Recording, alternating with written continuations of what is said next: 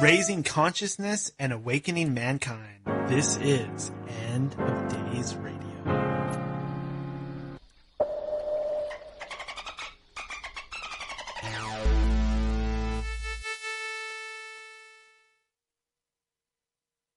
Hello, and welcome to End of Days Radio. This is your host. This is Daniel, broadcasting from the beautiful Emerald City, right here in the heart of the Pacific Northwest. I'm so glad to be here. Tonight, we have a very special guest. David Charles Plate is a synchronicity movie maker, artist, and an expert in Hebrew Kabbalah. He has been studying the Zohar for a long time now, and also has a very healthy interest in the occult. I don't know how you guys are doing tonight, but I'm doing great. If you haven't been listening, this show is doing a Magic Month. This is Magic Month on End of Days Radio. We've been doing episodes related to magic and the occult all month now. We've done about 5 of them so far, and this one is in a similar vein, not quite so spooky, but still we'll be dealing with similar concepts such as Kabbalah and synchronicity. So I'm going to go ahead and dial up the guest right now. Ring in. Hello. Hi. Hold on one second. Let me put on my headphones. Okay. Hi. Hello. Is this David? This is David, sir. Hi. Hi, David. How are you doing today? I'm doing good. Is my sound okay? Can you hear me well? Yeah, that sounds pretty decent. I can hear you just fine. Okay, cool. Perfect. Well, I'm very excited to connect with you. What I like to do to just kind of start things off, just so my listeners can get a little bit of an idea of who you are, would you mind telling us how you got started down this path where you became so interested in things like synchronicity and Kabbalah? Sure, I'd be happy to. I'd like to know what work of mine you're familiar with. I'm just curious of how, because I received a message from you asking about the interview, and I've never heard of your show before, and so I'm just curious of how you found me. Actually, I'm interested. Oh, okay, yeah, no problem. I actually like to look around for interesting guests. I'm doing a Magic Month on my show, and all month long I've been talking to guests who are magicians or they're interested in the occult. So what I was doing was I was just looking for guests that might be interesting in that context, and I came across your appearance on Grimerica, which is a show that I actually like quite a bit. In fact, I'm going to be having the guy from that show on here pretty soon. So I listened to that and was just blown away by that interview and wanted to invite you on here. Oh, sweet. Thank you. Appreciate it. Yeah, I mean, there's a lot. So, I've been studying, I guess, what you could call the occult since I was like probably 15 years old or something like that. And, I was raised going to a Christian school. And so a lot of my life has been kind of like trying to, reconcile, understanding, concepts that were, kind of impressed upon me and just making sense, relating to things in my own way, kind of like finding my own, individuation, and all that material. And so I've been studying Zohar with an elderly rabbi for many years. And so, we basically, there's a man named Leo Zagami, who's considered kind of a whistleblower. And, certain things he presents I take with kind of a greater grain of salt. But at one point, he, kind of made a really bold statement about, 9/11, that's in the Zohar. And so I dedicated a lot of my time to trying to find a prophecy in the Zohar, because it's not generally considered like a prophetic book. And I found 2 references to such, and they read a lot differently. The first reference is shorter and it feels more like propaganda, even though, obviously Israel isn't a nation until 1947, but it has this kind of idea of Israel will act mightily and this kind of thing. And it kind of leaves it at this, like it gives the exact date of 9/11 in 2001 as it appears in the Hebrew calendar. And so if you listen to the Grammarica thing, you know about that. So that was kind of the topic that I focused on with them. But my work is, I do a lot of stuff with album and film pairing. I've been doing that for over 20 years, and it's like my main activity. It's pretty geek core, but I've had some pretty unbelievable findings doing that. I'm sorry. I was just going to ask, did you go to school for movie making, or did you just teach yourself? Oh no, I just got into it. I was doing like digital collage stuff, and at one point I saw I had Adobe Premiere, and so I just started playing with that. Now I use Pinnacle, but yeah, it's been basically just making my film discoveries available to the best of my ability, which has been really challenging. To navigate copyright stuff, because it is nonprofit research. But there's no substitute for having the whole material. Like, you can't just take a part of it and try and relay what's actually going on. Any particular piece has to be kind of like approached in its entirety, and if somebody follows through, they can see why I'm sharing it, because there's something to each one of them, So, we have those available for instant streaming and download on the syncbook.com website under Sync Media Research. And so just to go back to what I was saying before, the second section is a lot different, and the real kicker is the commentary coming from Ramak from the late 15th, early 16th century Spanish Kabbalist. And so he's referenced by, Israel Regarde with the Garden of Pomegranates, which is one of his early works on Kabbalah. But then his commentary on the Zohar has never been transcribed into English, as far as I know. And so I've dedicated a good chunk of my life, it was over 3 years of just transcribing this particular text, because it's quite lengthy, but it's very revealing in its explanation of. See, it's misleading to call it a prophecy, really. Like, there is a prophecy that's in it, but like the event itself of 9/11 with the destruction of the towers and what follows, because it gives the exact date for the establishment of the TSA as well, because it says 68 days after this happens, the nation where it happens, that nation will show up at the borders of all these nations around the world to impose unjust laws. And it's just like, and that's the day of the establishment of the TSA, exactly 68 days after, as the text describes. And so that's really profound. But it's describing a conspiracy, and it relates to the 216 letter name, which is the gematria value of Gevurah. So in the Kabbalistic tree, you have the terrestrial pillars below, and you have the supernal triad above. And so it's emphasizing that what we see as the Kabbalistic tree, like, not the representation of it necessarily, because it's like pointing, but it's saying that, what we relate to as Solomon's temple is an externalization of this principle. It's a way to communicate what's happening with our consciousness. And so the shift in consciousness is really the prophecy. It's like describing this mutation of the hemispheres of our collective mind. And so it's saying we're veering further and further and further to the left, and the left thinks it's going to conquer the right, but really the right is the foundation of the left.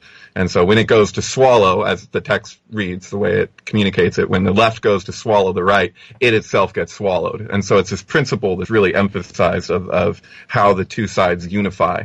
And that's because Kabbalah deals with emanation, it's emphasizing that what we're relating to is the external brain standing out in form is really like that the primary aspect of ourselves is actually etheric. And so the last thing we're going to see the changes exist on is in the physical. So that, like, it basically starts before we've realized it. And so it's describing this process that's at work. and it relates it in conjunction with the movement of a one world government, which the text emphasizes, and that this event that happens on 9/11, because Tisha B'Av, the destruction of the temple, is the 9th day of the 11th month in the Hebrew calendar, and so the text is emphasizing why this will be 9/11 and the significance of what that represents. And so, it's pretty unbelievable, but it's true. Yeah, this is fascinating. What exactly are the origins of Kabbalah? So, there's staple books. So, like the Sefer Yetzirah is the book of formation, and the Zohar will reference the Ba here, and there's these main tenet books. And like I'm saying, like a lot of the commentary will be referenced by secret, not so secret societies, whether it's the Golden Dawn or the OTO or Freemasonry.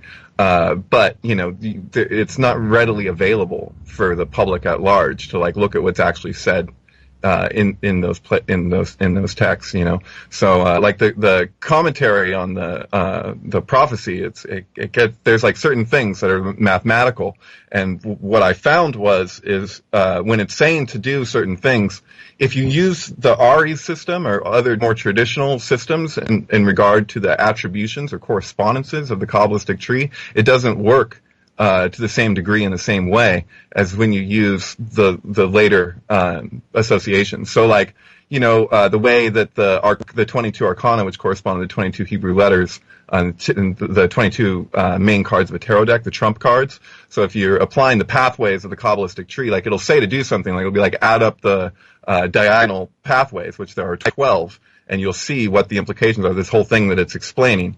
And so instead of applying the other system, that normally would be used, like a rabbi would be the go-to, I used the Golden Dawn system and, what Paul Foster Case would have used. And when I added up, with that particular thing, when I added up the numbers, I got 865, which I couldn't find anything significant for, but it's really obvious when you look at it that if you add 3, which would be Gimel, which is the pathway that connects Keter, the crown, to Tiferet, the center of the tree, the pathway that's the most direct, because those are dimensions, by the way. So you have vertical, horizontal, and diagonal.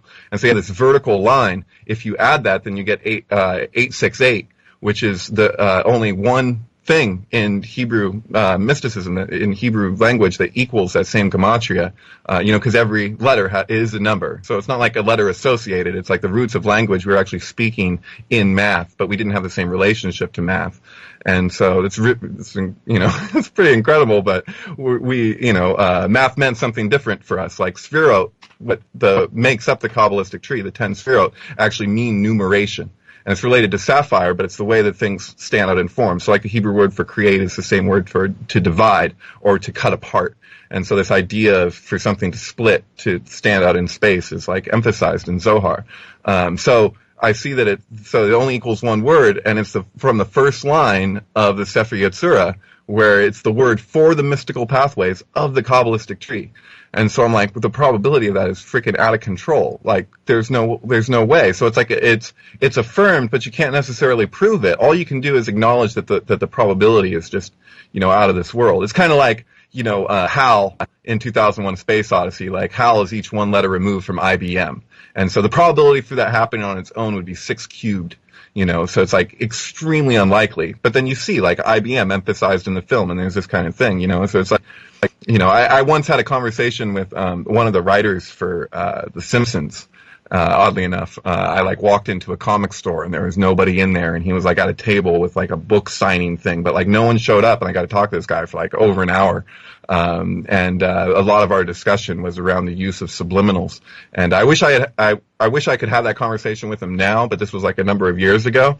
But one of the things he was saying, he was talking about the screening process that they go through at Fox, so that basically if they come up with an episode and they're too revealing or they have too much, the whole episode will get scrapped and they won't even give them access to the episode anymore. And so they have to scramble and start anew, and it's this whole big challenge. And so he's saying every time they produce an episode, they have to figure out how to navigate to reveal as much as possible, but not to do it in such a way that's provable. So if they make an association, they can hint at something, but they can't necessarily just come right out and say it. And if they want to continue to exist, to have the opportunity to produce what they're producing, they have to go about it in such a way. And so I think it's really it's a big subject, but it's the idea of like when you're relating to subliminal stuff, people often just immediately go to, somebody being like, kind of ill-dignified or like trying to manipulate in a negative way. And I know that goes on. I'm not denying that for a second. But I do think that you got to consider sometimes the position that certain artists are in, when they have the opportunity to have a platform, how they can get around, kind of like where they can communicate one thing while also giving like a cover. And so I see a lot of musicians and film directors that seem to be doing the same kind of thing, where they're like, they have one level of meaning and then there's the other level, and it's just kind of like, well, if you just keep doing that, eventually maybe something will break through, because it's like a landslide. There's just so much going on that's not necessarily as plain to recognize if you're just paying attention to the surface of the thing. And so, I brought up to this Simpsons writer, that I was impacted by an episode of Futurama where Bender is floating in space and he meets God, and God says, if you do something perfect, people won't be sure you've done anything at all. And it was this whole idea of like everything in perfection, things all in wholeness, things canceling out. So even though, there's everything is directly compensated, if it's compensated perfectly, it becomes like invisible, if that makes sense. Like you can't see what is behind it, the influencing intelligence or whatever you want to call it, the dynamics of the vacuum of the actual nature of the thing. So that's the thing with 9/11 is that it's emphasizing that there's this movement that's taking place that has a certain timeline, but the corruption, the powers that be are basically like working within these parameters to steer things the way that they would like to see things go, but because they're second to what's foundational, they don't. It's hard. There's a giant variable in the mix of it, and so the way that things ultimately play out isn't necessarily the way that it would be assumed if you were just looking at the topical level of the thing. Does that make sense? Are you following me? Yeah. One thing in particular I've noticed about The Simpsons, there's all kinds of clips on YouTube that show these moments during that show where it actually seems to be predicting the future. Have you seen any of that stuff? Oh, sure. There's times where, people will kind of doctor things to make something appear as though it was before, or even though it was after. That happened recently with that weird globe orb thing that, with Trump and in Saudi Arabia. But but there are like examples totally of like really predictive stuff in The Simpsons. But it's all over the place, and that's what I would argue is like it's not just like, I mean, for everything that's happening, whatever slips out. Like I'm of the feeling that like Dark Side of the Moon and the Wizard of Oz, like that's actually like a leak, that is something that's gone on, like, because people ask me like, why would they do that? And like, I can't imagine like why they wouldn't do that if you really like explore like some of these correspondences. It's just like, seems like that would be the exact thing to do, and it kind of reconciles a lot of musicians that otherwise, like, I guess I could say I would tolerate like more poppy stuff, but like I see the archetypes that they're communicating, and I think that they have far more depth than we give them credit. So like Lady Gaga would be an example of that. There's many examples, but it's like kind of like, the more superficial that it appears sometimes, the more can actually be going on in the midst, and there's it's a like that was a thing with like in the 60s and 50s, it's like people wanted to like communicate something in a song, it was like they had to really, like, that was part of the real artistry of the thing. It's like, how do you say one thing and have it implying something else? It's like the Doors' Moonlight Drive is totally about us having sex with a woman who's menstruating, or a girl who's menstruating. That's what the Moonlight Drive is. That's why it's like, it ends with like baby's gonna drown tonight, and it's just but that was my point, is that was on the radio. Like everyone listened to that, and like not most people didn't catch what the song was overtly about, and that's an example of many examples. But that principle, I think, is the key. And so the idea in this Zohar text in the commentary is that like on the right side of the right hemisphere of the collective mind, it's like we all know exactly what we saw in a certain way. Like we know what we saw was impossible, but there it is, and so it's describing like cognitive dissonance, and it's saying that for us to come to terms with what we witnessed with that event, or will witness, considering the text, is like that directly plays into the way that the consciousness actually develops, because it's and it's a tragedy, obviously, and there's something that kind of like that supersedes it. That's there's something else going on. That's like it's a tactic to kind of like manipulate the masses, and it works for only a certain period of time. And so it has its own repercussions too. For the it can only hold for so long. In other words, so it's the text describes the soldiers coming to terms, the people coming to terms with what it was that they saw. So it takes a while for the left brain to catch up to the right. If you see what I'm saying? That's what the two pillars represent. One thing that I've always found really interesting, I'm into pro wrestling, and there seems to be a lot of this predictive programming in pro wrestling. There was the New World Order, the NWO, and there was also a time when a fan held up a sign that said the Twin Towers will fall, referencing a tag team called the Twin Towers and stuff like that. Right, that's in my film, actually. Oh, okay, is it? Okay. Yeah, I have a 7.5 hour film, and it was meant as an homage to 2001: A Space Odyssey's original advertising campaign as the ultimate trip. So, like, a lot of people, in 1968 would show up to the theater and drop acid to watch 2001 because of the way that it was advertised. And so I like the idea of, like, producing a film that was actually, like, because people had to, like, leave the theater, I was like, what if you could just, it was just carried you through the full length of what a trip would be. So I figured 7.5 hours was an appropriate length. And, but in there, I include in the second half, I have the whole predictive stuff in wrestling. It was, what's his name? He had his own show, Conspiracy Theory, Jesse Ventura. And Jesse Ventura is like the announcer, announcing the Twin Towers. And, Hulk Hogan comes out, and there's this whole, it's just ridiculous. It's off the charts. It's like, give me a freaking break, It's like, those two towers are going to come crumbling down tonight on prime time. It's like, Jesus. So, there's also oh, okay, go ahead, sir. So is it that it's not so much that these people are putting this stuff in because they know 9/11, for example, is going to happen, but this is actually, it's the universe kind of coming through. Is that how it works? I would say that the kicker is that it's both at the same time. And so that's the significance of the 216 letter name that's derived from Exodus. So the text is, so like 216 is 6 times 6 times 6, right? If you add 7 plus 7 plus 7 to 216, you get 237. So and that's related to Sirius, and Sirius is the middle pillar. And so there's really profound stuff going on that's like, it has to do with like the roots of language. So like, Barak is Hebrew for lightning, right? So people pointed that out with like Barack Obama. If you add an aleph, you get Abarak, which is the Hebrew word for the star Sirius. And so Sirius is related to, at least in European occultism, but in this text there's this whole thing about this star, and that the whole world sees this star and something's going on with this star. And I'm like, I find it really weird and fascinating that, like, as it stands, if you go to Google Sky and try and look up Sirius, or if you go to Microsoft Telescope or any of those programs, it's literally censored right now. And it's like been that way for like a couple years. Like, you used to be able to look at the star Sirius, but now it's like this big, like, Photoshop blotch that goes over. It's like, why did they do that? That's and weird. I don't know. I'm not trying to pull out the jump to conclusions board. I just find it really curious, That sounds more like that NASA fakery that I hear so much about, like this or that is fake, the moon landing's fake, stuff like that.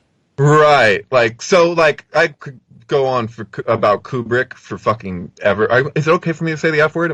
Is that... Oh yeah, the internet's still the Wild West as far as I'm concerned, so say whatever you want. Sometimes I go on to shows and they're like, oh, don't say that, Because our radio show always record, that I participated in for like, I think 4 years or something like that, We just speak freely, and we got like, 3-hour episodes. It's like, if anybody wants to go through here and try and, I don't know, whatever, but, oh God, now I saw Corey Feldman last night, and so I'm a little tired. Wait, you saw him in person? Yeah, I saw Corey Feldman perform last night, and so Yeah, I uh, like that guy. He's kind of a little bit of a truth seeker, in my opinion. He's spoken out about some stuff. he has actually. Yeah. Oh, so this that actually reminds me. So my thing is like, I would never argue like in any authoritative way that we never went to the moon. But I would argue that in all likelihood, Occam's razor would say that the vast majority of the footage and photographs that we see of us on the moon is recorded in a freaking studio with front screen projection like Kubrick used for 2001. And, I'm with Jay Widener on that whole idea of where you can spot the line. You can see the line where the terrain changes. And so, but I look at it and I'm like, in all likelihood, the way I take it is that it was a safeguard for like whatever it is that they're going to find on the moon. Who knows if they actually found anything of significance, but that there would be some substitute so they wouldn't, because there's a whole thing. They love secrecy. And that's the main distinction I would make actually is with like, speaking of like Kabbalah, it's like traditionally there's an emphasis on mystery. Like you don't read much talk in Zohar commentary on like the idea of secrecy. Like that's something that obviously like secret, not so secret societies obviously are all about. Like that's the whole point. They're a secret society, so they like secrets, and they play these games where they'll have some inner circle group that just like kind of like establishes itself. It's this formula like that goes back to it goes back really far, but obviously in the late 1700s with there's a book, Proofs of a Conspiracy, that documents the Illuminati when they had to go to court and all this stuff. I probably pronounced it wrong, but Weisenhoff, I think is his name. It's German reading societies followed that, and it's the same thing. But basically they got popped. And you can read George Washington's reaction to all that stuff. But they're a group that like basically infiltrated Freemasonry in Europe and just said, okay, we're the real inner circle, So the Bavarian Illuminati. Yes, the Bavarian Illuminati is exactly what I'm talking about. And so I'm just saying, like, that idea where, like, you'll have a group and then the group will kind of latch on to another group and then take their, people from there that they consider like-minded and then they'll initiate them. But it's this whole appeal of secrecy is the main thing. And so I don't see that so much in traditional Kabbalah. And, like, I get frustrated sometimes when I'm looking at when people try and relate to what we see with like someone like Aleister Crowley or even like John Dee or whatever, and then project that onto like, well, this is what Kabbalah is about. Like Kabbalah means to receive. It's about receptivity. A Kabbal is a later term, and there are Kabbals, no doubt. And there's people that relate to their relationship to what they call Kabbalah. So like the Kabbalah Center with Madonna is not anything. There's nothing traditional about it. Very little. And they're like a lot about manifestation and wealth and all these things. And it's like, you don't see that in the older schools, but not too many people really study that. If you go to a yeshiva, they make you go through this whole giant process. It takes years before you actually get a look at anything substantial from my understanding. And so, I've been lucky enough to have a teacher that was willing to teach me, walk through the text with me and see what it shows, and he experienced a lot of cognitive dissonance in the process, and he still does, and I do too. It's just kind of like it comes with the territory. It's like this can't possibly be saying what it's saying. Well, it's saying it. It's like it's really in your face, And so it's tough because I wouldn't say it's like as much about rationalization as it is like to acknowledge multiple tiers of something. So it's like you see one level of it, and then So that was the thing I was going to say. The 216-letter name is derived from 3 verses of 72 letters, and so each one relates to a pillar in a sense. There's 3 pillars going horizontal. There's 3 pillars going vertical in the Kabbalistic tree, and so if the geometrical value of Chesed, the top of the right pillar, is 72. The geometrical value of Gevurah is 216. 72 times 3 is 216, just like 6 times 6 times 6 is 216. But then they have this relationship. So the first of the first 72 letter, what you call a name that's derived from this text, goes right to left. The second section goes left to right. The third goes right to left again. And so the emphasis in Zohar is that you're looking at things on one level, and then if you dive deeper into it, what you find is corruption, and that's the reversal. But the corruption is just the manipulation of the name. So they're like, there is no like, it's still of the source. It's just it's twisted up.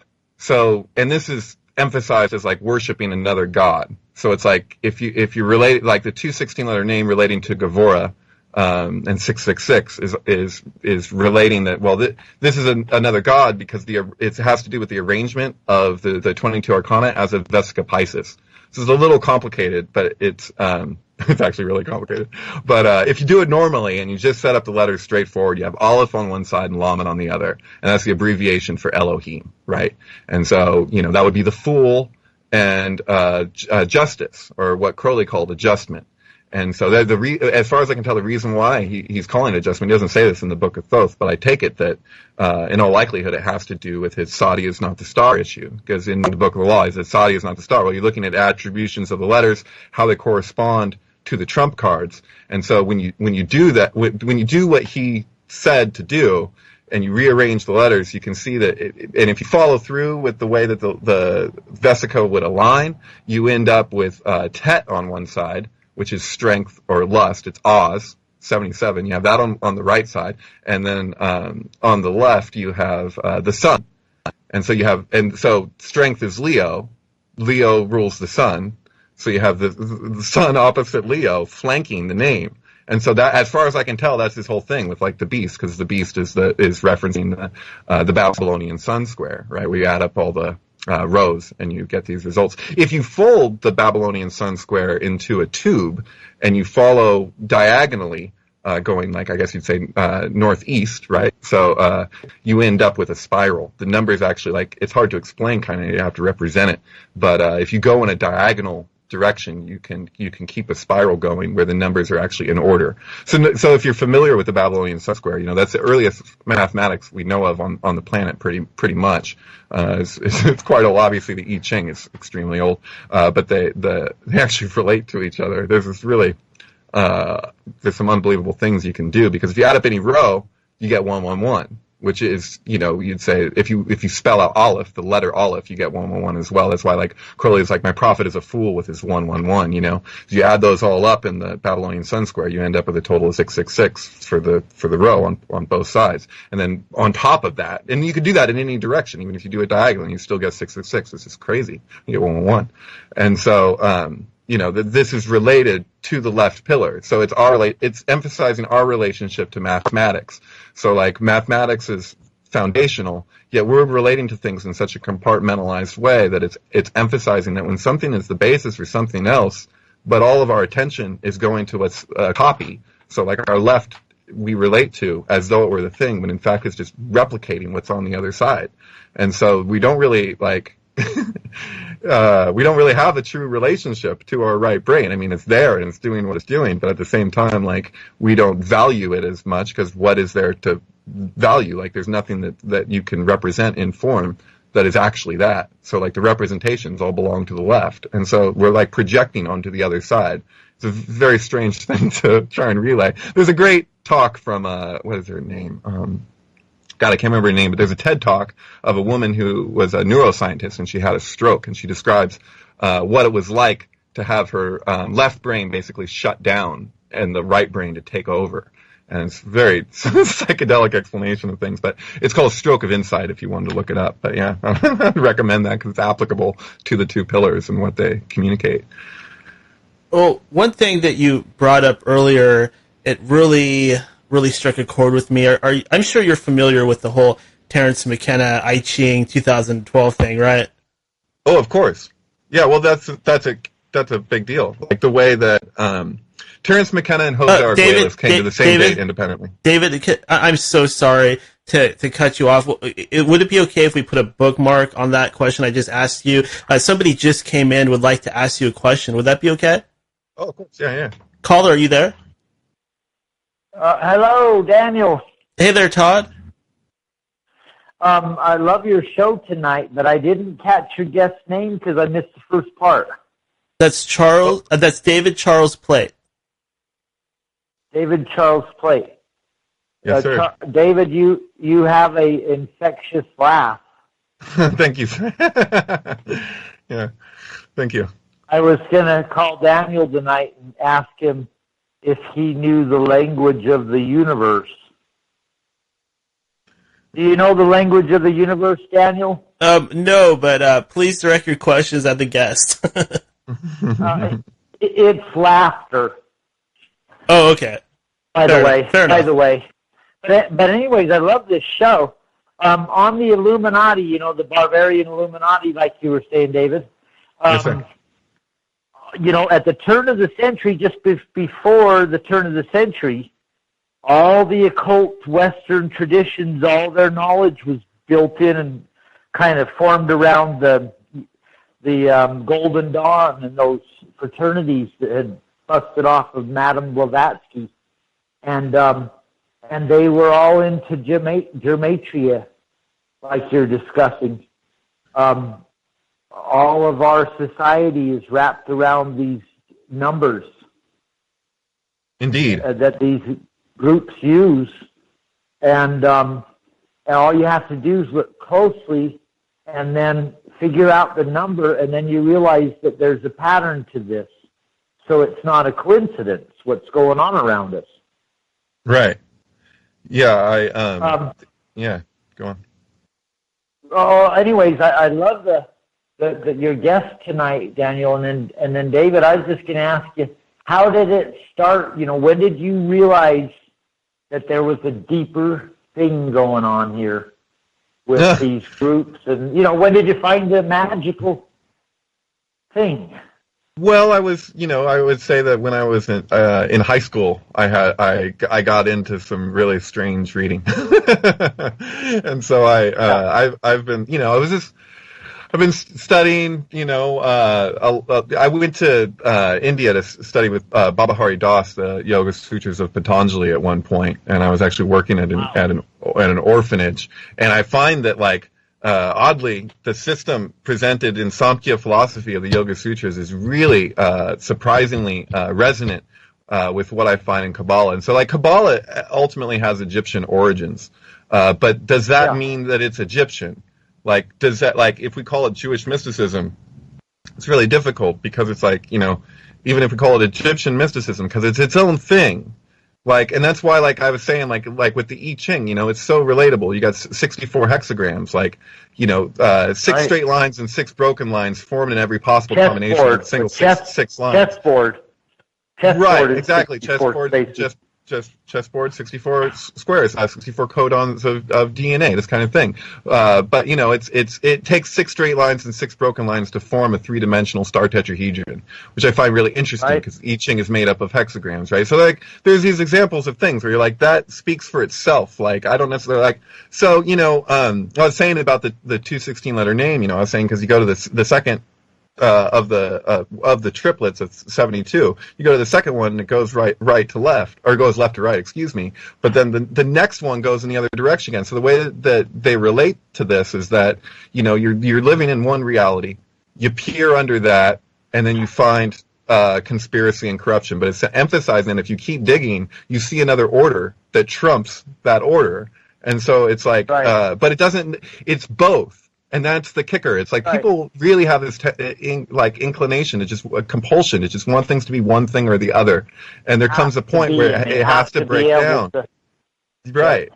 So, my biggest issue is just, more than anything else, the divisiveness that I see in politics and all this stuff is just 2 things can be true or 2 things can be false at the same time, or more things. It's just there's, people want to be on a side and have their side be the right side. And they kind of meet in different places. And so, I'm just, I see that it's not just the elite that are corrupt. We participate in the corruption. There's a compliance that takes place, and it's something we do within ourselves. If we weren't bending over, they wouldn't be screwing us.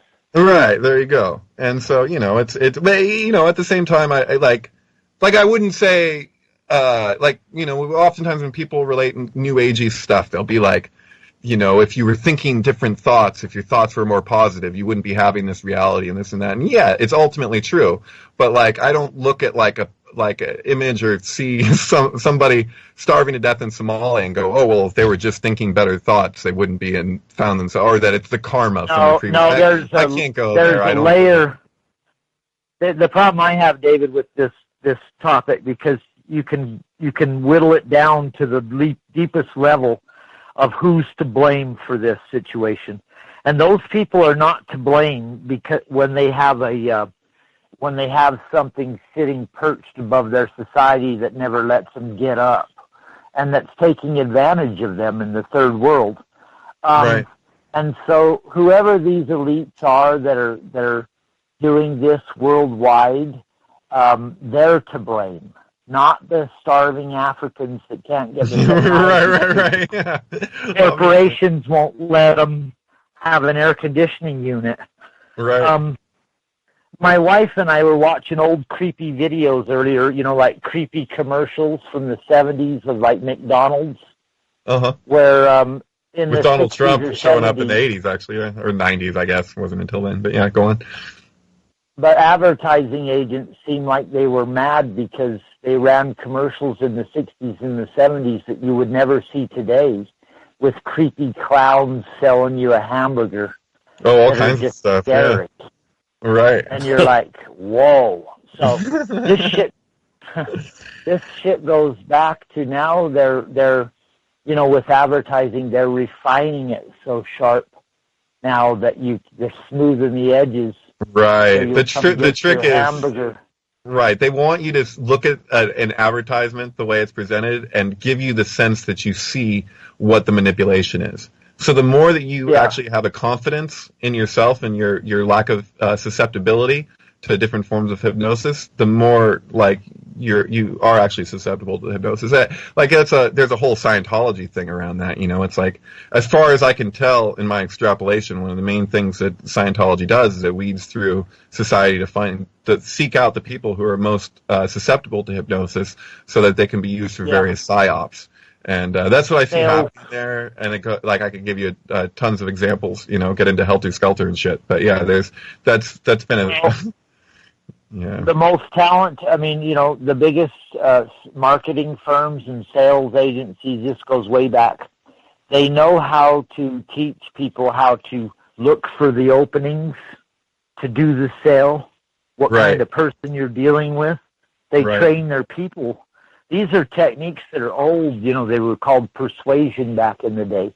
Right. But they've refined them, and then they use them all day on all of us. But fantastic show. I didn't mean to interject too much. I just appreciate the programming on the Kabbalah.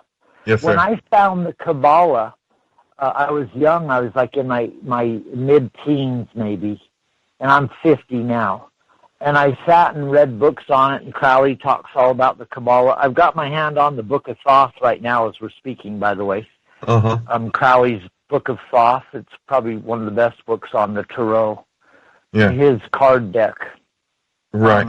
The illustration work is probably the most fantastic. That's Lady Frida Harris. All those pieces were the size of paintings. And for every one piece that you see of the 78, there was many that were destroyed till they reached perfection. She had no experience with occultism, supposedly. That's the way the story goes, prior to that deck. So she obviously got involved, I think, in Eastern Star and stuff afterwards. But then there's he guided her on every card, and they still have his original illustrations of pencil sketchings that he was trying to get her to draw. Every card he sat there with her.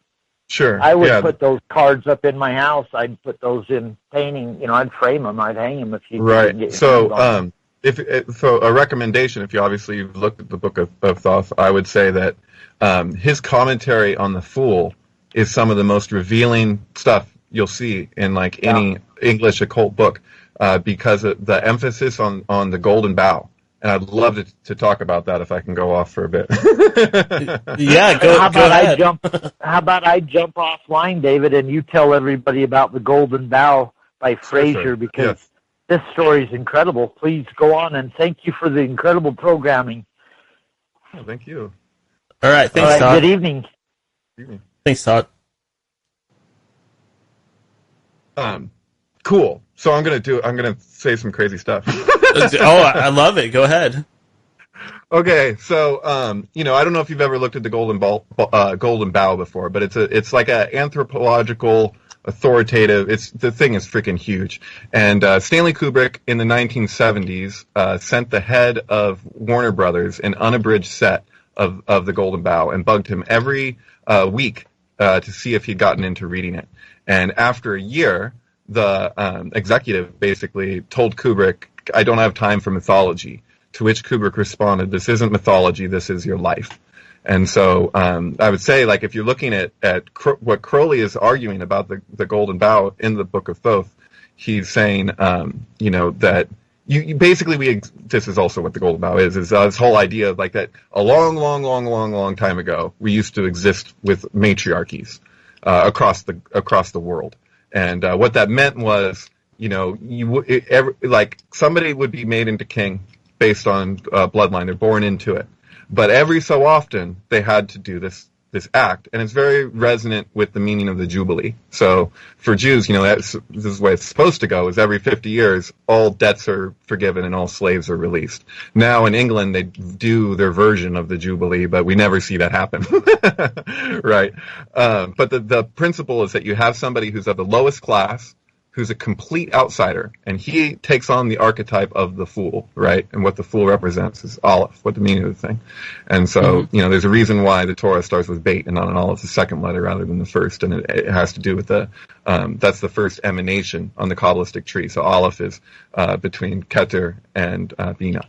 And so basically it's this principle of rejuvenation. So they're like, if we go on and just keep things in the bloodline indefinitely, they recognize that because of, incest and all this stuff, that the empire, it'll break down in terms of the royalty. So they were like, you have to have somebody who's qualified come in, challenge the king, and if he defeats the king, if he kills the king, this will often be done ritualistically too. Like it wasn't always like a literal challenge. Like the king would actually sacrifice himself, and so this outsider would then marry the king's daughter, and he'd take on the throne. So the Golden Bough itself it's at this lake called the Lake of Nimi, and Diana's mirror, and the outsider pulls this branch in a ceremonious act. And that branch is symbolic of two things. It's the king's phallus and the king's daughter at the same time. And so he's literally challenging the empire with this action. And so, they would allow this thing to happen every so often. But what what Crowley, that's a Freudian slip. What Crowley is emphasizing is that, there was a lot of attempts to manipulate it so that the outsider wouldn't really be a true outsider. He would actually be somebody who's on the inside, who's sent out and then returns. And he's saying that this goes way back, obviously, that even when it was first starting, that they would try and do this kind of thing with it, and so what I'm looking at is Bohemian Grove, and like Bohemian Grove, when it was recorded, so we know Alex Jones snuck in with the camera and filmed the cremation of Kara ceremony with this giant owl, 40-foot owl, right?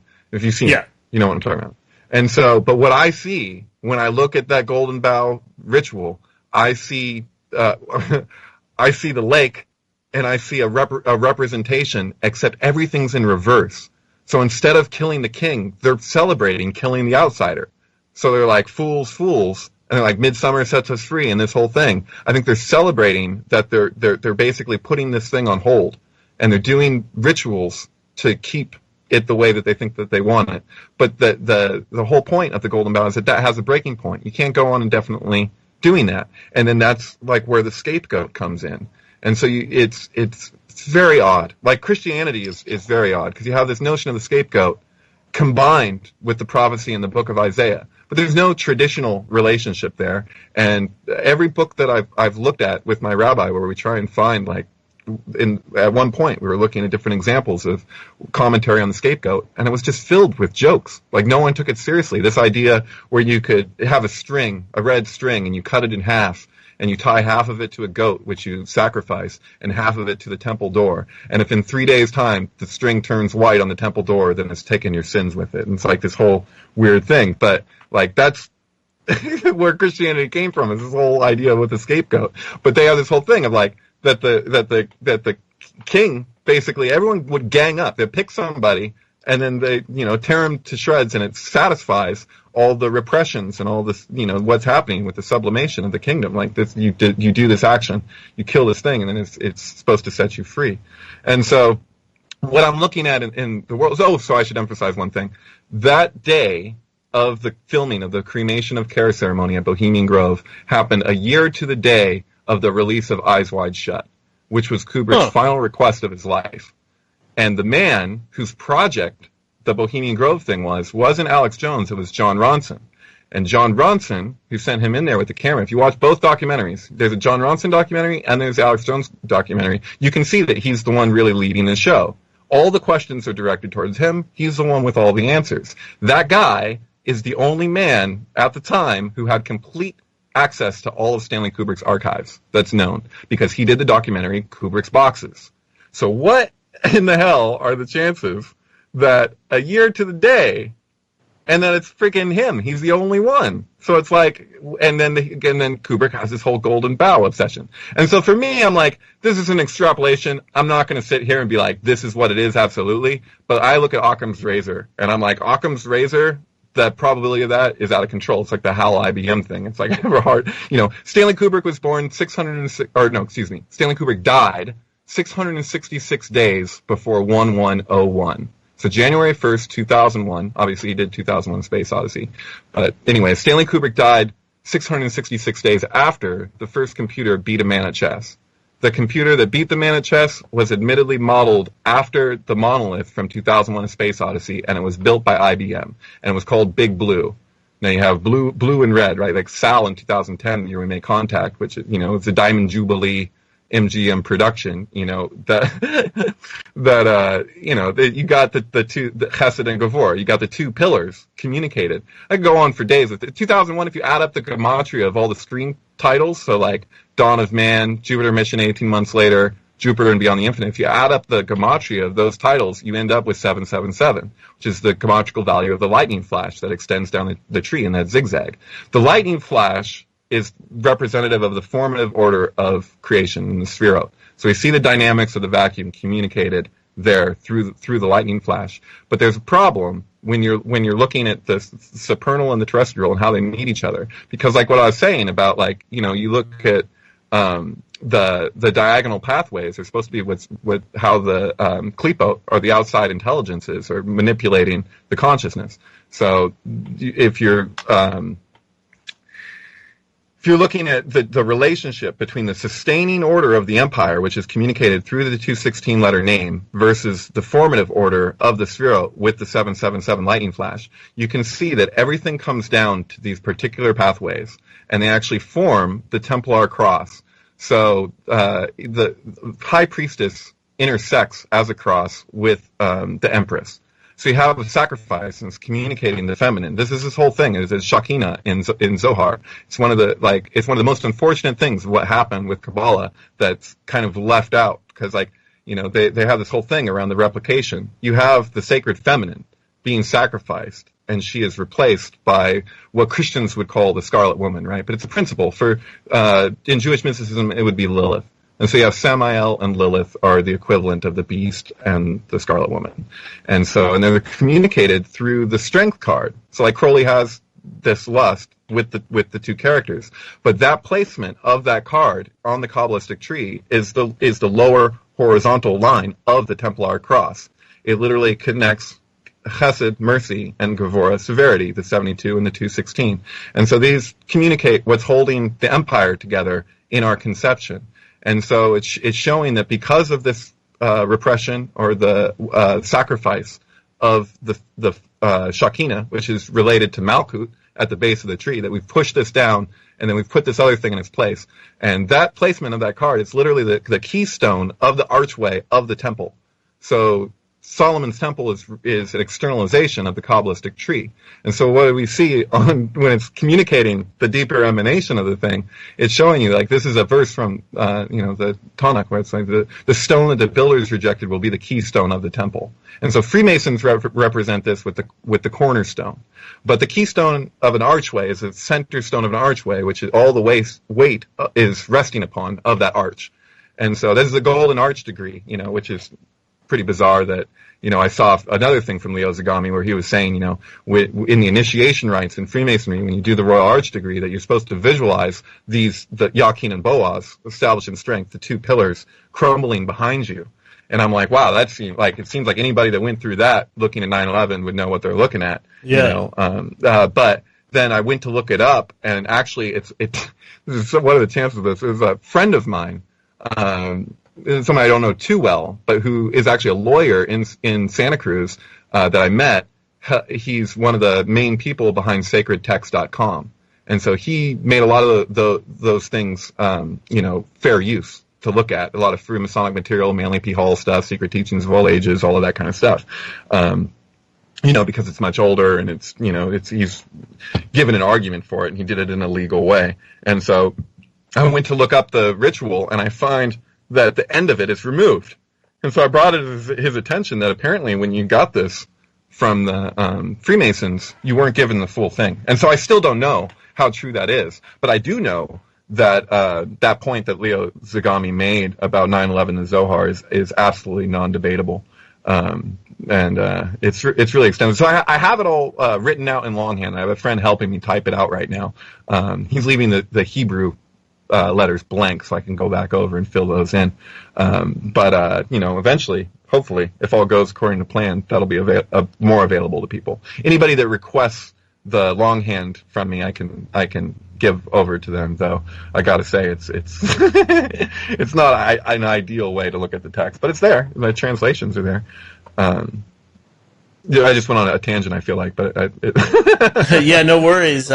One thing that you did bring up, Bohemian Grove, obviously that's very fascinating. Apparently, Alex Jones, he sneaked in there, and to a lot of people, that's very suspicious, because how the heck could a guy like that sneak into something so heavily guarded? Do you think that he actually got in there, or is he some kind of double agent, or has he been employed by somebody to do these things? Yeah, that's a really good question, and one I don't really know the answer to. Though I would say that, yeah, is there much of a question that Alex Jones is a shill? Like he has there's every implication that he's a total shill. But at the same time, it's just like you gotta, like, I consider it from the perspective of, like, powers that be. It's like, okay, that people are going to be digging stuff up. You know that there's going to be conspiracy theorists. If you have alternative media, how best to navigate that most fragile of situations? But it seems like every time a story will come out and people will be like, hey, look at this craziness. Any independent research, InfoWars jumps all over it and then presents it in the most sensationalized, angry way possible. Generally speaking, it's just really freaking aggressive. Yeah. And I'm not saying it's like, I think that there's I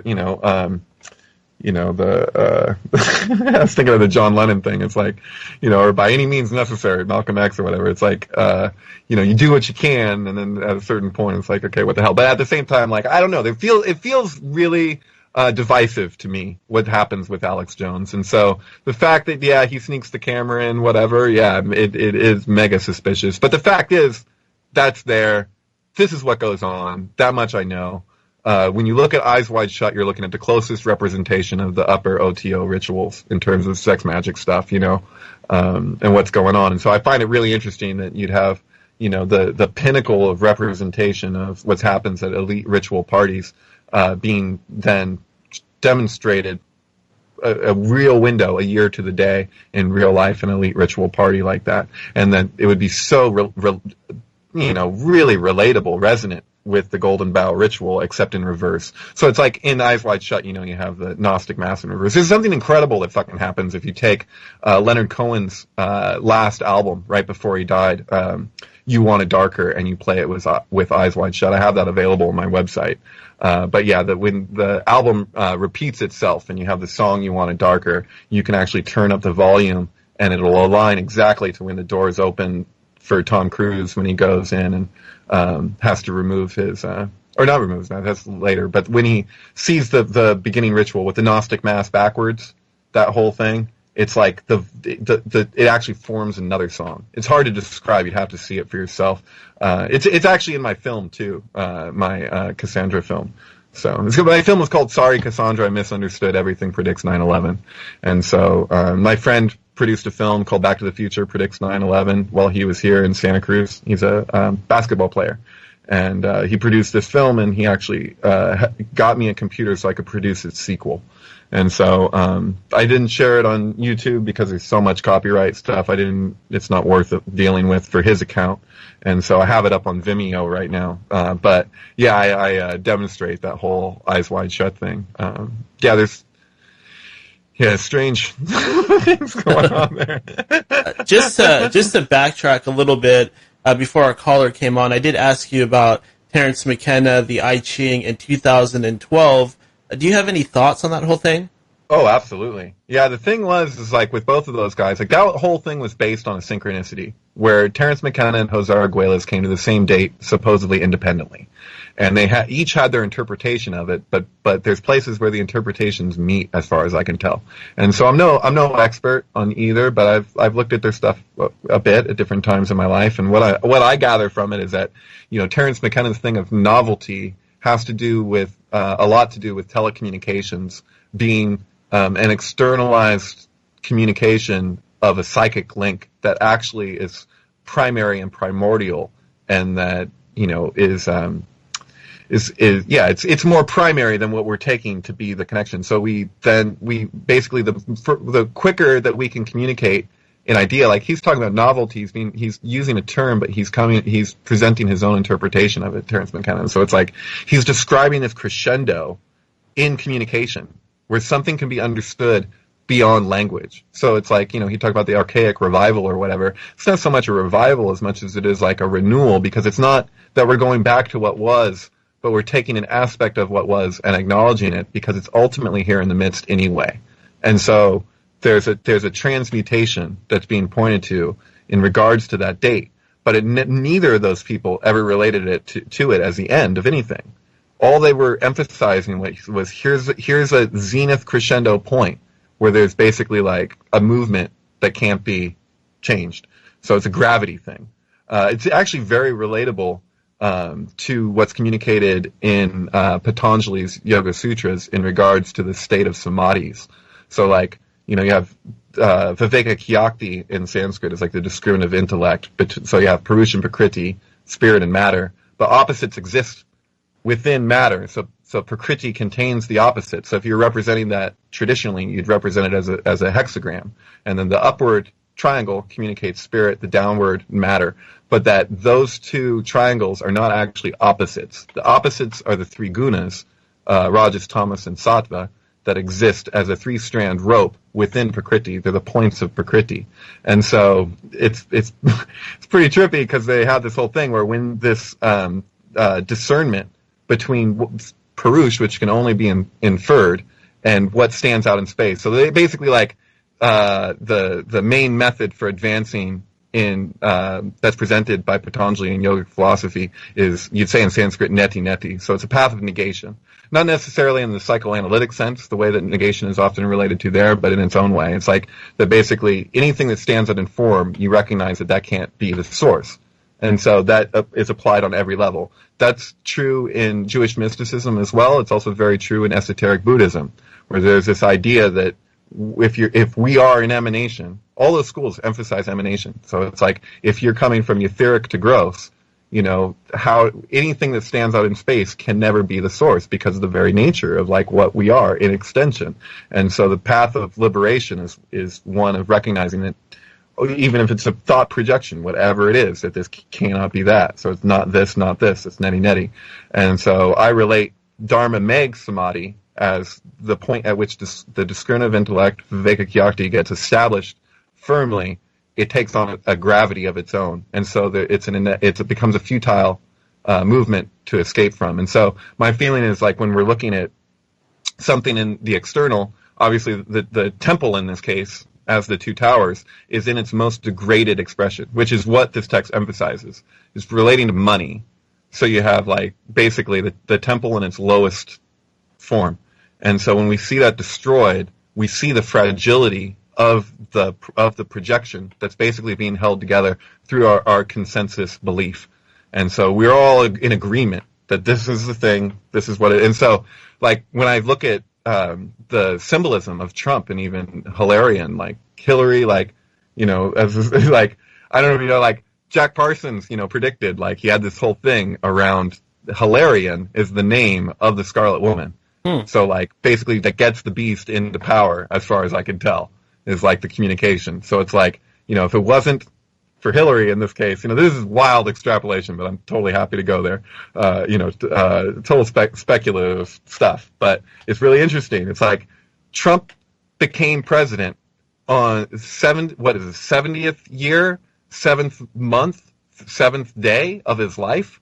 Like, it encodes the formative order into the thing. Obama leaves on the 666th month of his life, if I'm not mistaken, something along those lines. I'll have to look it up again. But yeah, there's this whole crazy thing where you see, like, that there's an order in the midst of this thing that's supposedly so chaotic. And I'm like, the fact that he's called Trump, the fact that there's a Trump Tower, the fact that, like, Trump card is like the 16th Arcana, it's like Trump 2016. And then that's the Saudi is not the star issue with Crowley. It's like all about the 17th Arcana of the star being switched with the Emperor. So this is the thing. The Emperor is Aries, right? The Tower is Mars. Crowley in his flip attached the Emperor of Aries. Like, Aries rules Mars. Like, they're connected. And then, like, Saudi literally means fishhook. And then Pe, the letter corresponding to the tower, means mouth. So the mouth, the tower, you got the fishhook, they connect together in his system, but it's a manipulation of the name, and everything gets moved over to the 9th degree. So this is the meaning of the 9th gate. It's what Polanski's film was all about, which is also a 1999 film, very resonant with Eyes Wide Shut. Polanski and Kubrick seem to play off of each other quite a bit. Like, even like Barry Lyndon seems to have this relationship to Tess. There's all this weird stuff, But yeah, I don't. That's another tangent, but I guess that's what I'm doing. Well, one other topic that is super popular right now in the world of conspiracies and paranormal is the Mandela effect. Everybody seems to be talking about it nowadays. There's things like phrases in the Bible changing and human anatomy changing, Berenstain Bears turn into Berenstain Bears. What could possibly be causing this? Is it just human psychology, or is reality changing around us? What's going on? My feeling on it is that, just as simply put, is that the left can't understand the right. In certain cases, you can see it's a reflection on how wires get crossed. And so I remember when I was a kid, Berenstein looking at that and being like, that's spelled wrong. Because it just didn't look the way that it was being pronounced. And I remember being told, no, we say Berenstein, but yeah, it looks like, looks like this. And then like the Sinbad thing, whatever, with Shazam, and it's like, there was a marathon of Sinbad in the 90s where he like got dressed up in his genie outfit, and I think he just looks so similar to Shaq that the wires just got crossed for people. But the thing is like it's totally like it's Crowley's whole thing. It's like nothing would be what it is because everything would be what it isn't. It's very Alice in Wonderland. Like, and we're having to face the degree to which our projection is malleable, and that people want things to be this or that, and it doesn't really. Nothing is so simple necessarily. Like, I really resonate with Philip K. Dick's idea around Valis. And I relate his conception of Valis directly to Tisha B'Av. Because Tisha B'Av, the destruction of the temple, is very much like a big crack in what's supposed to be a relatively perfect system. It's the significance of the septogram. So, like, Thelema has this whole thing, you have Babylon being communicated as a 7-pointed star. So instead of having the hexagram, we have the 7th point in the center, and you actually have an equilibrium. You have a disequilibrium that approaches an equilibrium, so it's a replication, and that makes it like a perfect communication of what the beast and the Scarlet Woman represent, because they actually serve a function because of the way we're compelled. So because we drift further and further and further to the left in our consciousness, in terms of the emphasis of the hemispheres, they are like. In the circumstances that we find them ourselves, they have a value because they're breaking down the apparent solidity of this massive aversion that we have. So, like, the whole notion of like repression and sublimation is like really emphasized in Zohar. For that reason, I have a really difficult time not considering that Freud didn't take his main staple conceptions of psychology, that he didn't just take that from Zohar. And I think one of the reasons Jung probably pissed him off so much is that Jung never hesitated to say, this is where I got this. But, you know, you got to consider the context. You're in Vienna, 1930s and 40s, World War II, all this stuff. Freud is a Jew. Like, if he says, oh, we're looking at Jewish mysticism, he's not going to have a school. He can't go on like that. And so, you know, these have been represented. But it's symptomatic. Like, you can see looking at the distortion, you can see the flaws in it. And it's not like, it's something that we're already doing. So it's not like as much, ultimately, as far as I can tell, like, what we need to do is to recognize what we're already doing in the first place that we won't acknowledge or admit to. And so, like, we're projecting all this stuff, and we're acting like this is just the way things are. And so, you know, this is my personal assessment of the thing. But I guess all I'm saying is I see like a compensation that exists. So it's like, if things get Apollonian enough, you need the Dionysian. If things get Dionysian enough, you need the Apollonian. They're mutually interdependent expressions. It's very, like, you know, that's Nietzsche's thing with the birth of tragedy, but it's like, that's a real, the opposites really do exist that way. The idea of a continuum, you know, it's like, there's a duality that's being projected onto a polarity. And we live in an undivided spectrum of existence, but we're relating to the opposites as though opposites only exist in opposition. And I think that that's a misconception, ultimately. I think that where we're looking at the conflict, that's indicative of a distortion, and that's something to own up to. But that takes a lot of humility and humiliation. There's no humility without humiliation, you know, because you got to recognize what your part in something is. You know, how are you keeping this ball rolling? You know. And so, yeah. Another topic that floats around the paranormal world, it might be equally laughable, but it's the whole concept that some of our leaders are actually reptilian hybrid aliens. What do you think of that whole thing? Is it stupid? Could there be any truth to it? I think that there's definitely something to be said for the reptilian brain, which is literally that's the medial part of the brain, you know. So, like, where we say, oh, the pineal gland and the stuff, it's like, you know, this is something that should be activated, you know, not to be too crystal hippie about it, but like, that's what people, you know, that's the thing. It's usually what do you call it? There's like voluntary, involuntary. It's like, you don't have to pay attention to your heart for it to beat, like, but you could actually, like, people can change their heart rate. Like, all kinds of things like that. Your breathing is usually unconscious, but you can make it conscious. So, like, in the same way, like, you give attention to something, it's literally physical attention. So, like, I relate, like, with Vipassana, like, what the, you know, beyond just, like, you know, the very short lineage that's is technically Vipassana. Like, the principle of that goes all the way back, and all Vipassana is following sensation, you know. And so I think that there's something to be said for when that isn't, when one has something acting unconsciously. When something gets activated in an unconscious way, it has a certain way that it plays out. It's your fight or flight part of your brain. And so I think that there's validity, actually, to, like, that whole idea of the reptilian thing. But, like, it's not just like, oh, the elites are reptiles necessarily. It's like, that is a very close approximation of how to relay through the best possible, a very direct metaphor of, like, what that part of the brain is like when it's being used in the wrong way. Like, so when you look at Zohar, you know, and it's true for Patanjali as well, that there's an emphasis on, like, what it means to, like, arrive. So they're like, you know, we reach a certain level and we're like, okay, I've arrived. And their whole thing is like, if you can say that, if you can stop and be like, okay, this, and you can formulate around that, then that's not it, because you're falling short no matter what. And so that's like, to relate to any representation or a symbol and say, okay, this is a thing, this is like a source thing of substance. It's not. It never really happens. And so when I see the elite and the way that the mystery schools are set up, or the secret societies are set up, and all this stuff, I feel like there's like people really, really want that sense that they've made it, and so because it's set up in that way, they can reach a certain level of what we could call, you know, evolutionary development. but it's still like, it's so arrogant to take this to be the ultimate, and it isn't the ultimate, but it's like they have no base for comparison. So it's like if you reach a certain state, you're like, okay, I've arrived, and they're getting off on it.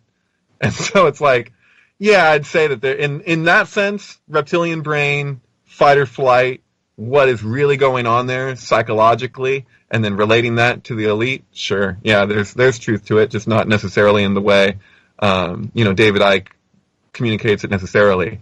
Like, I think it's helpful actually to take it absolutely literally, because people can downplay its significance in not doing so. Like, I'm not a fan of Zecharia Sitchin, but like I would say if you're gonna read it, the more you know, if the more you cross-reference, the more holes you're gonna find in it, But like, what happens to people when they entertain something, it can kind of break them free from their paradigm. It's just don't ever settle, keep going. And it's a really good lesson. Like, if you get into Zecharia Sitchin and you reference stuff afterwards, it's kind of a good, healthy process. Because if you're going to be honest with the whole thing, you can see how it's specifically manipulated. Like, I'll look at that with researchers. Like, sometimes you can kind of recognize or infer how they really were, like, you can see the intent sometimes in disinfo.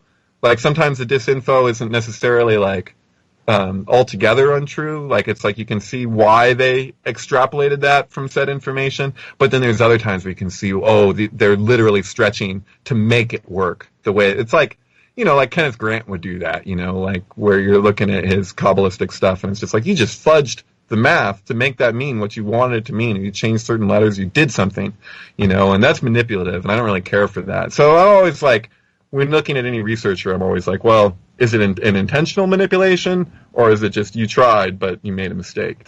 You follow me? Yeah, absolutely. In fact, I did have another question here. It was actually about ancient aliens. Do you feel that we could have actually been created by aliens, or does that just not make sense to you? Oh, I'm open to all kinds of things. I would also argue, like, just like if you're going to talk about God, like, what are we even talking about? Like, you got to define your terms. But then there's certain things that can't even be defined in the usual sense of definition.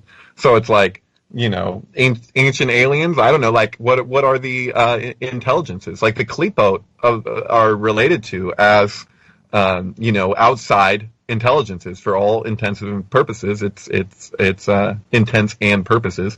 It's alien influence on our consciousness. It's actually parasitic. And so, but even that has its place. Like, they relate that the Klipot are like the fertilizer for the tree itself, and that they're subject to transmutation. The intention and the tradition of Kabbalah in relationship to the Klipot is to nullify them, which actually, is relating to the idea that of transmutation. So, like, Scorpio used to be communicated in this way, where you'd like, it's an alchemical explanation where, like, if you had a flower or a plant that managed to grow in soil that wasn't fertile, so it's somewhat fertile, but it happens to grow there, and then it's like it's dropping its seeds, and those seeds aren't going to sprout because the soil surrounding it isn't fertile. But if it manages to endure long enough and drop enough seeds, those seeds rotting will actually putrefy, and it'll make the soil fertile, so you'll end up with a field of plant life in a place where you wouldn't think that would be possible. And that principle, like America itself, according to Marilyn P. Hall at least, like, if you're looking at the globe and you're looking at the correspondences of the astrology as it relates to, like, the continents, it's like America is taken to be Scorpio, and that's, sacrifice, rejuvenation. This whole thing is like, and that really seems to make sense because it's Mars. And I'm looking at what's happening now, and I'm just like, symbolically, like, so that was the thing I was talking about, the Saudi is not the star issue. It's like Crowley's whole thing is you got system and system, you got star and star, let not one know well the other. He's trying to keep a hold on, it's like, that's why you hear about, like, Satanism and secret societies. Sure, there's some people that believe all kinds of wacky shit. And then there's also, like, safeguards. Like, anybody who's leaning in this other, like, they're not going to want to look at that if they get that idea in their heads that, oh, this is satanic in that sense. Like, so it's a protective measure to keep your system closed off from the other system, so you can't see where the one system ends and the other system takes over. Because the Golden Dawn system is totally grafted onto the other thing, but it's relating to the material in an entirely different way. And so, like, that's the real insight comes from taking things that are supposed to be separate, but seeing how they unify. Like, I don't know, like, why wouldn't you do that? Like, in terms of traditional Kabbalah, to look at how, to cross-reference how it relates to what's happened with Kabbalah now. But I find that really the most revealing thing, and that's why I do what I do as a practice with my, like, film album pairings. Like, they're really profound.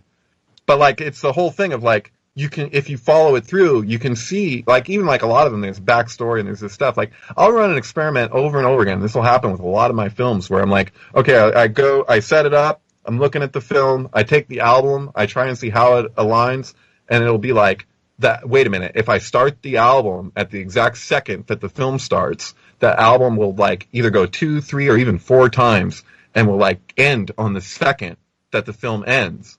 And I'm like, what the hell are the chances of that? And, like, it'll be, like, albums and films that I've never tried with anything else. Like, I'm just like, okay, I'm going to run this experiment. And then it's like, boom, that just happens. It'll happen over and over again. When things have a certain, resonance, and you bring them together, it's sometimes shocking. And you don't, it's like, that's Kubrick's whole thing, too. It's like, you got to, like, see what happens for the sake of seeing what happens.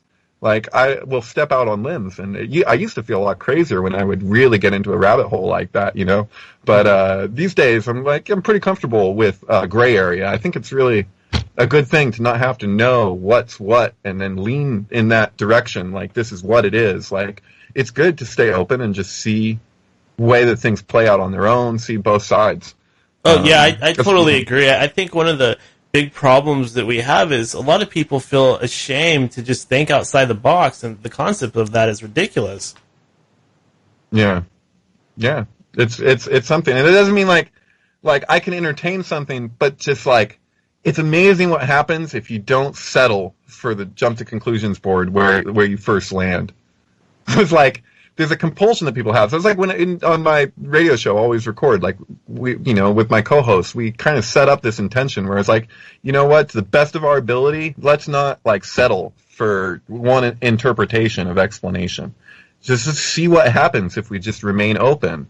And it's like, because that was one of the main problems I saw with a lot of internet radio and radio in general, like, where I was, like, seeing that, like, okay, well, this person has this view, and now everything that follows is we're going to see, they're going to, like, compulsively prove what they've already, like, concluded. Yeah. And I'm just like, I understand, like, if things pile up enough, you just got to be, okay, give me a break. How could this be? Like, it's like, playing Marilyn Manson's Hollywood album with Holy Mountain, just on a whim. And then I'm like, holy cow, these go together, like, to an insane degree. And then, like, but it's the syntax, because it's like, when I did that, I didn't know that they were, like, best friends, Marilyn Manson and Alejandro Jodorowsky, who produced the Holy Mountain, and that Alejandro Jodorowsky officiated Marilyn Manson's wedding, like, that kind of stuff. And then I read quotes from Alejandro Jodorowsky where he's, like, calling this album his magnum opus and all this stuff. And I'm like, okay, give me a break.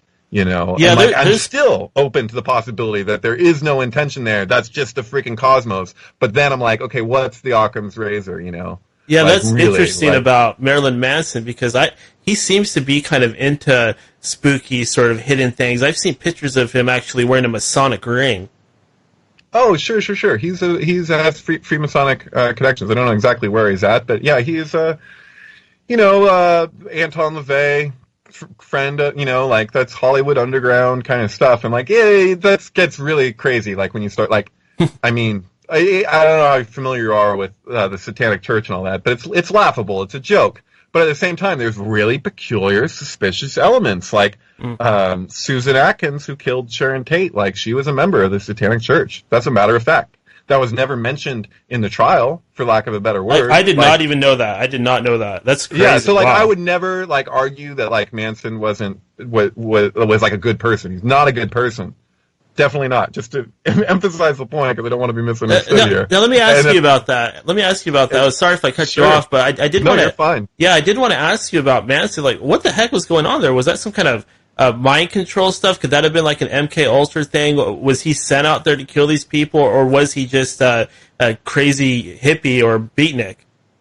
Well, that's a huge conversation. But just to, like, bullet points, just not to, I would just say that the fact that Susan Atkins got out of the coffin and pointed at her next victim, and is with the Satanic Church, that's on film. like, that's a cult. Like, there's, you look at members, you're like, okay, Jane Mansfield, Marilyn Monroe, obviously JFK, the whole Rat Pack, like all these people that America knows and loves, and it's like, if you're going to then acknowledge that this person belonged to this organization, what kind of, can of worms is that going to be for the Hollywood underground, like, because that's what that issue was really related to. And it's like, and then there's the Scientology thing. Supposedly went to clear. I don't know if that's true, but I do know if you look at Peter Levinda's work, he really does a good job of empirically, like, he'll be empirical from what I gathered, like, at least with Sinister Forces and stuff. Like, Peter Levinda, it's like, if he's extrapolating something, he acknowledges it, like, as an extrapolation. Like, he's not, well, in other words, like, he'll be like, okay, well, this is true, we know this, we know this, we know this. What does that mean? It could mean this, or it could mean that. So it's like, I really enjoy watching him get interviewed, because it's like, people will be like, oh, so you're saying this? And he's like, whoa, whoa, whoa, whoa, whoa. No, I'm not saying that. Like, I'm saying that there's this and there's this. It could mean that, or it could mean something else. Or it could mean something I never even thought of. But yeah, so that's the thing with, you got, people tied, there's like 30-something Scientologists that were killed right after the murders happened, and all this kind of stuff. It's like, it fits into a larger context, too, because, like, if you're looking at Mark David Chapman, we're supposed to believe that there was no success with MKUltra, somehow, or very little success. And that's not really what the documentation shows, or the idea that this just ended with that label, like, I don't buy into the Monarch thing completely, because all we got is Kathy O'Brien. If there was other people that said it in the first place, like, okay, but yeah, she's got a weird thing going on. I wonder about that. It feels kind of weird. It's kind of an Alex Jonesy kind of thing. Like, I don't know. But I do really get the sense that, if you want to pull something off, whether it's Scientology or the Satanic Church, it's like, the more laughable you are, the better it's going to work out for you. Like, the more disregarded you are, is like, oh, those people, like with the Satanic Church, they're like, oh, those people just want to have sex and do drugs and just be weird, and I'm sure that's a huge part of it, but there also seems that there's very peculiar elements. And I wonder to myself, like, how much some of these musicians and, people that get involved are really aware of the depths of what's going on. And I wonder to myself, too, how conscious it all is and what's affecting what. Like, talk about, like, art imitating life and life imitating art. It's like, I don't really know where the lines end, I mean, it's a real concern, too, because it kind of reminds me of, like, the Aldous Huxley supposition, where he's like, if his fear was that we just get so bombarded with information, we would become complacent because we wouldn't know how to take a position. And he was Orwell's student, so it's like Orwell had a concern that just information would just be withheld, and that was the point. And I think that both are true, and that's really kind of heavy, but that's what it is. It's like both are actually happening at the same time. There's a suppression of certain availability of information, and then at the same time, it's like there's so much information available too. In the midst of that, hardly anyone knows what to really make of anything. But there's a weird confidence in people's assumptions when they're relating to the world, generally speaking. Like, it's like, this is just the way things are, this is the way they've always been. And I'm always kind of like, that's why I say I was resonating with Valis and Philip K. Dick, because I'm just like, could it just flip, like, dramatically, like, all of a sudden? Does it have, like, a breaking point, And, like, I gotta wonder, and I don't know. I relate to things in different ways. I never would have thought that I would consider that there could be, like, enough of a intelligence behind the way that things come into form that, like, even something like mutation, like radiation, could actually, in the ultimate long run, in the long run, could actually be an aid to us somehow. That, like, maybe, like, the way we are is just not what it could be, and that in, like, a principle in alchemy where they say you separate and you coagulate and you reunite, that coagulation period is like an essential part of the development. Maybe that's for a reason, but then I also consider the fact that I could easily be like, just like, that itself, for me to think that, could be like an aversion to acknowledging the destructive nature, whatever. I don't know for sure. Yeah, take ultimate positions. Yeah, it's really hard to figure out. I totally agree with that, because like some of these celebrities are so creepy. Like, not Lady Gaga, but Katy Perry. She just recently released a new album, and it's like an eyeball, and she was doing all this sort of creepy stuff on live video where there's all kinds of eyes and symbiology and stuff like that. It really does make you wonder if these are mind-controlled slaves or they're just using this symbiology to get more attention or what. Right. I wonder about, this idea from Crowley of that the rituals will be half revealed, half concealed. And the way that it could be that certain people, like when it comes to what would be called the great work, if they belong to any of these organizations, which all connect, like they use the same text, like they're referencing the same stuff. That's really what's crazy. Like if you dig around in all of those mystery schools, you find that they're using the same material. And so, I wonder to myself if that's like, if in order to move up in these organizations, if you present something to the public and that it's like a ritual, like here's, like if people gather in a theater, it's a very ritualistic act. Like you pay for your ticket, you go in the room, you sit down, the curtains open, very resonant of like Solomon's Temple or something, obviously in a debased form, but the principle's there. And so I wonder if that's like the thing, if you can pull something off where you've communicated something radically different than what people thought, and the inner circle knows it, that maybe they help you along, and your cooperation with that is like, goes a long way. And then if they don't like what you start doing, they can shut you down too. You only have so much creative influence on your own a lot of times for the way that things get produced now, depending. And so like there's examples where I'm like, I really feel that in all likelihood, Lars von Trier makes his films to go in sync with particular albums. Like Melancholia, and as weird as it sounds, Melancholy and the Infinite Sadness by the Smashing Pumpkins are like, they're like the same thing. It's crazy. But the thing is like that film came out long after the album. So if you entertain intentionality, especially if you get to the end of that shit, it's like, it's out of control. It's ridiculous, off the charts. Like probability. What in the living fuck? And so for that to happen, it's just like, well, is that, do they respond to that? Like if you pull something like that off, where it's like, you made something that was a hit on its own to a degree, but then there's a whole other, like, subliminal communication thing happening that can be demonstrated. And so, I relate to it a lot like it's like light and water. Like the angle at which light refracts water to produce a rainbow is always 42 degrees, You got 42, the name of 42 in Kabbalah is related to the first 42 letters of Bereshit, so Genesis up until formless and void, Like they have this whole thing with that, and but they relate it traditionally as a rainbow, and as Shekhinah is like a rainbow. Like if a rabbi sees a rainbow traditionally, they're supposed to look the other way, just out of courtesy, because it's the closest communication of the sacred feminine that can be communicated in form. And so, and it's what traditionally rabbis are told to visualize, or Jewish mystics are told to visualize at the time of death. This is a 42-letter name. And so I'm like, I look at that and I'm like, oh, in Egyptian mysticism, you got 42 principles of Ma'at are recited at the time of death, which determines the weight of your heart to a peacock feather, which is communicated as a rainbow because it's a peacock feather. And I'm like, oh wow, it's another, and it's like, it's also, related directly to your afterlife. And then it's like, for Indians are told to visualize the Sri Yantra at the moment of death, which Kevin Halcott, a friend of mine, does a really great blog called Live from the Logosphere, has emphasized the point that that's composed of 42 triangles. That's traditionally communicated as a rainbow. You have those, it's like, what the heck is up with and that's just a fact. Always 42 degrees in your relationship to perceive a rainbow. So I relate to the album and the film pairing thing. It is actually a literal, direct poetic communication of the way that light meets water.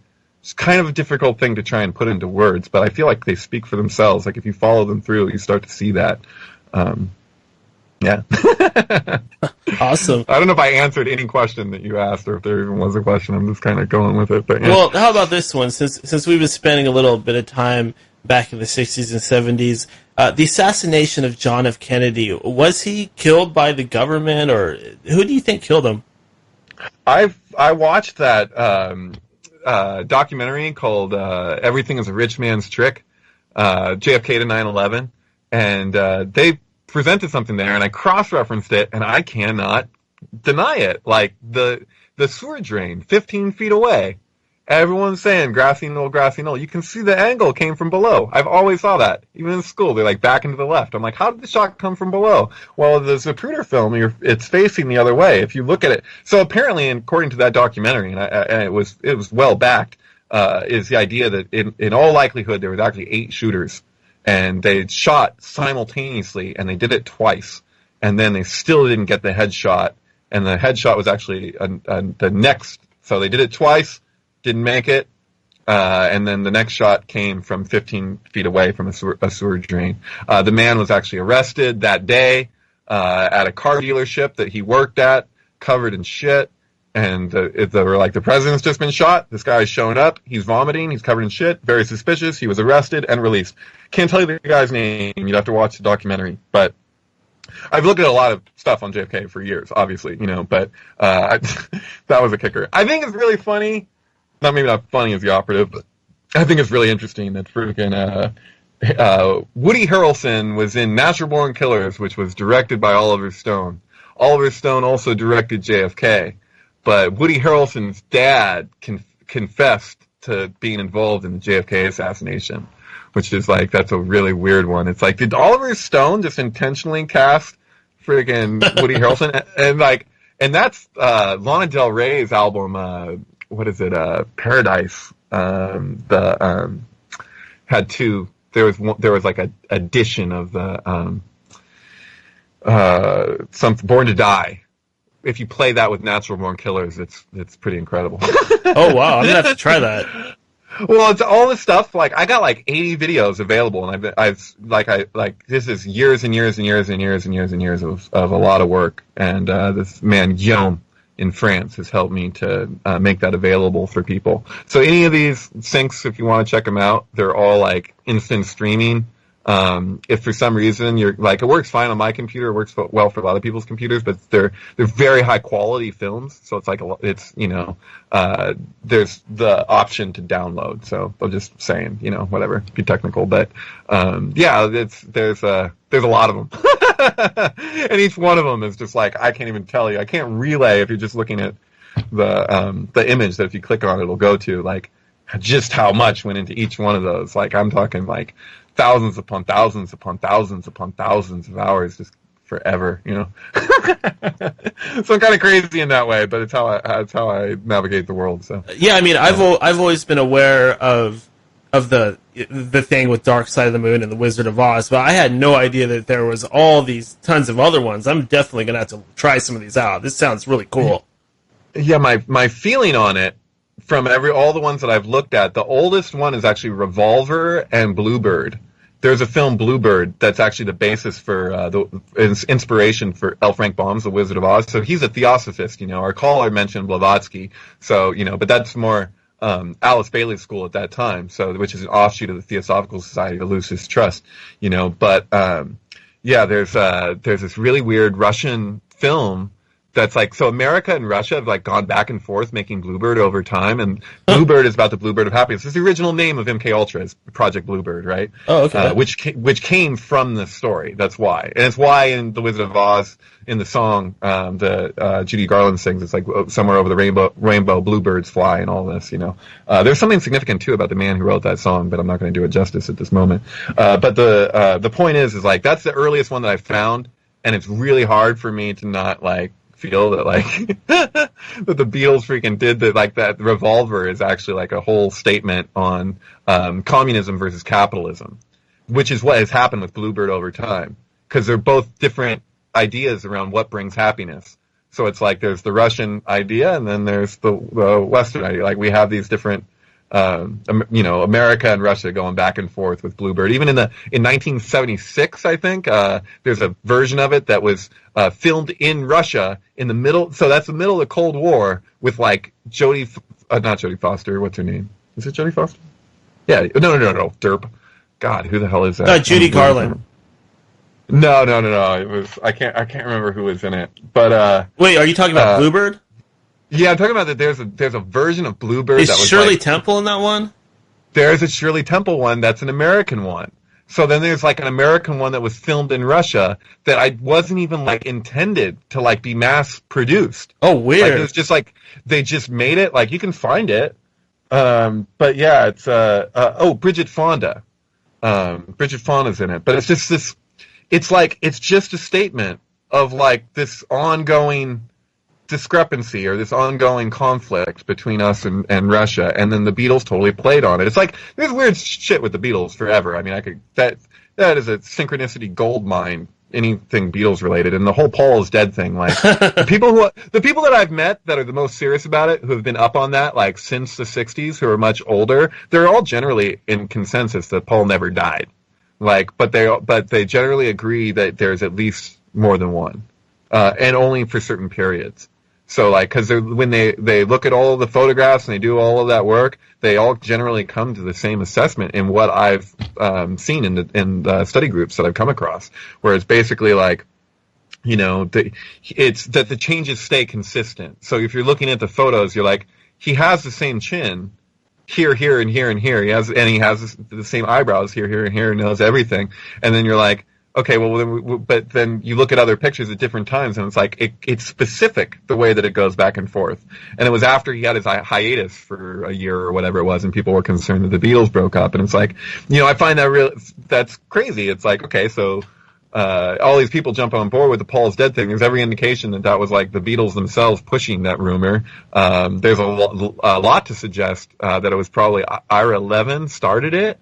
In the university that he was from, he was like in the writing department, and the first article that ever came out suggesting Paul is dead was like he was there at the time. So that's the writer of Rosemary's Baby and Stepford Wives, and he had this, and Boys from Brazil. He had this whole fascination with the idea of doubles that he kept as an ongoing theme throughout his work, and then that has extreme significance to what I relate to, like the film Metropolis from the 1920s, 1926 or whatever. That's like an ultra mega Kabbalistic. That's like, if you want to know, like, a representation of Zohar in film that's, like, the most direct, would probably be Metropolis from 1926.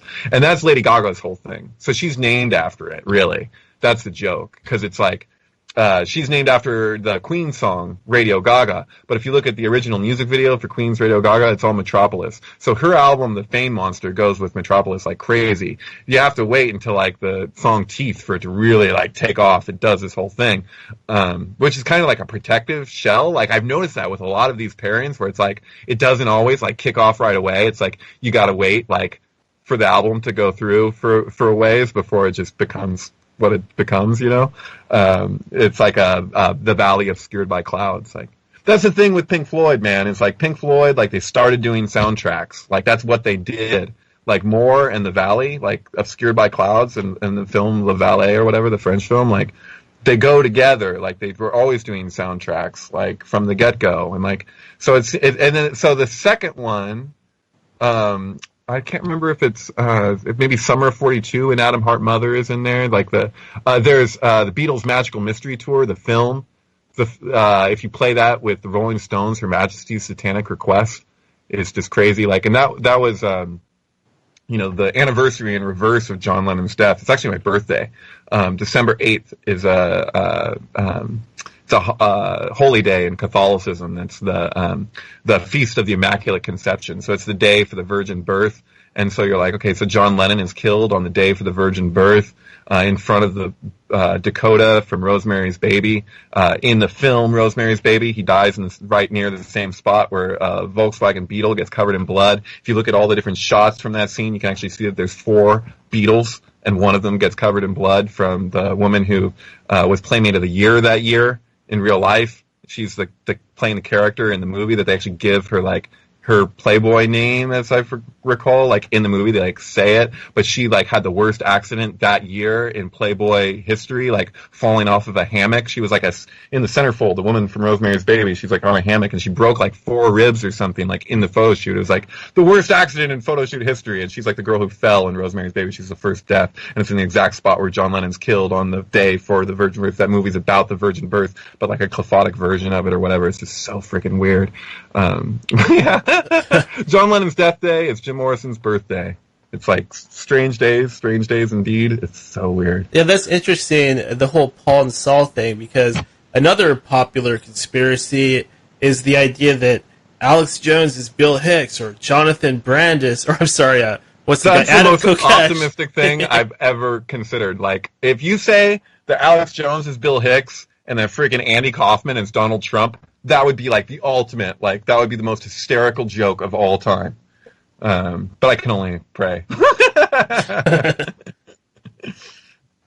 Now, there are a lot of people that would say that we are actually, the reason why a lot of these strange things happen is because we're inside some kind of simulation maybe, or we're inside a matrix. One of my favorite movies, as I'm sure a lot of listeners would share that opinion, but could we actually be living inside of a simulation or some type of matrix? How is it that the Matrix has Neo's passport as 9/11/2001? That's weird. And not only that does it have that, but right after it shows that to you is when Neo can't speak, when his mouth gets sealed. Oh, that's right. And I cannot watch that with Mr. Smith and what's up with this Gestapo crap, and not just see like them shouting at the top of their lungs using subliminals that this is what it is. And when I look at the commentary on Zohar, the second section, I can see why if somebody actually had access to that, how that would actually get rationalized. And it's really difficult to convey, and I hesitate to even like say what I just said because it could be really misleading in terms of what my ultimate conception of what that means. Because it would sound like I'm condoning somehow, but I'm looking at it from the placement of like artists that know their career, not just their career, their everything. Like what would happen out of that, like, and what the value is of somebody seeing something and what it does in their consciousness to see what they saw and to know that on another level. Because like knowledge is innate, and it's like this is something that because of the way that information is moving, that there's a practically exponential component in the variable of telecommunications and all this stuff that's going on, that it's like we already know that this one world government as it's being presented is not it's not an enduring thing. Like it can't go on. It has to break down. Like it has to. It cannot, because it's secondary to the actual organism. You can't have something that's secondary to the organism actually endure. Like that's the thing. It's like they're communicating something in the midst that's like subversion within subversion. It's like I see this thing going on where it looks like people are like having to give the impression that they're like going with the program when really they're like going against that ultimately, like in the midst. Like it's hard to communicate that, but I see that going on. Like I feel like, that they were well intentioned when they fucking dropped that. Like they just got everyone to look at 9/11/2001 on the freaking passport, combined with like this poetic communication of what the circumstances are. It's crazy, Like the text has this whole. It's the only place I've ever come across in Zohar where there's like something seems to imply secrecy, and it's when it's describing the patience of the world knowing about this movement and the significance of this time that they're pointing to. And so like but basically it's a curtain gets pulled and it all builds up, so it's like it's like already here even though we don't realize it, and it just happens. Like it's like a fruit that's ripening over a long period of time, but when it drops like suddenly, and it's irreversible, I think consciousness is like that. Philip K. Dick thought consciousness was like that, and I resonate with that view. That's the premise presented. Like with Vallis, like it's all about Nixon actually in the Watergate thing, and I'm just like, isn't it funny that like freaking Comey got fired on the anniversary of the first day of the Watergate proceedings? Like that's weird. Like if Philip K. Dick's ideas around synchronicity and the zebra thing, which is a lot to get into, but this idea of like the duality and the way that basically we see the holes in our dualistic projection when there's like these cracks in the perfection of the empire that are demonstrated, and that because those are all built on an underlying order that they're mimicking, you can't help but see the order come through in the cracks as things fall apart. Like, how is it that kid climbed the Trump Tower 21 stories? That kid made it 21 stories up the Trump Tower. There's 22 cards in the of the Arcana in a tarot deck, including the Fool. So he's the Fool. So he's like making up the story. I'm like, that is the most poetic, symbolic, like that guy who attached the wire between the two towers that my friend Joe made that film about, like showing how Back to the Future relates to the walk. I don't know if you've seen Back to the Future predicts 9/11, but No, I haven't seen it yet. No. Yeah, whatever. I mean, we got, I think, over 3 million views on that at this point. It's just crazy. But, it's basically like, for him to symbolically attach that wire, that Frenchman, to do that, that is as close to, like, the application of the Golden Bough symbolically, like, poignantly expressed, like, I've ever, like, that's crazy. Like, what that action was for him to walk back and forth between the towers, like, that's the pathway of Tet that I was talking about. That's the ninth arcana. It relates to the ninth gate and the ninth variation of Elohim. When you turn everything over, you got Tet and Resh. You got the sun and you got Leo. It's like that's the strength of the kingdom, and he might as well have just pulled the branch off the tree, as Fraser described it in Cambridge. It's like that's as direct as you can possibly get. And the fact that apparently he's unconscious about all of that, and like the significance of that I was saying about the Saudi is not the star issue and all of that, like, that's just crazy. Like, how in the hell could that happen? I don't know, but it freaking happened. It's impossible, but true. In your opinion, how did those towers come down? Was it planes? Was it explosives? Was it something else entirely? I really resonate with Judy Wood's thing of where did the towers go? Because they disintegrated into dust. The 14 survivors up from the second story of Building 2 are really weird, like describing light coming in from above. Like what? Like, how is that possible? You can't have a whole building collapse on you and see light from above and survive like that. Like, it doesn't make sense. Like, those buildings disintegrated. Like, it's and like even that's like the planes, for those types of planes to even be able to do those maneuvers at that altitude, according to pilots who have flown those particular planes, not even like those types of planes, but like those planes are like, it's impossible. It's a fairy tale. It couldn't happen. And so I think it's just, that's what we're seeing now, is like this playing out of like things that we should know better. You can see how big it's like, if people can't accept like a lie could be that big, and they want to have the conclusion be something that's as readily available as possible. And I don't think it's an example of that. I don't think it really is that easily shown. Like, there's something really weird going on there. The fact that you can see the way that they covered the plane with the whatever that was. It was an older version of an editing program, and they fucked up on the wing. Like, you can see the wing go behind the building that it should be in front of. Yeah. Like, and it does. You know what I'm talking about? Yeah. It can't. Like, and they did that live. Like, and how, like, the day of, how many people were shouting military planes, no windows, black planes, and you're like, oh, we see the footage, we see the plane. No, you're looking at something else, I'm pretty sure, you're looking at some real-time manipulation of something, and that is, it's very strange. September Clues was a pretty good documentary on 9/11. I mean, I've seen a million documentaries on 9/11. I like the original Loose Change before it did what it had an entirely different ending. At this point, it's not the same film. Even like same thing with like Who Killed the Electric Car. It's like, where's that original version of that? Like, I can't find it anywhere. It's like gone. It's like, that's what's sad about. I mean, I don't know if it's done on purpose or what, but a lot of our movies and things that we would love to see now, they get lost because it was on VHS and they never put it on DVD, or it was on DVD and they never put it on Blu-ray, so it ends up getting completely lost. Right, or they'll change their timing when they digitally remaster things. I was trying to tell my friend Alex Fulton about this with The Visitors. So The Visitor and the ABBA album, The Visitors, there's a whole thing going on. It's a really large component of my film, Sorry Cassandra, Everything Predicts 9/11.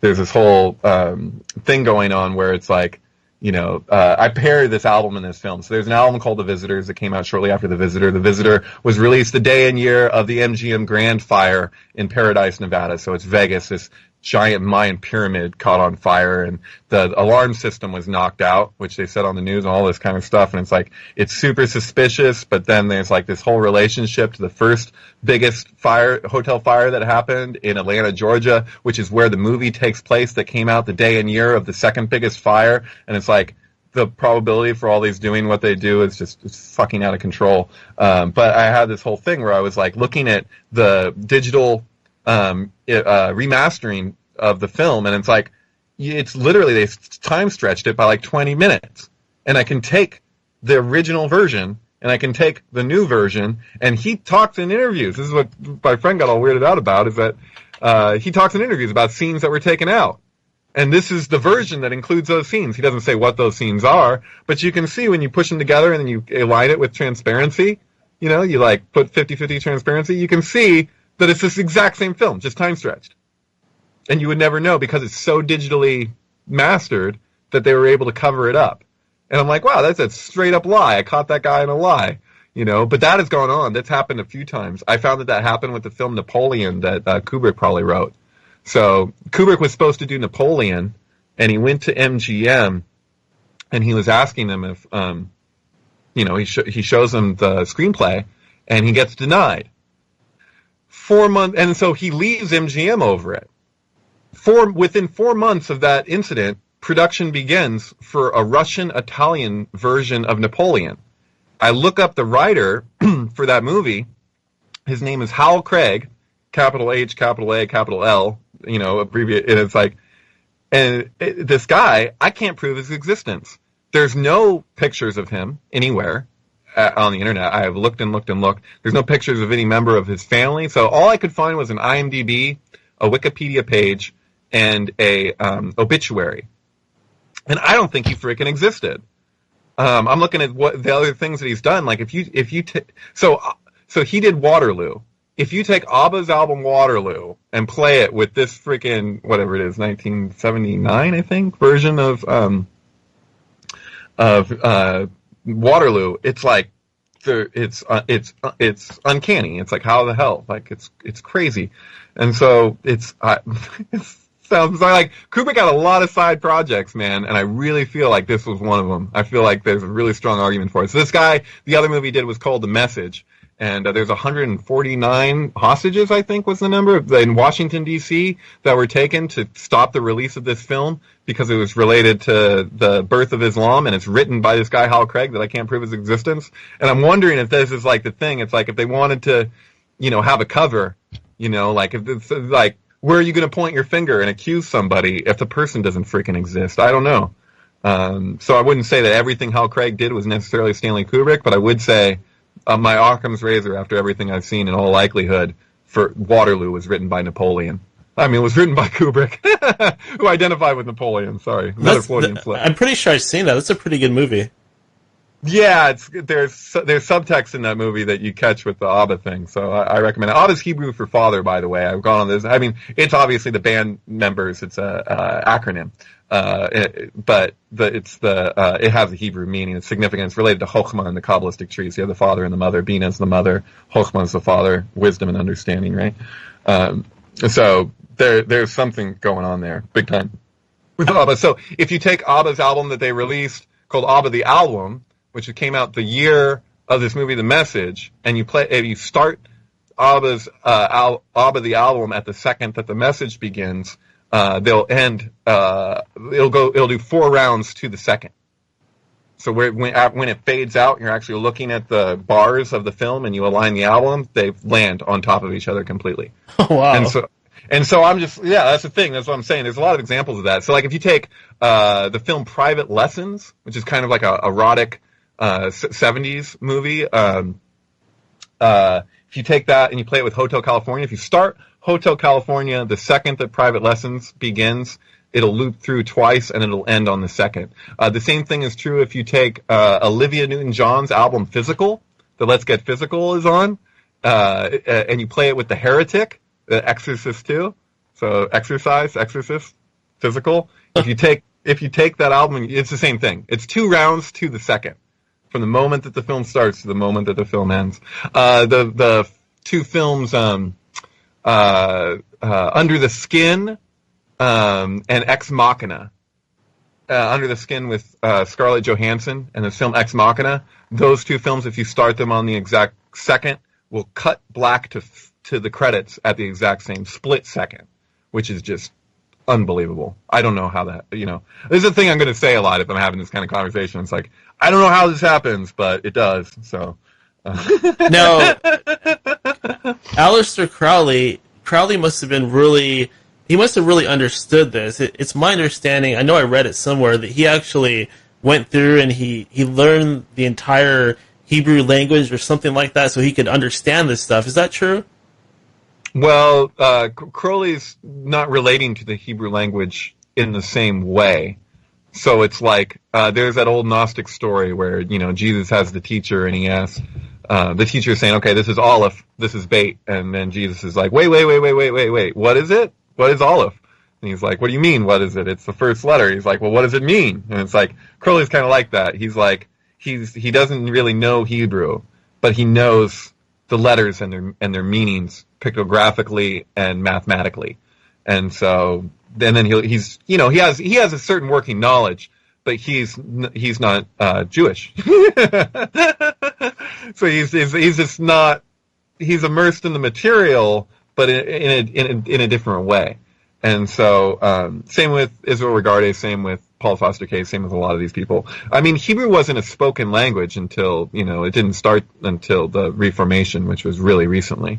So like people didn't like speak Hebrew other than in the context of religious text and, various, different types of text that was related to biblical material, whether it's the Talmud or the Mishnah or whatever, these are all, yeah. The thing with Crowley is that he was heavily involved in espionage. And so Crowley was really one of the main masterminds behind getting the U.S. and Britain involved in World War I with the sinking of the Lusitania.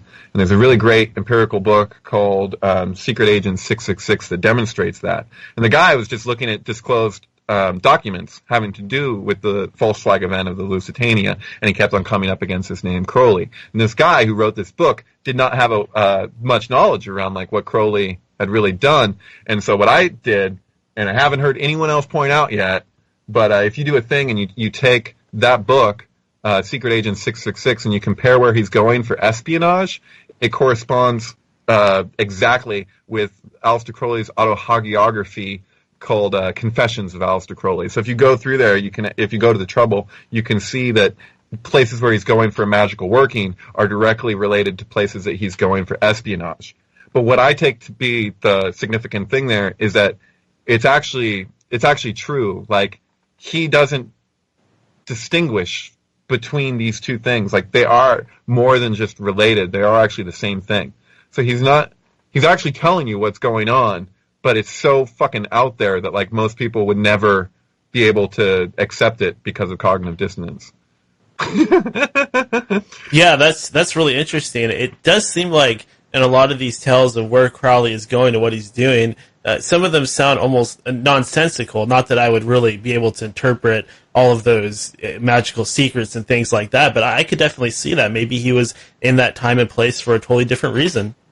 He would purposefully do things. He would include things that would make the working non-functional, so that the only people who could actually utilize something, according to him, who knows if this is true, but according to him, he would do this, admittedly, in order to basically make it so that the only people who are going to be able to utilize it are people that actually see where the incoherency lies, and thus it'll be used in a different way.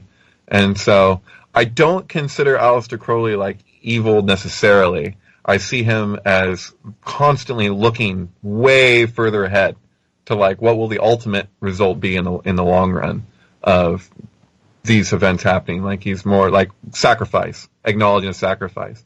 That's like the CRM 114 thing that Kubrick always uses, or not always, but in Dr. Strangelove and Clockwork Orange and stuff, he's got this whole thing with CRM, but Charam, or I don't know if I'm pronouncing that right, but it's a Chet Reish Mem, I believe, is a necessary sacrifice. Like, it's a principle that's related to in Kabbalah certain times where they're like Tisha B'Av would be an example of a necessary sacrifice, which would be related to this word. And so if you add up the 114 that Kubrick has added to it, so it's the bomb code in Dr. Strangelove. So like it says CRM 114. It also shows up in Back to the Future in the first one when he blows the speaker at the beginning. He's got CRM 114 written on the thing when he's going and flicking all the switches, which is homage to the switches being flipped in Dr. Strangelove. But if you add up the 114, how does that work? Oh, it's a burden. And so I was like, oh, is it a burden to know of the necessary sacrifice? In Hebrew, the word for a burden is the same grammatical value if you add the 114 to the grammatical value of cherem, CRM. And so it's like, I don't know. It's a speculative thing, but there's that probability when you're looking at gematria, man. It's like there's really interesting, weird things that'll be affirmed, and especially dealing with like opposites and stuff. Like throughout the Torah, you'll have jokes, like hysterical jokes. Like the Colin was talking about that. He said humor, right? What was it? What's the language of nature or whatever? The language of God? I can't remember what he said. The language of the universe? Can't remember. But yeah, no, it's the idea that like, like you got Moses goes up Sinai and gets the 10 Commandments. But they're not, the first time, they're not like called commandments. Like they don't even really specify like what it is. Just like this event where it's like the hand of God and this whole thing happens. And then he comes down and sees the people with the calf and he breaks whatever that was. And then he goes back up. But like if you read that in Hebrew, which I've done with, I've with my teacher, we've gone through good sections of the Torah. And it's like, when he goes back up, it adds that he wrote it himself. And it's like, I went to all this trouble the first time to demonstrate that this is coming. This is a reception from God. And then it's like, and he's writing it while he's pissed. So he's like upset at all these people for not jumping up to he's like, I just liberated you and here you are indulging in the same old bullshit and we should be moving forward. So, and as the traditional view in Judaism is that Genesis, Exodus, Leviticus, Numbers, and Deuteronomy, I guess, is written by Moses. And so it's like, not only is it supposed to be written by Moses, but it's supposed to be what he received on Sinai. And so it's like, are you saying that he wrote this text out of anger and that this is the response, the whole thing, the Torah is a response to the people with the calf? Because that's sure what it freaking looks like when you read it in Hebrew. And I'm like, that is the most hysterical, insane joke I've ever heard, Like, I'm like, how it... And there's like another great classic movie, that original 10 Commandments movie with Charlton Heston. It was just so well done. Yeah, I loved it. I just saw Roger Waters play. So I found this new Roger Waters sync and it blew my mind. If you take Roger Waters' new album and you play it with the Art of the Deal movie, where Johnny Depp plays Donald Trump, it's a hysterical film in the first place. I think it's the first film produced by Funny or Die. And if you take the album and you play it with the film, it's really great. It's really incredible. And then like right after I put it together, I sent it to Andrea Galler, by the way, the costume designer for With Nail and I, and a woman I met recently in London who she just blew me away. She's very close with David Gilmour. She grew up with him, and she has this whole history with Syd Barrett and all this stuff. It was whatever. That's a side topic, but I sent it to her, and so she forwarded it to some people. I don't know what'll end up happening with it ultimately. But what was weird is like right after I did that, I got a message from a friend saying, "Hey, I got a free ticket to go see Roger Waters perform in Oakland." And so I went out there and saw Roger Waters do his thing, and it was just ripping into Trump, but in an intelligent way. I don't like divisiveness. I don't like people just attacking somebody without anything behind it. But I really appreciated Roger Waters' performance in terms of like the quotes that he's using from it's just, I don't know. He's got a good satirical sense of humor, to say the least. He's got a very, very dark sarcasm awareness, How do you feel about since we're talking about Syd Barrett, how do you feel about drugs like LSD? What I've noticed is I seem to notice things like synchronicities and stuff like that more when I'm tripping. Would you say that that's true? Sure, I would say that there's something to do with the neurological connections of everything that's in place, and we tend to exist with certain assumptions about the paradigm that we're relating to, and I think we often don't realize just how malleable our consciousness really is and what that means ultimately. And so, like, speaking of a matrix, it's kind of like the consensus agreement that's unspoken in a way that we kind of all have at the root there, and so but it's topical. We relate to what's topical as though it were the core, and we have a backwards way of relating, and so psychedelics can be an aid to that. But I mean, speaking of Syd Barrett, that's a context thing. Like Syd Barrett accidentally took a shot glass of LSD that was sitting on the counter at the Pink Floyd house, and they didn't know what to do with them, and they stuck him under the stairs in a room for the night because they just didn't know how to handle it. And it supposedly it was a genuine accident. Like he saw the shot glass, he took the shot, must have been 1,000 hits or something, and he was never quite the same after that. And he just stopped picking them up for practice. And there's a lot of mythology surrounding the situation, but that's the one that I've seen a lot of what appears to be confirmation on. And so I think it's in all likelihood that that's what went down there. But everything in moderation, I guess, to an extent. Even moderation sometimes. But yeah, I think entheogens can be really helpful. It's actually like that was a thing like in the Yoga Sutras that my teacher used to point out, Baba Hari Das. He was Ram Dass's teacher. So I went to India with what was Ram Dass's teacher, not his guru, not Karoli Baba, but my teacher wrote on a board for like at this point I don't know what it's been, probably 70 years. But he hasn't spoken in like 70 years. It was he would emphasize the point that plant medicine was communicated in the Yoga Sutras of Patanjali as being an aid to at least the lower levels of samadhi, to establish oneself in samadhi. That was one of the three main aids. The other is music and Om. So you have recognition of the primordial vibration, but that music has a component of allowing you to let the physical take care of itself so you can go to other places in the midst. Like that's why I was saying about like if you make something conscious that was unconscious, and then you can allow yourself to go to other places you wouldn't normally be able to access if something that usually would take up your conscious focus is no longer needing it because you've then shifted your focus to another level, if that makes sense. So it's like, if you look at what goes on with ayahuasca ceremony through Santa Daime in particular, when they do these like steps, well, they're literally like they'll rotate in this room with all these people. They'll form a giant hexagram and they'll rotate around a center post, which is also like reminiscent of like what Rumi did and stuff, But it's like the whole point, the whole idea is that the physical will take care of itself. If you do these steps physically, it's like line dancing almost. That okay, we're like generating something together. It's like we're in a spaceship, and it's like it's going to steer itself, and then we can go to other places because you'd want to know like what to do with your body. So you let your body do the steps, and then you're not having to give your attention to that anymore after a certain point. Once that gets established, do you see what I'm communicating? Yeah, I mean, for me, I live in Washington. Pot's legal here, but I got a ritual like a lot of other people where. When I'm smoking a bowl, I actually eat it. I don't smoke anymore. But with my ritual, I always listen to music right away. That's kind of what I do. I like to listen to music and smoke pot or eat it, and then just kind of go to another place. Sure.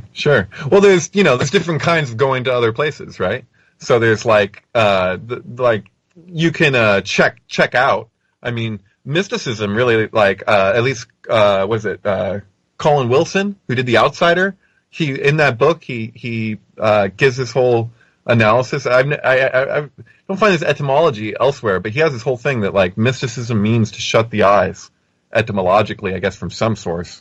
But either way, his explanation of that in that book makes a lot of sense. That basically, like if you were on a train and you were paying attention to the buildings or whatever and the trees and things as they pass by, and when your mind will then shift to another place and it's still in front of you and you're still seeing what you're seeing, but you're not giving all your attention to it. So he was basically pointing out that it's that same principle but brought to another level. So it's like when something takes care of itself, like we're giving our thought all of our focus, but it's like there's other levels to what it means to reason. Like we think reason is just like this very left brain conceptual compartmentalization.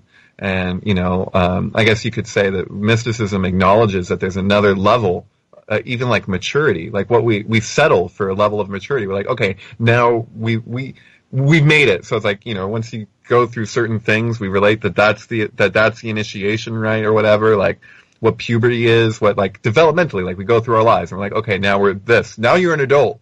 And it's like, no, there's actually other levels of maturity. It's just like, this is just what the consensus relates to. It's like in the the DSM, the book with all the different dysfunctions for psychology, it's like they say on the front page or whatever. They're like, if enough people exude any dysfunction that's mentioned in this book, or anything, if enough people exude a dysfunction, it's not a dysfunction. Because it's a consensus agreement. If there's any one place where we see democracy by the definition of the word, it's in psychology and what's considered sane. Because if enough people agree this is sane, this is insane, that's what it becomes. And it is through consensus agreement that becomes the case. It's enforced through the mass slant, which I find really bizarre, but how could it be any other way? David, do you believe in telepathy? Yeah, I do, but I feel like we're more telepathic than we can generally recognize. And so that's why, like, when you're 20, that's very relatable to your 2012 question. Because I don't think that, like, this is necessarily, like, something that's, like, this is something that's been in the midst of our experience the whole time. We've been telepathic, but it almost takes that reflection of us externalizing the communication. So that, like, what telecommunications is, for me to instantaneously be able to talk to somebody on the other side of the world, or to even communicate, like, through a meme, like, the meaning of something, like, without language even, like, to be able to do that, so, like, in a lightning flash, like, that is a communication, that's a representation of something that's already at place in my feeling. And so it's like, I don't see it as much of as something that's really taking place as it is something that's being revealed or uncovered. And that's a profound thing, but it's like, I don't think we should fall short as much as we do. Like, we really settle for, like, when it comes to our conclusions, really quick. People are generally really quick to just, like, pick a poll and to be like, okay, this is whatever it is. Like, I think, like, I look at what's going on in the world and, like, people fighting over fucking bathrooms or whatever, and, like, what all happening with the sexes and, like, all these different takes. And, like, it's just, like, basically being confronted with this dualistic lens that we just so rarely, like, question in any serious way.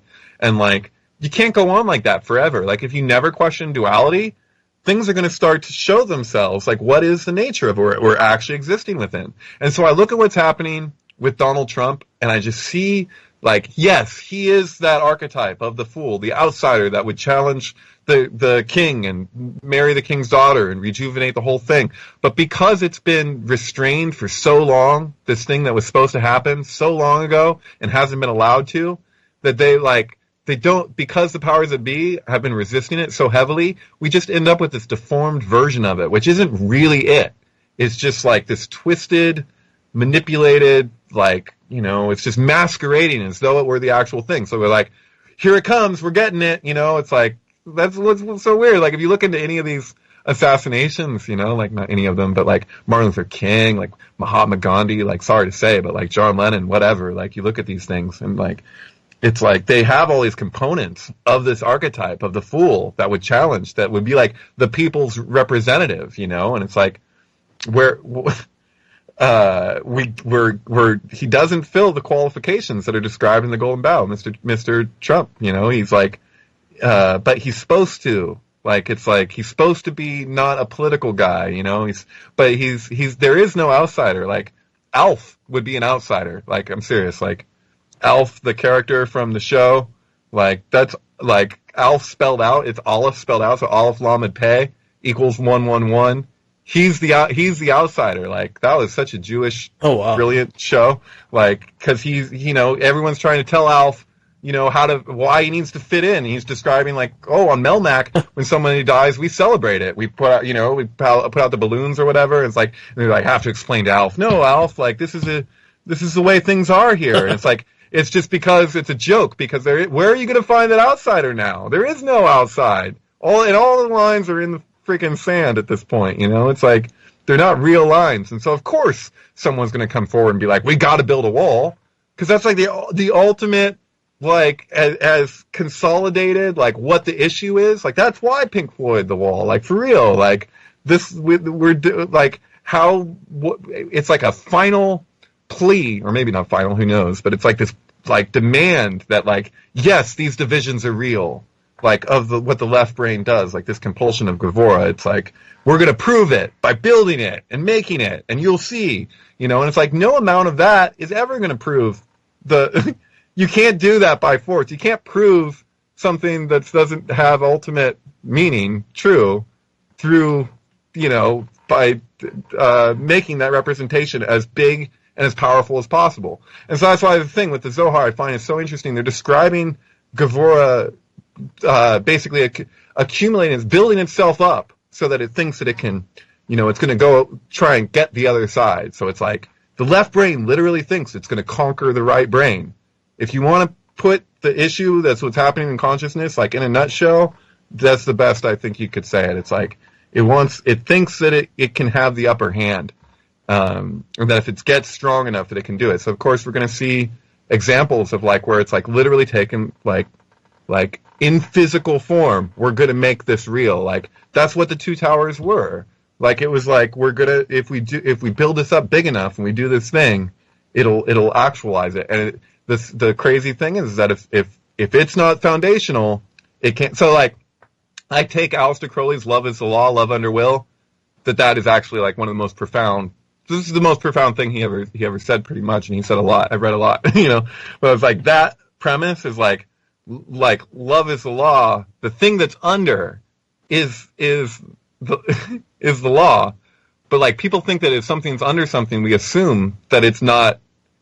That is what's on top is in control, and it's a dominance thing, and it relates directly to our projection of what strength means, like what it means to be strong. And so I'm like, how can something that's built on something else, that's relying upon something else, think that it's in true power? That's the joke of the pyramid and the eye above the pyramid. It's like you're relying on all of this that's below you in order to have what you have. And so there's a misconception that exists in terms of what constitutes strength. And so like I think that's the real breakdown of what's happening with duality and consciousness in the planet, is just like coming to recognize. It's like the moral of the Back to the Future saga. Like that's what happens with Marty. He's always being called chicken, and then he's like got to prove himself that he's not a fucking chicken. And so it's like Israel, or it's like America. We're like, okay, we're going to demonstrate just how brave we fucking are. And it's like every time he does that, it's an aversion to his own integrity. Like he's not actually like, he's being weak by thinking that in order to prove himself to the others that that's somehow going to make him strong. And so like in the Back to the Future 3, when he flips the truck around and he doesn't race freaking Flea from Red Hot Chili Peppers or Needles or whatever, that's totally it. That's like he's like, he's recognized that it's like just completely, that's the hangman. He's like, just fucking flip it for real. See what happens, Yeah, that's like, wow, look at that. That's really deep. Yeah, strength is the main thing. That's why I'd say like the arcana of strength, like that is like the pathway between the tops of the terrestrial pillars. That's like this, you're looking at the strength of the kingdom, and it's very significant because that's what links the 777 lightning flash through the pillar for Sirius. There's this whole thing going on. That's the stone that's been rejected and replaced by something else. But that thing that's replaced it has a shelf life. And so you can only keep it for so long before, because it's the nature of the thing is to reconcile itself. It's like we heal, like and if we reach a certain point and we have to disintegrate all the way, there's an intelligence behind us that allows that to happen, and then everything gets redistributed. Like, do you know what I'm saying? Like it's like, your body has this intelligence. All organic life has this intelligence behind it. And we relate to this secondary intelligence, and we put our trust into it as though it were the actual governing organic intelligence behind the matter, and it's like it can only come so close, it's going to ultimately fall short. And so this breakdown has to happen.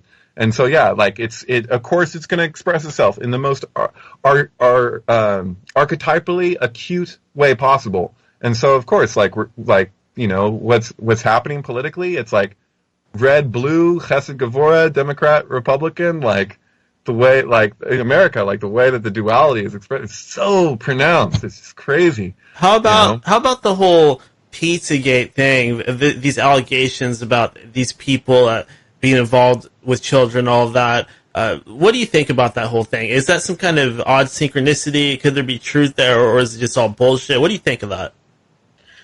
Well, I looked at it, quite a bit of that stuff as it was emerging, you know, and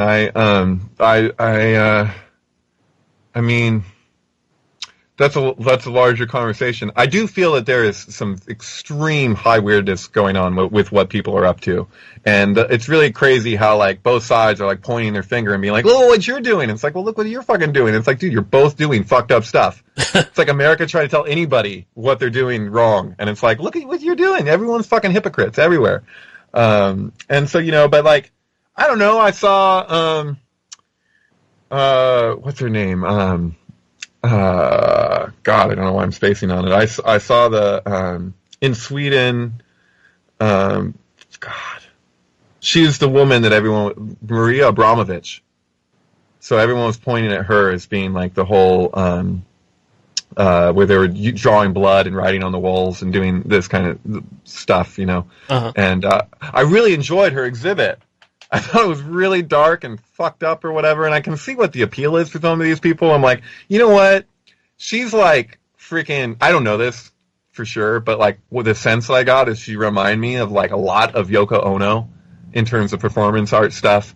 And then I saw like, it was almost like Jodorowsky and Yoko Ono like came together and like did something. It was like, I don't know. I really enjoyed it. And then I can look at like, well, the way that Podesta or whatever is going to be relating to this shit is like his own fucking thing, you know. That's the thing about art. It can mean whatever it wants to mean for all kinds of people. Like, I don't think that, like, yes, people coordinate. Yes, there are conspiracies. Yes, people are in cahoots, no doubt. And at the same time, I don't always just assume that everyone's on the same page. Like, I know, like, I can talk about mystery schools utilizing the same text, this kind of thing. But there's a lot of discrepancy on, like, the vision of where we're headed or what's wanted, you know? Like, I could mention the Lucis Trust, you know? Like, generally speaking, I think that their intentions were probably good. The people who helped establish the UN and have that, like, mimicking King's Chambers thing inside with the beam of light that they meditate on and all this stuff, you know? I was talking to a woman about it who actually worked at the UN coming back from Sweden recently. And she's like, I always wondered what that was about, you know? And I'm like, you know, I don't know. It doesn't seem that diabolical to me. But not to say that, you know, there isn't fucked up diabolical shit going on. So, like, are they ordering pizzas? You know, that would sure explain, like, if their pizzas are like a prostitution thing, and then you say, hey, this is the pizza I want, and they send the thing. There's very suspicious things in those emails, no doubt, relating to pizza that didn't make any sense. And it's like, I see them getting shut down, and they say fake news and this and that. Well, you know what? Before you fucking just tell all the independent researchers to shut down their Reddit shit and all this stuff, can you give any explanation for what the hell they're talking about if it's not? Because you can see that it's not what they're saying. So what are they saying? You know what I mean? Like, yeah, there's real arguments there, and I don't know. I not to, you know, take a position and be like this, you know, but like, I never got to see Robert Kennedy speak in my lifetime because I'm too young, you know, I'm 36 or whatever.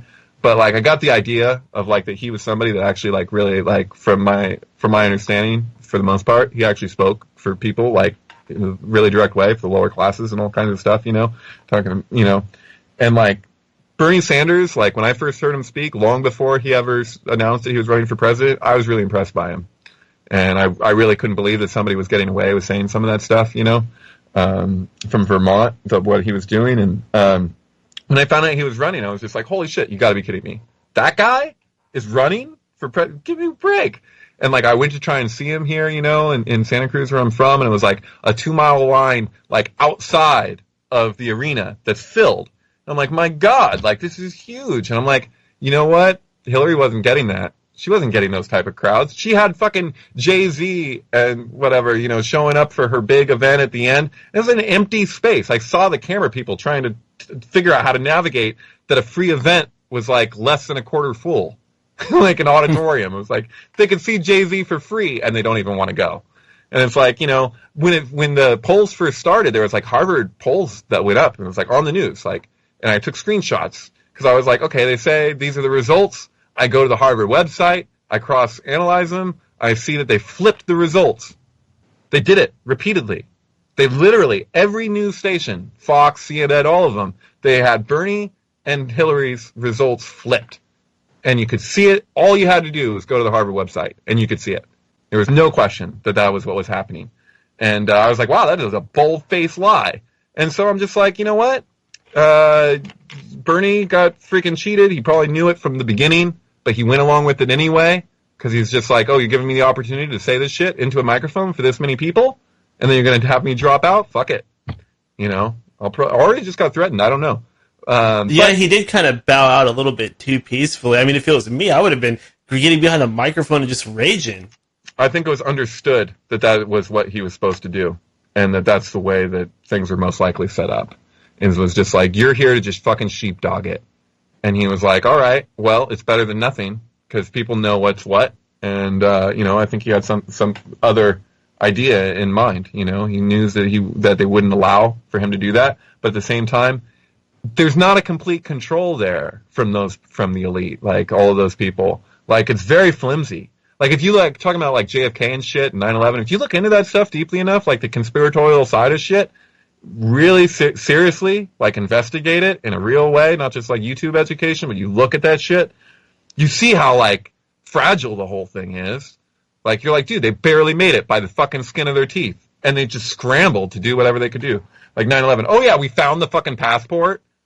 Okay, you can't find the black box, but you found give me a fucking break. But it's like, that is a very positive thing to acknowledge that, like, okay, the most outlandish conspiracy theory I've ever heard with 9/11 is the official story. That is so ridiculous. Yeah, a box cutter. Yeah, keep going. You know, it's like, it doesn't make any sense. And so, you know, like, I look at all this stuff, I'm like, how many times are they going to use the same formulas? Like I look at, you know, Sandy Hook or a lot of these events, and it's like, yeah, the alternative media jumps on it, and they say, this is what we think. Crisis actors, nothing but fakery and all this stuff. I'm like, you know what? I never put past these people that they're not willing to fucking kill or do whatever it is that they need to do. Yeah, and there was that Batman movie did you see that with Sandy Hook? They pulled out a map. I think it was the third one. Sure, it's in my film, actually. Oh, okay. I have a whole thing around that and how that relates to the Saudi is not the star thing, because Saudi is a fish hook. And so, yeah. And then that was in the Batman movie with Adam West, who just died the other day, right? You know, they're like, they have the Skull and Bones poster and their portrait of the Skull and Bones founder or whatever, and he's like, oh, I heard that Bruce Wayne was tapped for Skull and Bones, and the grandmother or whatever is like, tapped for? Sir, he founded Skull and Bones.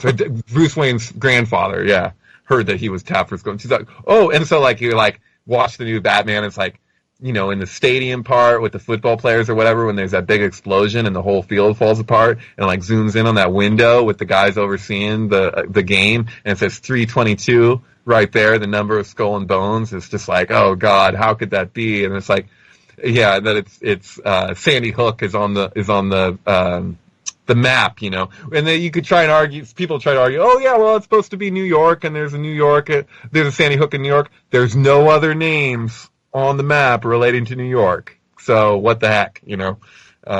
Gotham City, you know, happens that they have that. And the way that they did that, like, you know, it's just weird the way he puts his hand on that paper. It's hard not to, you know, feel that that's what's going on there. But yeah, of course, there's subliminals all over the place.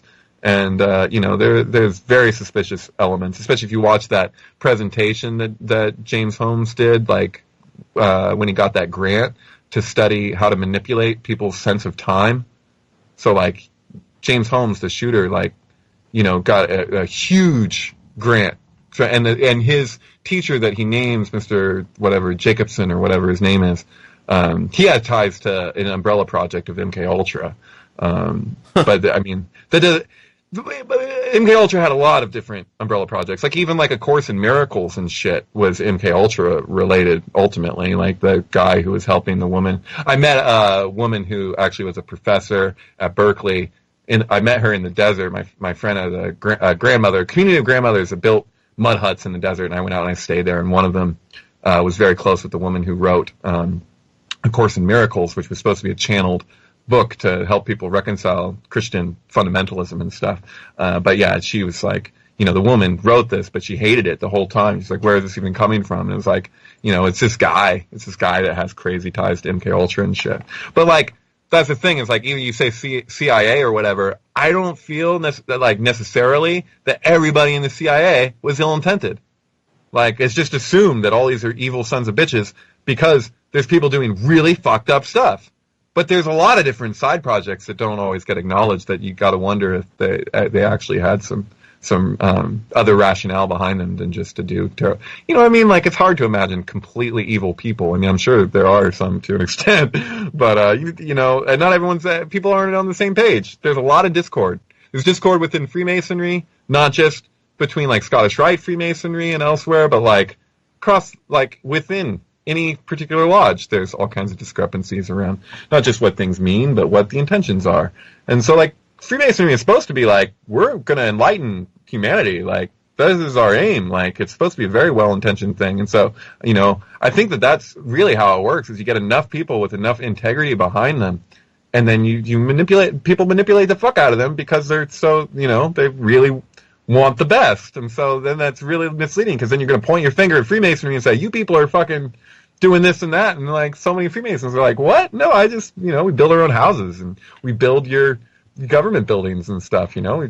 They're not bad people, you know. It's like, but that doesn't mean that in the midst there, you know, it's like, that's the best way to go about it. I mean, as I shouldn't say best way as if that was a good thing, but I just mean from the perspective of people who are looking to manipulate. I mean, that's, you get the most well-intentioned people you can to not know that that there's other things that they're contributing to that they're not even aware of, you know?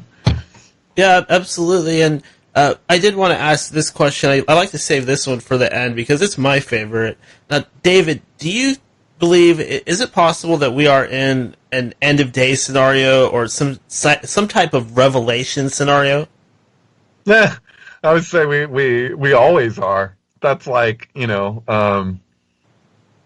it's weird. Like, I'm talking about this text, you know, that I'm looking at, commentary from the early 16th century from these people, and they're considering the end times, right? They're looking for the Jubilee, the big Jubilee, where like all debt is forgiven and all slaves are released and this kind of thing, you know?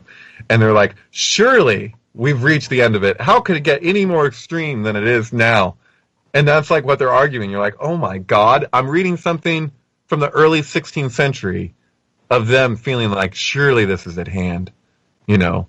And then, you know, it's just like, so I look at that and I'm like, okay, well, I really feel like it couldn't possibly get any more pronounced than this in terms of the zenith of the thing, you know, the crescendo of what we're experiencing. But I'm like, you know, the future is uncertain and the end is always near. And every time something ends, something else comes forward. And I'm open to the possibility that what I feel like is happening, and what I've extrapolated from the text that I've looked at, is that we're actually pushing out the next species.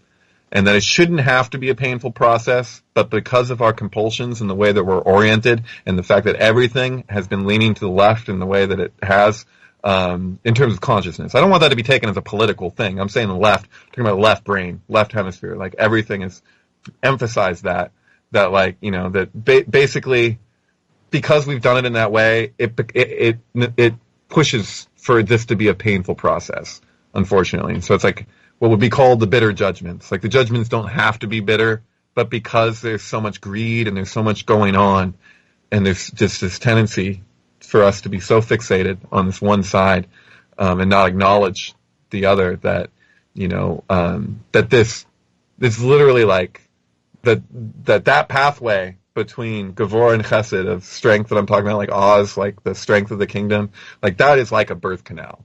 And like, that's how Zohar describes that position there, that we're literally like, we're pushing out this thing. And we can't know in advance necessarily what that's going to look like. Like, the dinosaurs couldn't have predicted us, you know what I mean? Like, we're not going to predict what that's going to be and what time frame involved. We just want things to happen in our lifetime because it's really exciting, you know?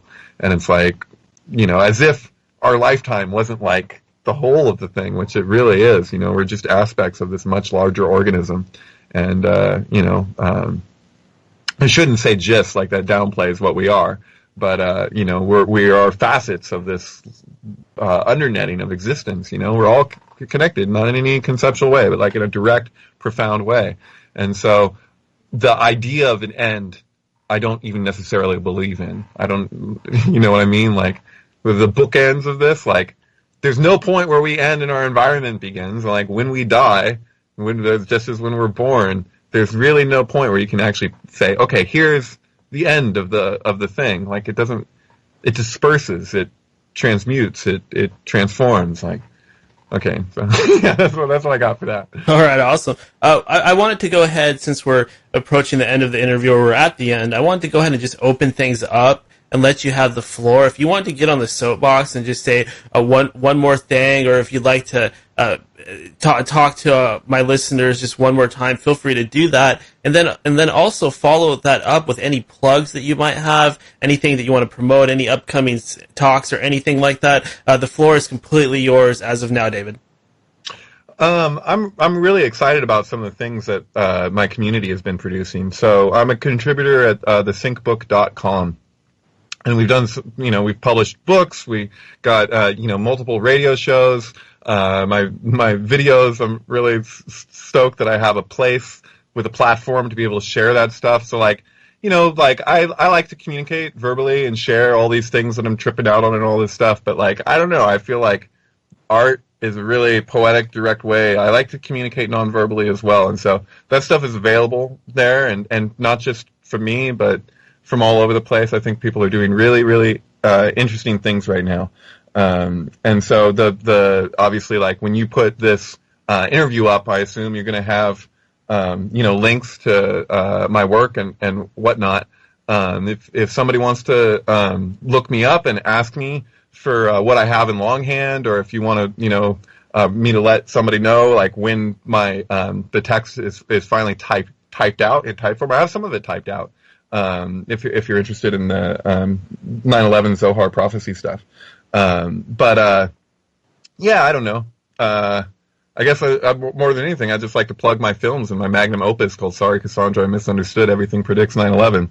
And hope that the people who are open-minded check it out and kind of see where I go with it. Because I go on some what would appear as extreme tangents, but I promise they all home back and actually deliver a much deeper message. So, yeah. All right, awesome. I feel like we could have gone another 9 hours, but unfortunately I'm starting to get a little bit hungry and I got to use the bathroom. But I'd really like to do this again someday. Oh, sure. I'm into it, man. This is really a great talk. I appreciate your line of inquiry. This is a really fun dialogue to have. I'm glad you made a good night for me. I appreciate it. Okay, awesome. And until then, you have a good night, my friend. You too, sir. Bye. Bye. And there you have it. That was David Charles Plate. Oh my God, what an outstanding interview.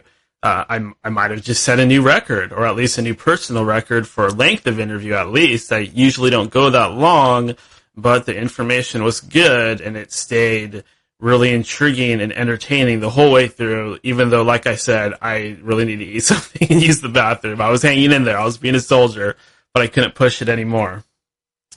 As you guys know, this is when we do our break. This is when we take a short 10, 15-minute break. But right now, I do have a very interesting announcement. So pretty much since I started this show, or at least probably, 5-6 months ago, I came up with this idea that this would be a great way to help people promote their music. So if anybody was having trouble getting exposure, or they were having trouble just getting anybody to listen to their music, because of the way it is nowadays, everything's MP3, there's not even CDs. I mean, what chance you had of getting a record deal in the past, it's really shrunk down quite a bit. And of course, you can put your music on social media and stuff like that, but it can still be a real challenge getting it out there. So I've been putting out these feelers for a while, and I've actually finally started to get some responses. There's a gentleman that contacted me on Twitter with a method. I'm sorry, I'm a little bit tired.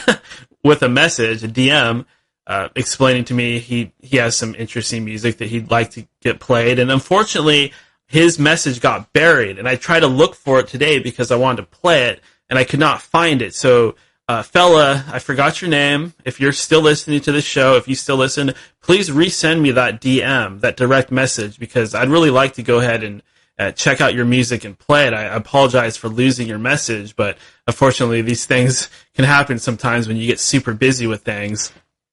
But anyways, I did get contacted again by an individual. This is a female who actually fronts a band. She's a lead singer, and her band is called Kittenhead.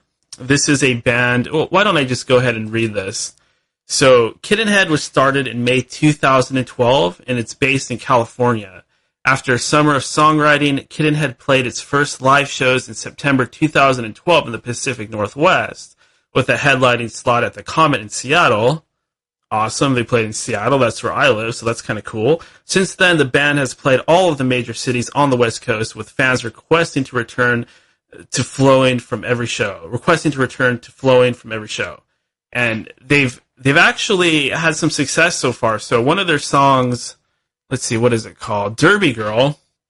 It's actually being used for some skate-out music for roller derby leagues around the world. And that's kind of interesting because I just had Richard Bruce on the show, and we were talking a little bit about roller derby, so a little bit of synchronicity there. And they've got a few songs that are kind of taking off. One's called Tin Man, Derby Girl, that's the one, the roller derby associated one. And I've gone through their music.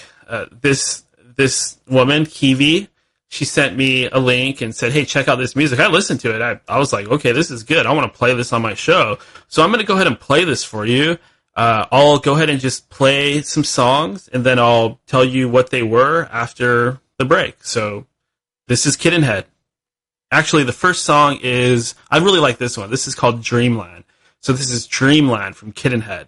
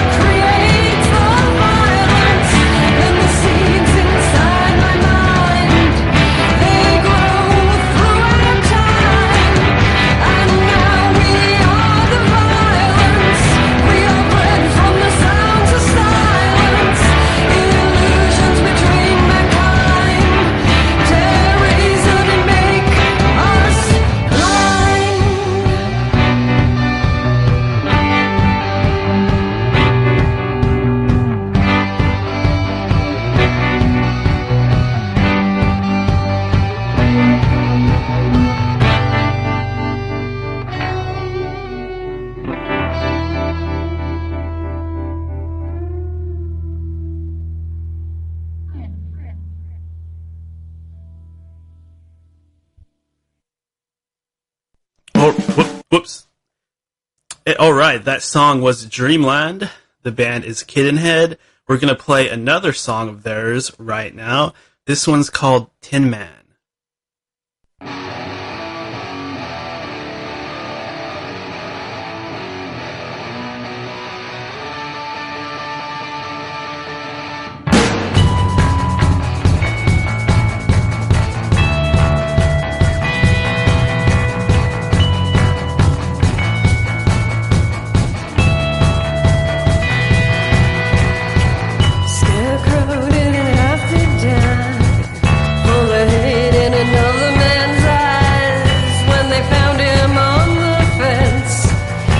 They saw made no sense. A man who used to have a face, brutality beyond disgrace. Men said the victim was to blame. Scarecrow used to have a name.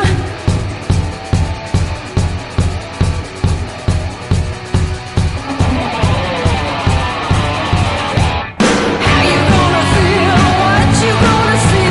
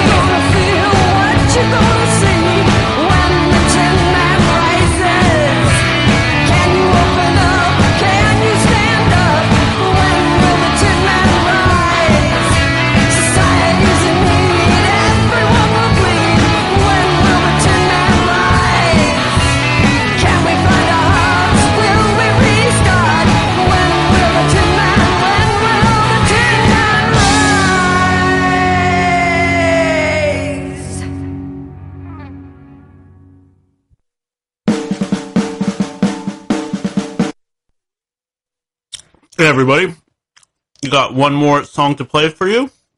Sorry, I'm scarfing down a sandwich. This one is called Derby Girl. This is the song that's getting played in roller derby. Let's go ahead and listen to this. Once again, the band is Kittenhead.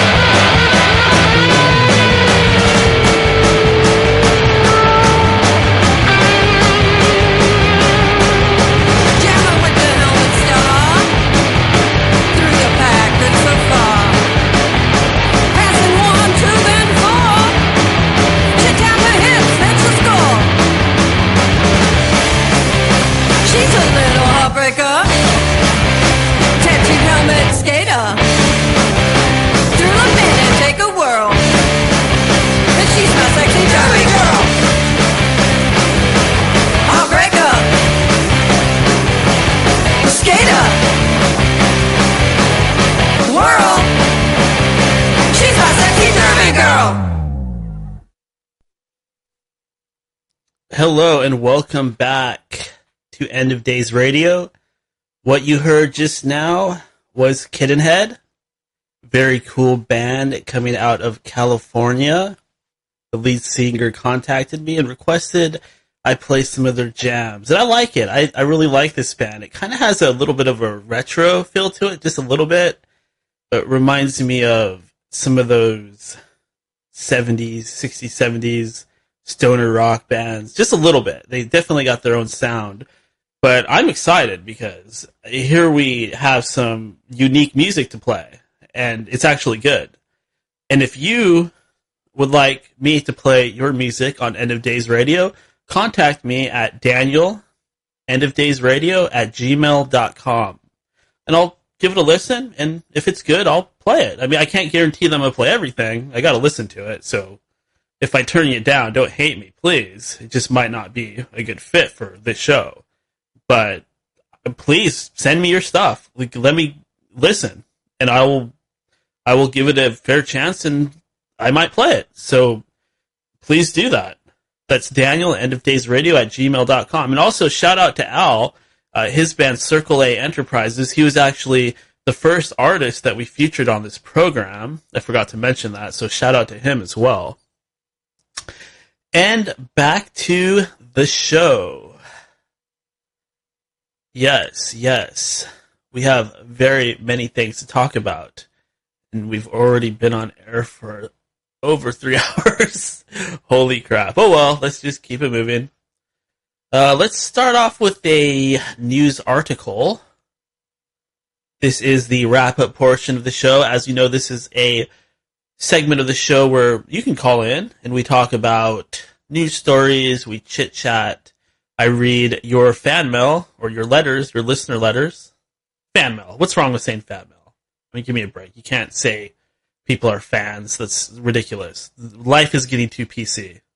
Or the world is getting too PC. It's fan mail. Fuck it. Okay, so this website with this article, this is from davidike.com. I have no idea why I decided to go to davidike.com for news articles. I think I was looking for some paranormal news stories, and I found this. This isn't paranormal, but it says the Pentagon is sending nearly 4,000 more troops to Afghanistan. Excuse me, I just say it. The Pentagon is sending nearly 4,000 more troops to Afghanistan. I thought we were done with Afghanistan. Like, how long are we going to be there? How long does it take to take out the Taliban? Why do we have to keep sending more troops there? Why is there always fighting going on there? What exactly is going on there? Is it the drugs? Is it the poppy fields, the heroin?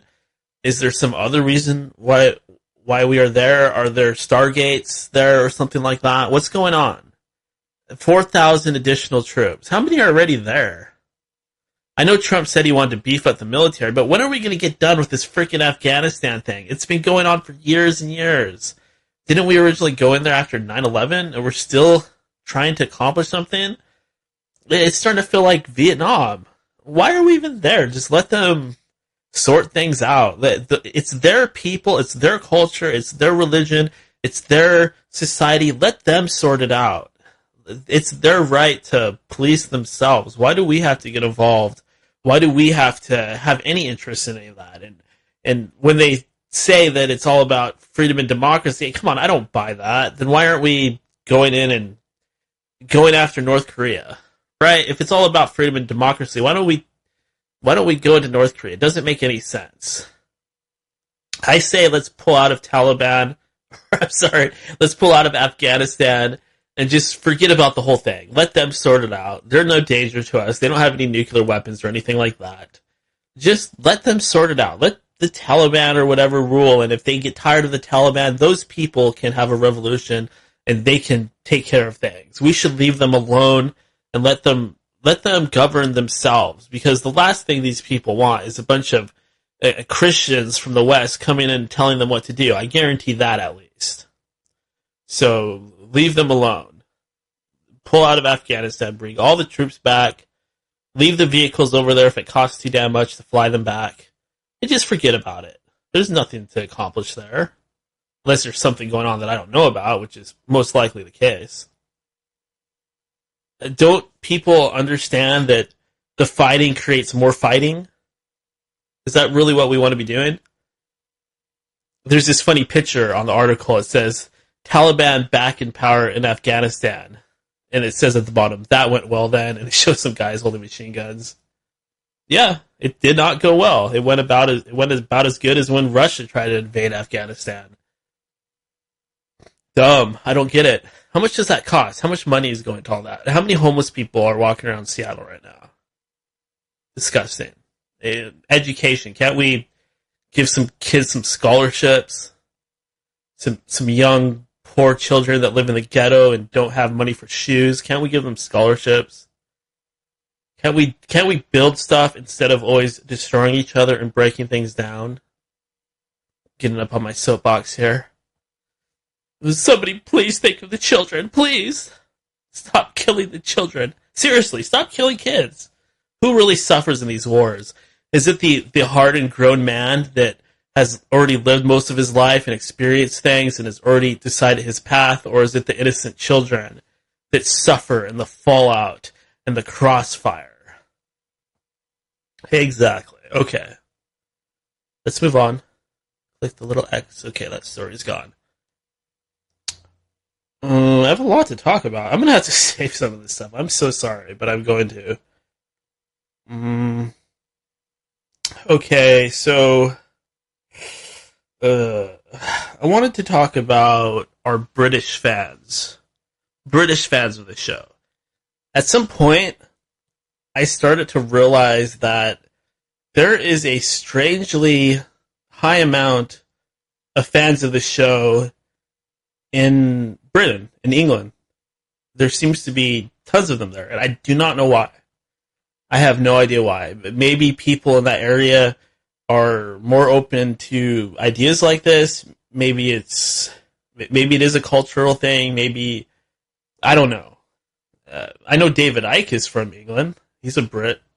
In fact, I think he used to be a soccer player or something like that. But I thought that was weird that so many people in England seem to enjoy the show and seem to listen to it on a regular basis. But I absolutely love it. I think that's really cool. I'm questioning why there aren't more Americans listening, but hey, if I'm going to get over in England, then shit, maybe I might have to move over there. I might have to start having tea at noon every day, and I might have to start watching Doctor Who. Oh, I already do that. Looks like I might be a good fit. Maybe I should move over there. I bet British chicks really like American guys. I bet all you have to have is an accent. They're just like, oh my god, an American. Oh, look at his big barrel chest. Well, I suppose they wouldn't sound like that. They would have an English accent. But there's no way I can do a female voice with an English accent on top of it. No. Maybe. I'll work on it. But in any case, shout out to you jolly Brits out there. Shout out to you guys listening to the show. Tell your friends. Maybe we can start a whole movement over there. Maybe we'll even open up an End of Days radio store where you can get t-shirts and hats and stuff like that. You never know. Enterprising, baby. Enterprise. I'm just kidding. I'm never going to do anything like that. But I think it's cool. I like it. I like the fact that there's a bunch of fans of End of Days radio over in Britain. It's freaking awesome. Cheerio. Okay, what's next? Let's read a fan letter. Okay. Hi, Daniel. This is your buddy Ted. I love your show. Please keep doing shows on magic. By the way, are you single? Sometimes you seem lonely. Would you like to go on a blind date with my sister-in-law? Ted, I really appreciate that you like the show.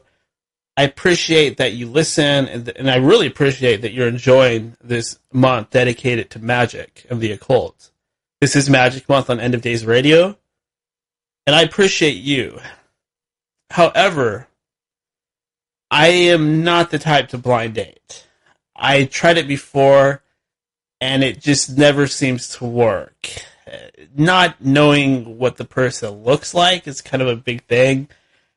And I know that might seem kind of mean and shallow, but if you have an idea in your head of what you like and you go and meet somebody and they are just like way off, and not to say that they're ugly or unattractive or anything like that, you just might not feel attracted to their body type or their face or their hair color or their eye shape. Wait, that sounds racist. Forget the eye shape thing. But you know what I mean. I don't think that that's a good idea, because let's say that your sister-in-law? Let's say she's an awesome person. Let's say that she's so sweet, et cetera, et cetera, et cetera. And then I go on a blind date with her, and I don't feel anything there. I'm just not as interested as I should be. Well, I could force myself to enter into a relationship with somebody that I don't know and I'm not really that attracted to, but most likely I would have to turn your sister-in-law down and hurt her feelings, and I'm not willing to do that. For me, I would rather just not even go there in the first place. I don't want to hurt somebody like that. I don't want to make anybody feel rejected or anything like that. If I see somebody I like and I want to put myself out there and approach them, and then I would be the one getting rejected if that happened, and that's fine with me. I can handle rejection, but I do not like rejecting others, or females especially. I feel like I can handle it better. Maybe not in all cases, but generally, if you are out and about, if you're going out, or wherever you are, if you're at the grocery store, you should be able to tell. If you're an adult, you should be able to tell if a woman is interested in you, if she's attracted to you, if she has that interest there. You can tell from the things she says, the way she's acting, the body language, stuff like that. You really shouldn't ever need to put yourself in a situation where there's this big rejection, like you have to put yourself out there and roll the dice. That's just not how it actually is. That's how a lot of people probably think that it is, but it really isn't. It's if you see you have a connection with somebody, or you see somebody who really likes you, they're not going to reject you. You can already see. And you know, it's not like you have to ask a question where there's a yes or no answer anyway. You just throw out little hints, like you say, "Hey, you want to go to that festival next week with me and my friends?" And if the answer is no, well, you didn't exactly ask her out on a date. You just were asking if she wanted to hang out. You're taking her temperature. So you never have to, like, a lot of these young guys, they think they have to, like, go and put themselves out there and give somebody an opportunity to reject them. And they're going to have to face the self-esteem crushing blow. But actually, if you do things the right way and you don't act like a damn fool putting all kinds of pressure on yourself and trying to meet other people's expectations, and you just relax, then you'll probably do a lot better. Just relax and be yourself, and don't worry about me, Ted. My story is very unique, and I wouldn't expect anybody to understand. Am I lonely? I'm human. I guess I get a little bit lonely every so often, but I would rather worry about this myself. That way, if I meet the right person, I'll know, and then I can take action rather than having fans of the show hook me up and stuff like that. It would just be bad. Trust me. No offense to you or your sister-in-law or anything like that. I just know that that's not a good idea for me. So you can just tell your sister-in-law and all her cats, no. I'm just kidding. Oh, I'm so sorry I said that. I couldn't help it. I'm sorry. I'm sure she has no cats. I'm so sorry. No, really, I thank you for caring about me enough to send that letter to me. Because that's awesome. I mean, now I got people sending me emails, like, trying to hook me up. I mean, it couldn't be easier, right? But I'm okay. I'm past that stage where I'm running around trying to hook up or anything like that. Just, if you believe in fate and synchronicity and all that stuff, you don't have to bounce off the walls trying to hook up with somebody or go from relationship to relationship. It's just not necessary. In my opinion, everybody's different. Sometimes it's good to be alone because you can work on yourself and you're not always consumed by your relationship. There's a certain time in everybody's life where things like that work for them and other times where it doesn't. And that's fine. Don't try to hook me up, people. Please, no. Thank you. I love you guys. I love you. But don't do that. Not necessary. Okay.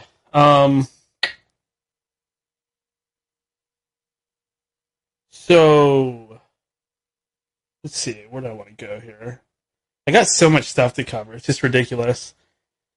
I had a very strange incident the other day. I did tell some of you guys out there about this privately, but it was really weird.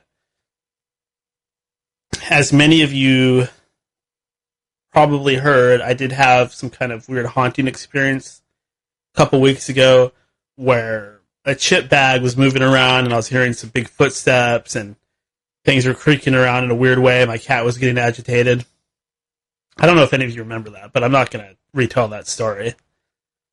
But it happened again. So, somebody's calling. What timing? I guess you guys are going to have to wait for this one. Hello.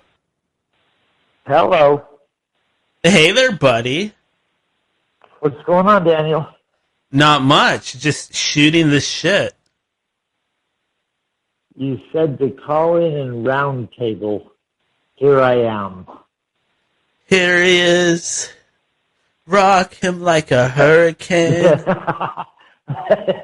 Here he is. Here I am. Rock me like a hurricane. One of the most cheesy, goddamn cheesy heavy metal songs of all time. That's why heavy metal died, songs like that. Who sang that? Was that Twisted Sister? Scorpions. Okay, sorry about the Scorpions. Yep. Yeah, I got that. See what time it is? Yep, I do. I'm trying to sleep and I'm tired. Oh. So if you can not scream. Got it. I'm sorry. Well, you made me sing, Daniel. I'm sorry about that. I got you in trouble, Todd. Yeah, you did. We all good. should probably talk in really quiet voices like this. There you go. Let's pretend we're in a library. I enjoyed your call earlier, Todd. I thought it was very insightful. Well, your guest is very educated and young socialist again, or socialist. Bernie Sanders over there. I loved his mind and, his explanation is very, very, one of the best shows, Daniel. Oh, absolutely. You know what's funny about that is I had to really search to find this guy. This isn't like a big name that's everywhere and everybody's interviewing him. He was on like one other show and he's been involved in some other stuff, but I had to kind of dig to find him, and I'm glad I did because I feel like I found gold. Oh, yeah, he's very well researched. 35 years old, has all these connections. He's putting his findings on YouTube. I assume, he's got videos. That's what I got from it. The gematria, 9/11. Goddamn, I don't really want to go down 9/11 because, as I told you, it was traumatic. And like I said forever ago, 19 guys with 99-cent box cutters bring the most powerful country on earth to its knees. Something stinks. Yeah, I'm positive that it was an inside job, that it's a conspiracy. Any doubt that I had about that, I mean, that's gone away years and years ago. Yeah. To me, it's more a matter of finding out how the buildings were destroyed rather than why or who. I know it was an inside job. I mean, I don't know exactly what the reasons were, but you can certainly come up with all sorts of theories that are very strong, like the Patriot Act and the Middle East and all of that. Yeah. We all suck Dick Cheney now. You remember Dick Cheney? Oh, we all suck Cheney's dick now. I said we all suck Dick Cheney. Dick Cheney got his view of the his view of the world. He manifested that with Bush. Now we all live in what they manifested, Daniel. Microphones and cameras everywhere, and their secret societies in the background, old corrupt guys that are gathering at the lodges. You want to know what it really looks like behind the scenes, Daniel? Because I've seen this. You want to know, and I'm not talking about I've seen this in real life. I'm saying I've seen that exists beyond the veil. And it's a bunch of people standing around in a theater, like your guest was saying. And they've already staged all this, and they're all waiting, they're all watching behind the scenes. We all wear a mask, like all your guests, a couple guests back was saying, and it's like a kabuki dance.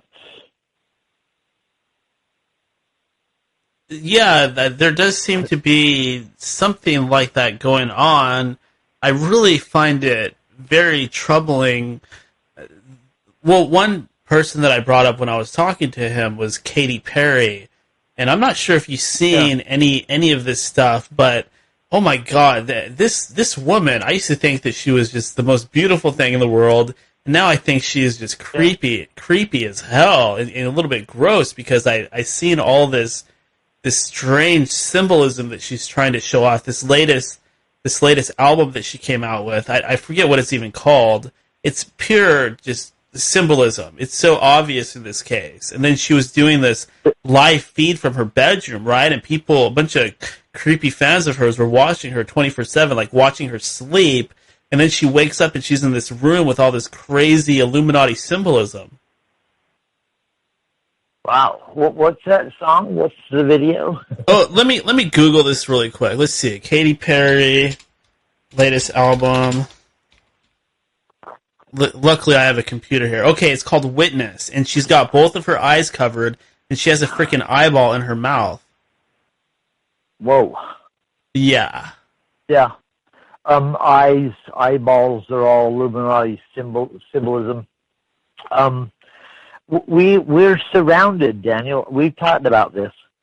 Our culture, there's all these secret groups that exist behind the scenes, Daniel, And like your guest said, that none of those guys would think they're doing anything wrong, right, Daniel? Yeah.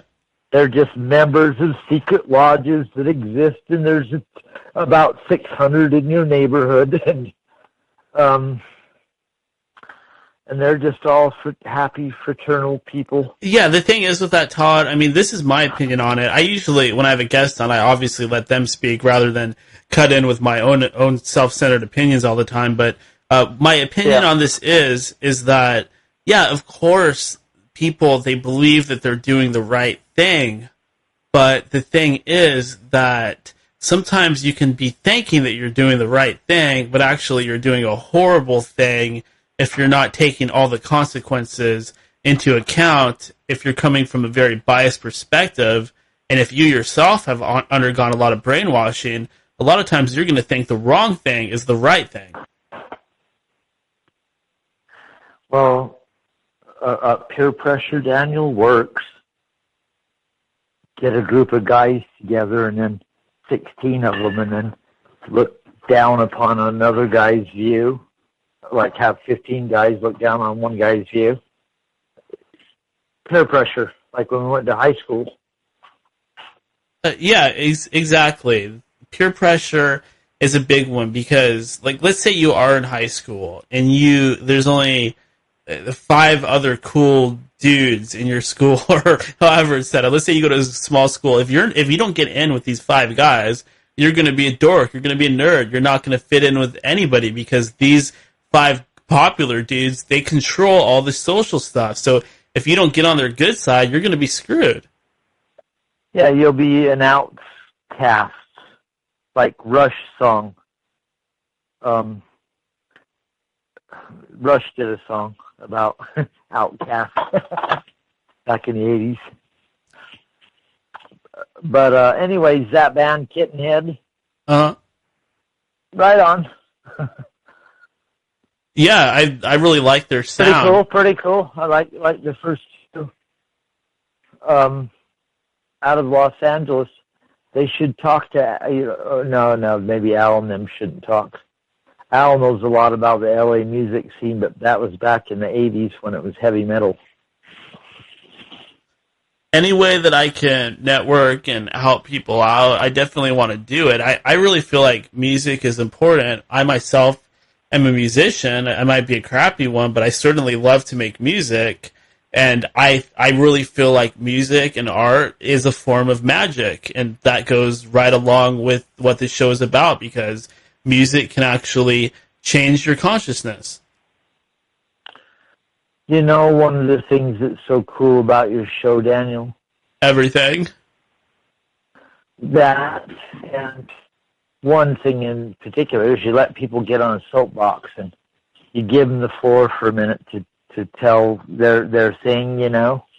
That's pretty cool of you. And, Yeah, I really want to get the information out there.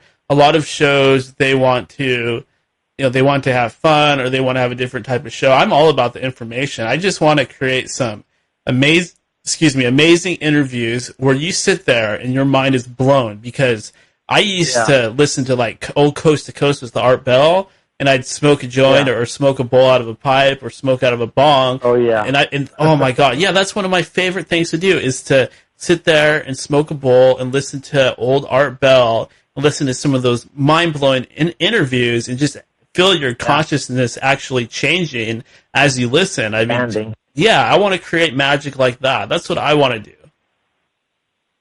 Well, really, everything that exists it starts in the mind. You control whether you're happy or sad, and I know that sounds a little nuts, but you decide if you're happy or sad. What you see is what you're focusing on.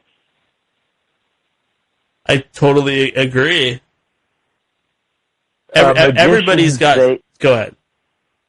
Oh, magicians, as I told you a long time ago, one of the first techniques they teach you is to develop your focus.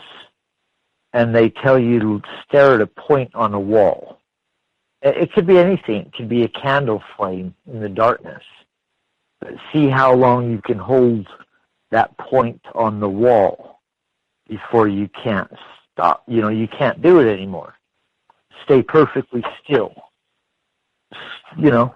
Yeah, I know another one too, where you actually meditate and you picture a symbol in your mind, and you try as hard as you can to visualize and maintain that symbol. And it's really hard. I mean, I've tried it a lot of times, and I can barely do it. It just shows how hard it is to actually visualize something and maintain it. No wonder why we can't get anything done. We all have ADD. We can't really focus in like we probably should be able to. What starts to happen is you realize that your mind is full of thoughts already that are passing all day long like clouds. They're already all there, all these thoughts all day long in the back of your mind. And then you realize that you have to focus your attention on a single point, because there's so much other consciousness going on in the background. The reason magicians teach focus on a single point is because they develop a tool, a sword or a dagger, that they'll use to punch through into the next dimension. Their focus through the point of that dagger. And it opens up the hole that allows whatever you were going to wanted to do to have come back through. Did you just sneeze, Todd? No, I was explaining what it sounds like when you punch through the membrane. Oh, okay. Another dimension. Okay, I wasn't sure if you're making. I wasn't sure if you're making those sounds on purpose or not. I was like, "Whoa, okay, that was trippy." Yeah, I made that on purpose. Yeah, I think that there's my allergies are driving me nuts, though, Daniel, because they're spraying our skies over here so much. I'm not kidding you. I mean, I got chemtrails raining down on me, sticky clouds of goo. Me and my wife were saying it's like the movie, the one where they aliens turn you into a pod Well, I think Remember there's that something. movie? Yeah, I think there's something to that. Invasion of the Body Snatchers. Yeah, good movie. I think there really is something to that, because when you think about it, it is very hard to focus.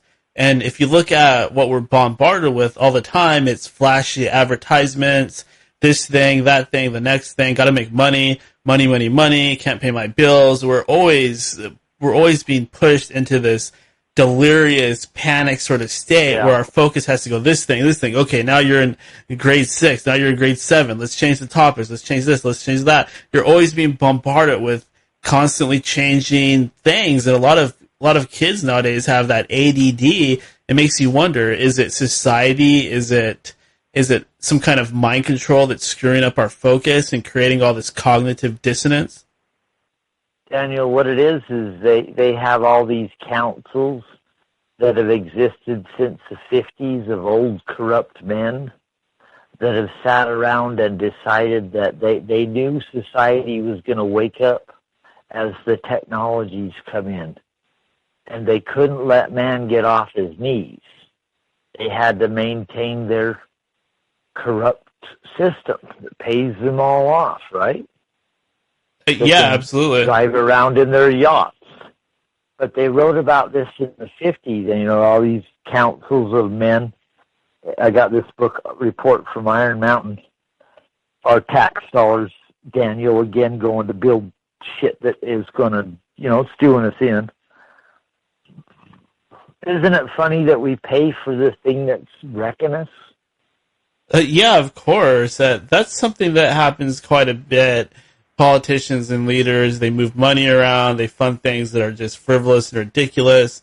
A lot of times they somehow get that money to go into their own pockets, or they're just extremely stupid and they're collecting their tax dollars and not or using they them. Build underground tunnels and bunkers and cities that cost who knows how many trillions of dollars and put giant space labs up above us, Daniel.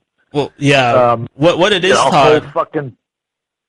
What it is, Todd, is those underground caverns and all that.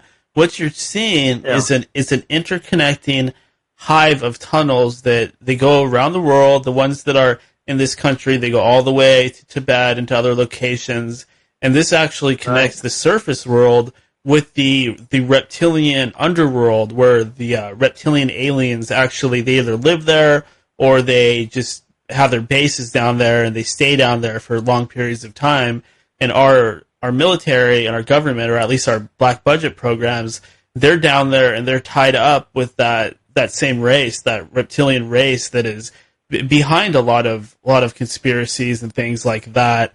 Behind a lot of in my opinion, they're linked to the elite and their magical rituals. If you talk to some of those people that come from those circles, those elite families, they'll say, yeah, I've seen reptilians and mantis aliens and shadow beings and all kinds of things like that.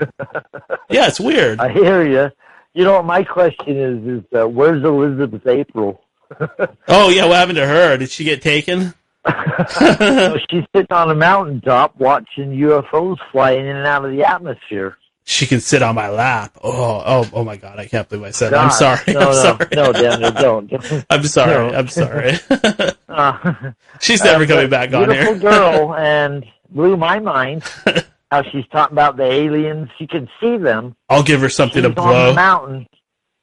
I'm sorry. I did it again. I think the reason I brought her up is because it was last year about the same time that you did that interview with her. Yeah, that was pretty crazy, wasn't it?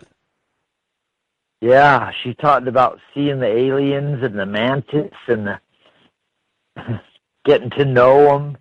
Yeah, I mean, like that. Yeah, I know it sounds completely crazy, but the thing is that I believe this to be true. I believe that there are children that are coming of age right now that they have some kind of hybridized DNA. Where it's coming from, I don't know. Maybe it has something to do with this whole Age of Horus or Age of Enlightenment or something like that. I don't know. But there's more and more of these kids popping up that have this high amount of alien DNA, and they're geniuses at an early age. They understand all kinds of crazy physics and mathematics and things like that. They're way too smart than they should be, and they also have certain paranormal abilities, remote viewing, telepathy, even telekinesis. It's really weird, and I don't expect anybody listening to believe this, but it's true. It's damn true. Well, I'm going to state it again. There are pearl divers. They've trained themselves to dive underwater for 20 minutes. You, Daniel, go try to hold your breath underwater for more than a minute. I can't even hold my breath for 20 seconds. I've got asthma, and I'm fat. The way they're able to do it is they slow their heart rate down.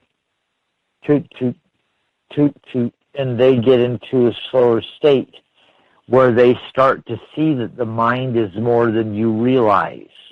And I've talked about this before. I realized when I was young, there was a game called the pass-out game. Oh. Where you pass each other out. You ever tried that? I remember stupid games like that, not that particular one. I don't recommend this for the kids, but we did it.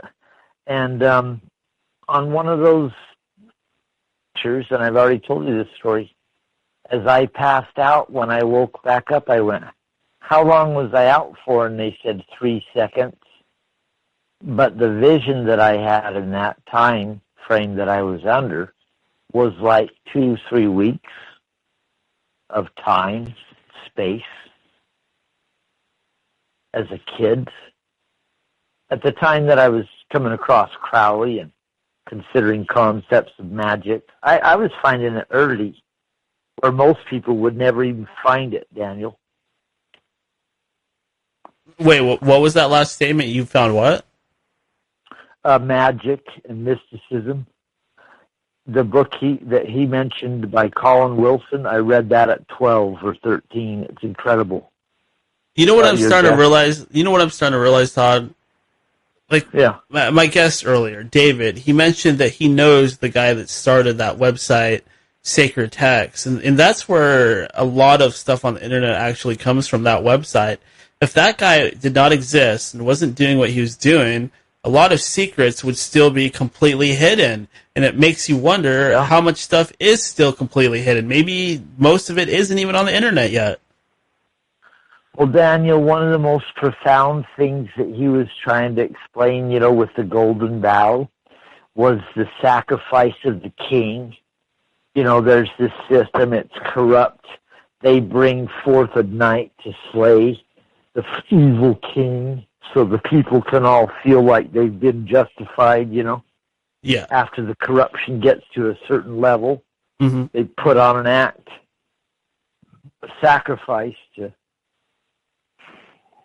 relieve the sins of the corrupt system, and then the pressure releases, and then they go back to it again until it builds up again.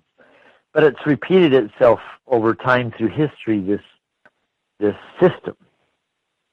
They put different religious names on it, and it changes faces over the last couple thousand years, but it's the same thing. Yeah, I absolutely agree.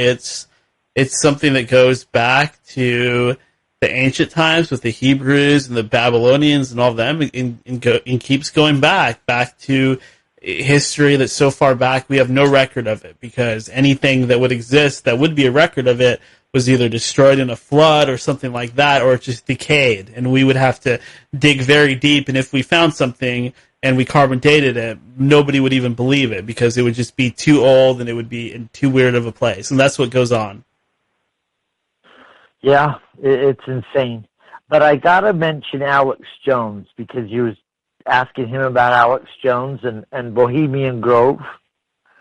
I kind of, you don't want to say nothing bad about the asshole, because he's provided he's the voice of the resistance that's got people to understand that there's an Illuminati that runs the world.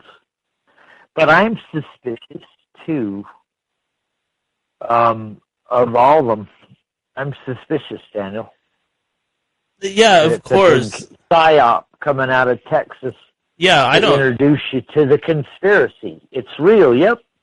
Yeah, for a long And here's your time, leader. exactly. For a long time, I would give Alex Jones a lot of credit. Like, I wouldn't know certain things if it wasn't for him, or he's this or he's that. But the thing is that while that may be true to an extent, did Alex Jones get me interested in the paranormal? Did he cause me to see UFOs? Nope. He didn't do anything. He didn't do shit for me other Nope. than maybe help prove some of the more ground floor materialistic conspiracy stuff. Other than that, he hasn't done a damn thing for me. In fact, he denies a lot of things. He denies aliens. He denies a lot of the far out stuff. He keeps people in his box. He brings people out of the normal box, and then he puts them in his retarded Y2K missiles from Russia, blah, blah, blah box. Yeah. And I don't like that because he's denying a lot of other information that is very true, and he's also luring people into his little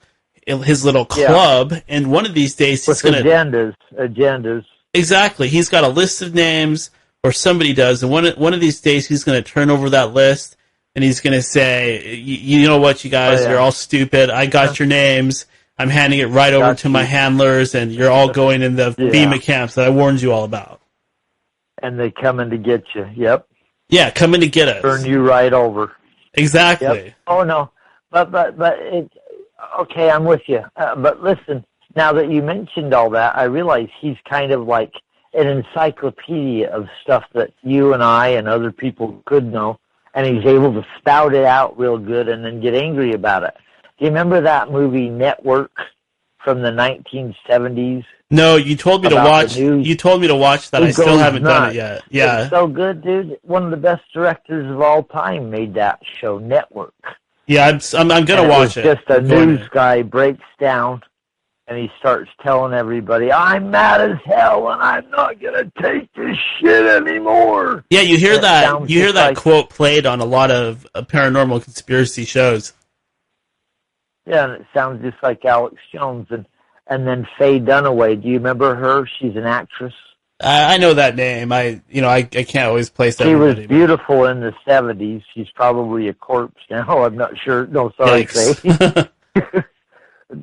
She's a living corpse. They have that class. She's a zombie. Food on.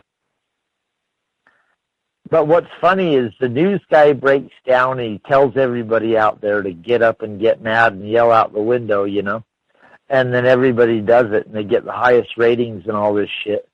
But then the best part of the show is where his boss calls him back in at the end and tells him that you have meddled with the primordial forces of the universe, and you will atone. His boss tells him this. And then his boss breaks down that it doesn't matter what you think, how mad you are, the world is a conglomeration of corporations and money, and it flows well above and beyond you. It's like tidal waves of, waves. It's beyond you. So he goes, you get back up on your soapbox and rant all you want.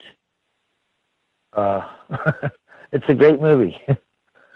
I think that there's something to be said because I have been doing this show for a while, and many others out there are doing similar projects, and it's not making some huge sweeping difference. Most people are still completely unaware. They still worry about paying their bills, catching that next football game, getting laid. They don't care about the really important stuff. They don't care about their immortal souls. They don't care about the truth. They don't care about consciousness. They're just stuck in that cycle of self-hatred, and they try to cover it up with their fancy, neat lawns and their new Mercedes or their new BMW, but there's nothing but hate inside of them, and hate for themselves and for others, and it's really sad because when you have it, whatever it is, you don't need any of that stuff. You don't need a BMW. You don't need any of that stuff. What it is, Daniel, is that we need to work wherever we can to change the corrupt fucking system.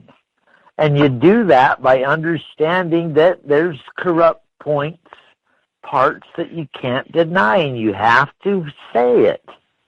Todd, do you know what we need? We need a lot of fertilizer.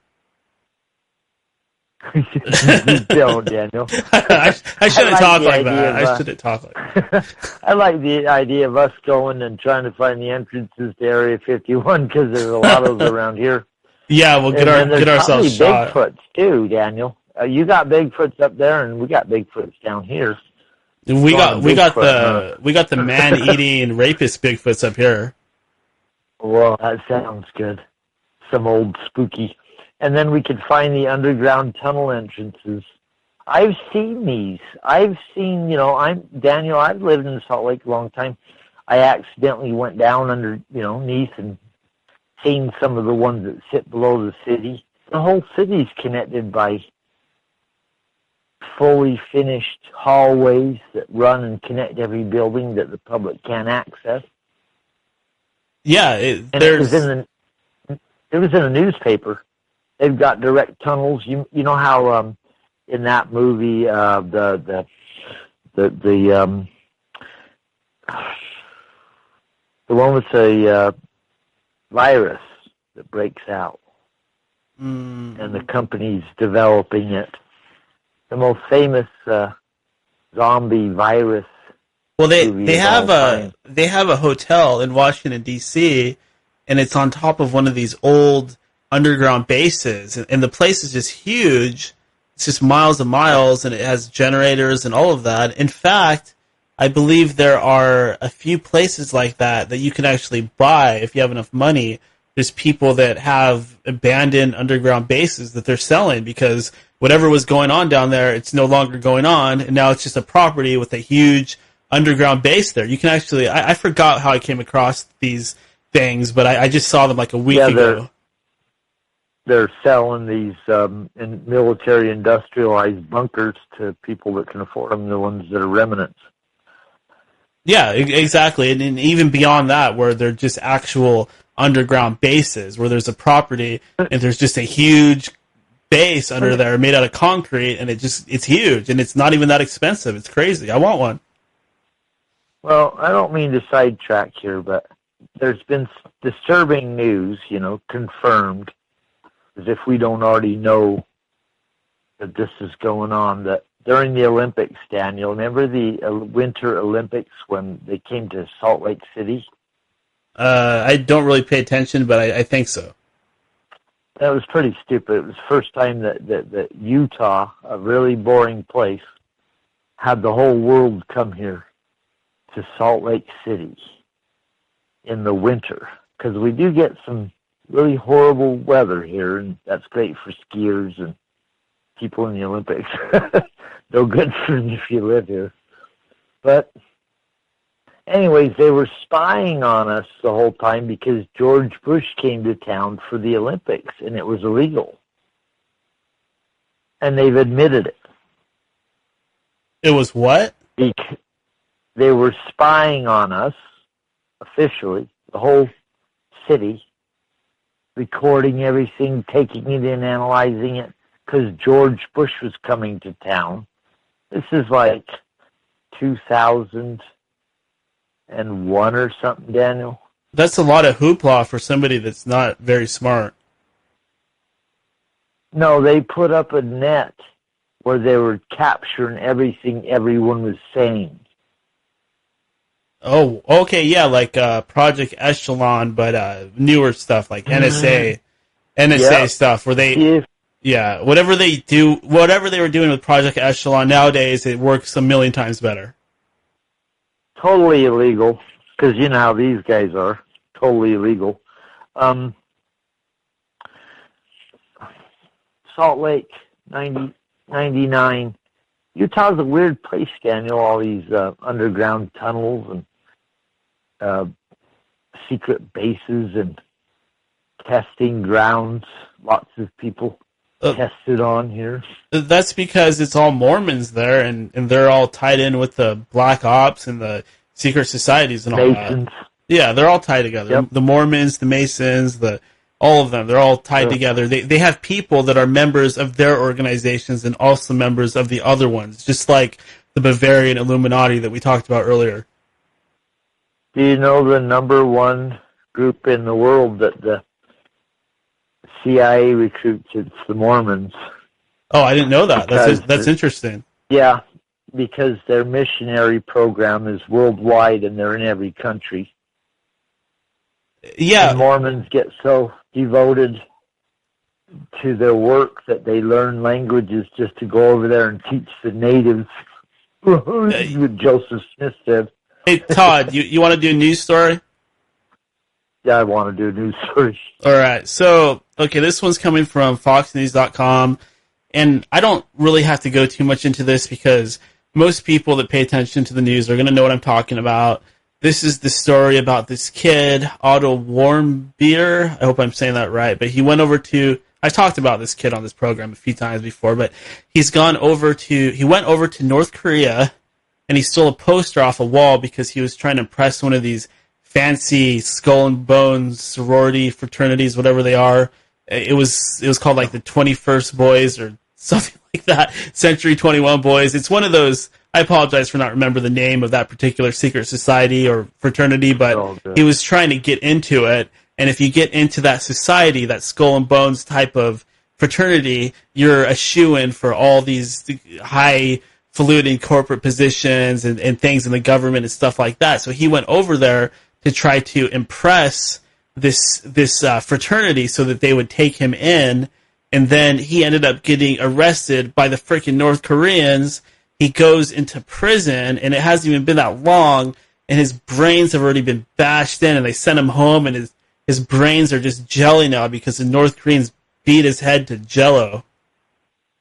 Well, how did he go from trying to break into an American secret society's fraternity to being in North Korea? Well, the thing is that he was trying to gain entrance into the fraternity, and to do that, you have to go through some sort of initiation. And this was something brave / stupid that he was doing to prove his allegiance and his dedication, so that they would allow him inside of the fraternity. Well, one of the most interesting parts of your story is that they would ask him to try to go to North Korea and do something. I don't even know if they asked him. I mean, that very well might be the case. But he went over there, and he pulled a poster off the wall, and he got caught on the camera system. Oh, yeah. Yeah. They just gave him a basic challenge. He was a student traveling. And the reason I can't even find the name of this fraternity is because the mainstream media, they're completely covering up that whole aspect of this whole story and this whole thing. I mean, you would think that this would be bringing a major amount of attention onto these secret societies and these fraternities and this completely unfair system where these fucking rich, white cocksuckers get everything, and they don't even have to do a damn thing. They're born with a freaking silver spoon up their ass, and they don't even have to work hard like the rest of us, and they get awarded everything. Sick. Yeah, it made me sick.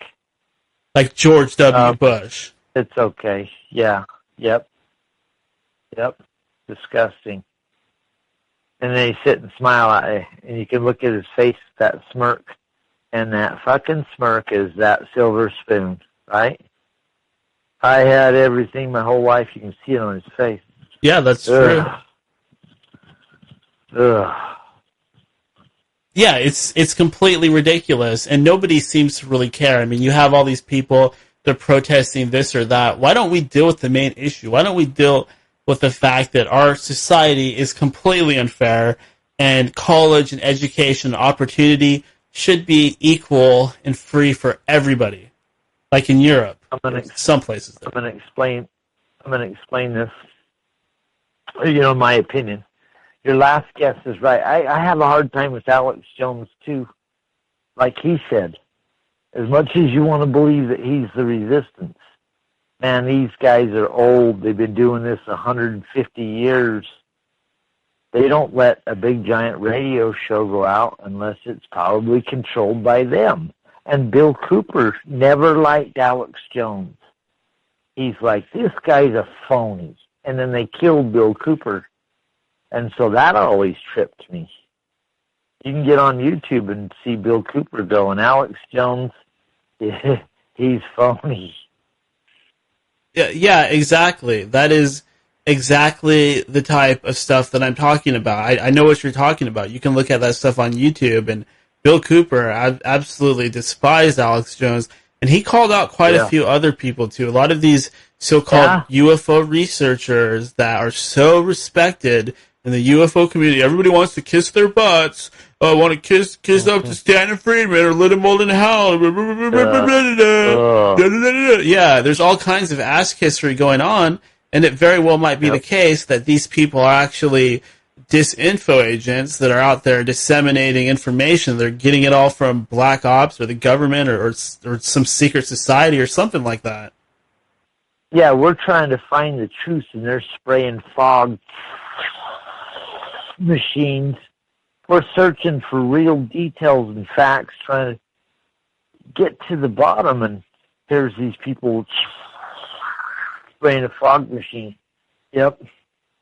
Yeah, exactly. And there's no disrespect to any individuals. I'm not calling anybody out except maybe Alex Jones, but I do think that there's something to be said about a lot of this alien UFO stuff. They're either hiding the real aliens or they're hiding something else that's even far more sinister and weird that we probably can't even understand or comprehend. Yeah, and it might be a combination of all that, because if we can't get out of the atmosphere, if the Earth is flat, if the moon's not real, and it wouldn't surprise me because of all these, you can't believe a word these guys say. At the turn of the century, Daniel, people didn't know what the moon was. They thought it was cheese. The last, yeah. They're looking at this thing going, it could be anything. Because they couldn't get there, right? Yeah, exactly. And now we're supposed to believe that we know all the secrets of the universe. Bill Cooper said that he found a book that was published in like 1957, and it had pictures of all the planets in our solar system and their entire makeup. And there were only 3 copies of this book that existed in the United States. And he was showing pictures from the book that was published in 1957 of the planets before we ever went to the moon. That's kind of strange. He had an 8-hour presentation where he showed you pictures of shit on the moon that he found.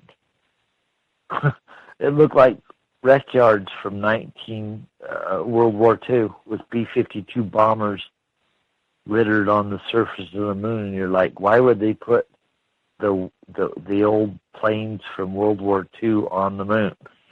Yeah, what's going on there? It's too strange. And he's going, exactly.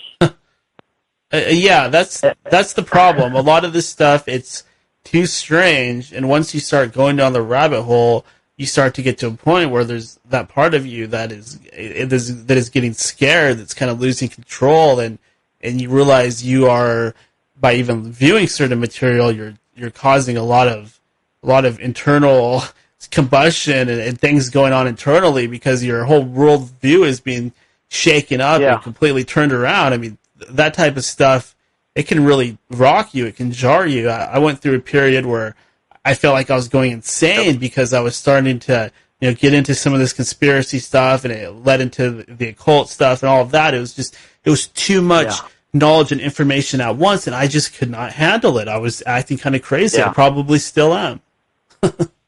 Well, actually, Daniel, in our evolution, mankind, we have points in our life that are like initiation ceremonies that you have to go through.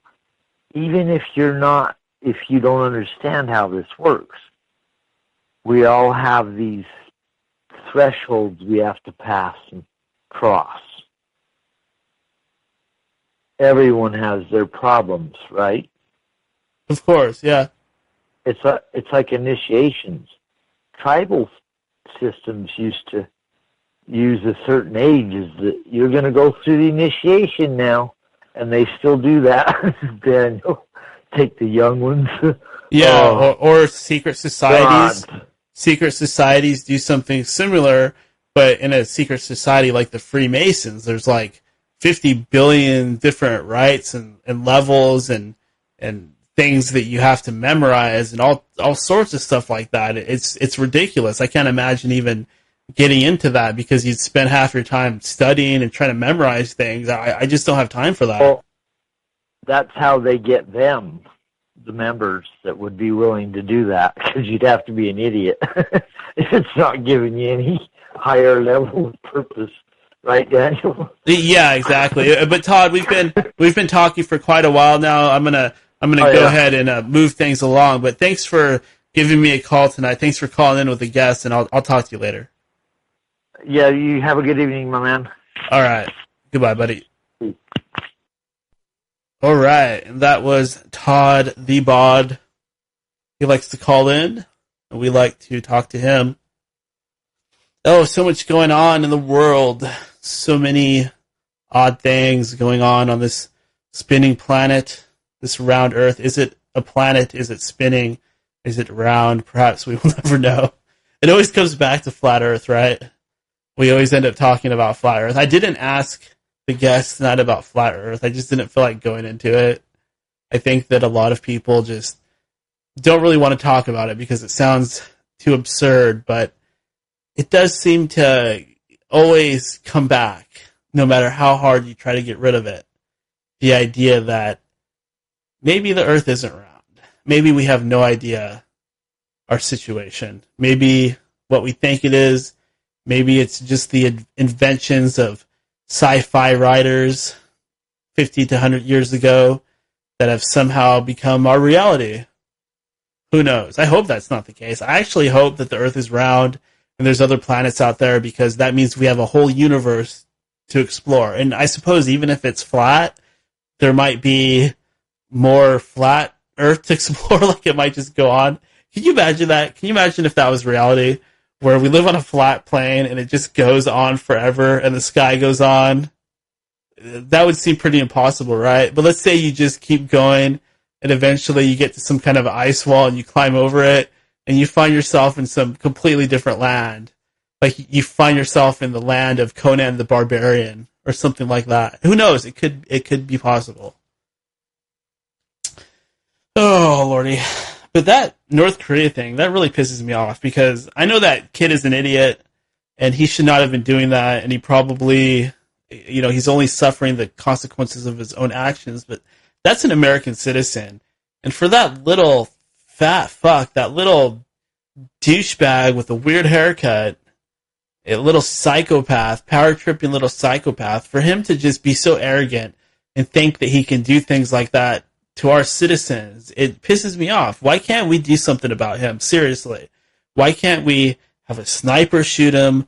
Why can't we throw a bomb at him? Why can't we shoot an ICBM at him? Why can't we do a lot of things? Why can't we just poison him or somehow replace him with a decoy or a clone or something? Why can't we invade the whole country with rats or scorpions or make some gorillas in a lab that are even stronger than normal gorillas and super aggressive, and just unleash them on North Korea and just like go in a little bit later and go in and kill the gorillas and then just clean up afterwards or something? Why can't we do something about this little fat bastard, this arrogant little prick who thinks he can constantly saber rattle and constantly do things like take one of our citizens and bash their brains in and give them jello brains and send them home as a vegetable? Yeah, I don't think that happened in a prison or anything like that. I don't think it was the inmates that did that to this kid. I think that the government did it to him. I think that it was ordered and it was meant to send a message to the West, because that little retarded fat fuck, he actually thinks that anybody gives a damn about him. He thinks that people actually take him seriously. He's like a little Eric Cartman. Why can't we do something about him? Just get rid of him. Kill him. If there's ever somebody that deserves to die, come on. At least Hitler loved animals, right? I doubt this guy loves animals. Maybe he does. What do I know? Kim Jong-un is a penis. That is what he is. He looks like a penis, and he is one. And North Korea is never going to be a less shitty place until we do something about it. So why don't we stop sending troops to Afghanistan and just lob one nuke at North Korea at his palace, and we'll kill a few innocent people, but hey, we bomb innocent people every day anyway, so what is there to complain about? Well, I never understood stuff like that. What is there going to be some huge international meltdown if we decide to take that guy out? I mean, I can't imagine China or Russia are that happy with him. Why don't we get together with them and have a meeting and say, hey, let's get rid of this little fat fuck? What's the deal there? What does he have on us where we can't just go in and get him like we do to some of these other leaders? It's so annoying. Anyways. One thing that I'm really trying to do lately is I'm trying to eat right. As many of you know, I have a horrible addiction to pepperoni sticks, Mountain Dew, spicy chips, things like that. Things that are full of sodium, full of artificial flavoring, full of saturated fats, things that will kill you. And caffeine. I drink too much caffeine. I should not be drinking so much caffeine. I feel like I'm constantly giving myself a bath in chemicals because I'm doing the sleeping pills, the caffeine, the pot, the Mountain Dew, the spicy chips, the this, the that, the ice cream, the fast food.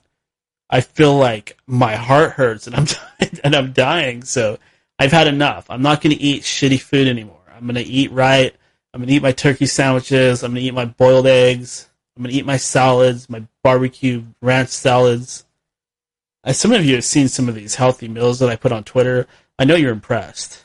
I hope you're not bored with this talk of nutrition, but hey, it's important. We are constantly being bombarded by chemicals in our food, and it's not good for you. It's literally killing you. It's giving you cancer. It's clogging up your heart. It's making you stupider. It's making you dumber. It's turning you into a woman. Your milk and your fluoride in your water and the chemtrails and all that, it's turning you into a woman. That's what's happening to you out there. You are going to turn into a woman unless you stop eating so shitty. Because there's all kinds of stuff in those foods that fuck with your hormones. I'm serious. I know it sounds crazy. Why do you think these little 7-year-old girls are getting their periods at 7 years of age now? It's because of all the weird shit in the foods. It's true. It's Monsanto. It's all kinds of other corporations. You can't eat that shit. You can't eat fast food. You can't eat junk food. I mean, I'm not telling you what to do. I'm just telling you what's going to kill you. You can either feel sluggish, feel brain dead, and be fat as fuck. And if you're not fat as fuck, I guarantee your heart is clogged to all hell. You can either have that or you can feel good. You can be in shape. You can have washboard abs and a clear mind, a clear, intelligent mind, and lots of energy. Or you can be farting and shitting all the time because you eat too much bad food. And you just fart all day long. And you fart so much that your asshole is just falling apart. That's what happens to you when you eat fast food all the time and you eat spicy chips, and pepperoni sticks, and Mountain Dew, and Coca-Cola, and coffee, and sleeping pills, and all of that stuff. So eat right. Please, I'm begging you. Count your calories. Eat nutritious foods. If you eat nutritious foods, you will not be hungry. Don't overeat. Don't eat crap. Don't go to McDonald's. And if you do, get their Southwest salad because that thing is the bomb. And it's only like 400 calories and it's huge. So that's okay. But I'm going to be focusing on health a lot more. I'm going to be focusing on my health because it really undermines everything if I'm making all this effort to try to change the world and make the world a better place if I can't even control my own internal world. If I can't even get that in order, if I can't even stay on the wagon and not eat that damn Carl's Jr., which sucks now because they made their burgers smaller and they got rid of the turkey burgers, or the Jack in the Box, or the Taco Bell, or the General Tso's chicken. Should I be doing this? Is there any danger in me telling the world everything that I eat? Every little meal choice that I make? Are they going to poison me like Kim Jong-un? That Daniel, he's making waves. He's going to start a revolution. I heard he's got a bunch of fertilizer. Better watch out for him. Put him on the list. Who knows, right? I don't think I'm a threat to anybody. I'm just regurgitating a lot of information that's already out there, for one thing. And also, I don't think that I'm exactly making huge waves. I hope that I'm waking some people up out there. I hope so. I hope I'm opening some minds. I hope I'm spreading my madness and my craziness all over the place. Not that I think it's madness or craziness. It's enlightenment. It's awakening. And you can be like me. Wouldn't that be awesome if you could be like me? Anyways, let's move on.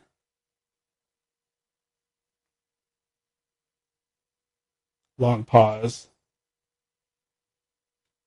I don't do the show stoned. What? Did he just say that? Yeah, I just said it. There's a reason for that.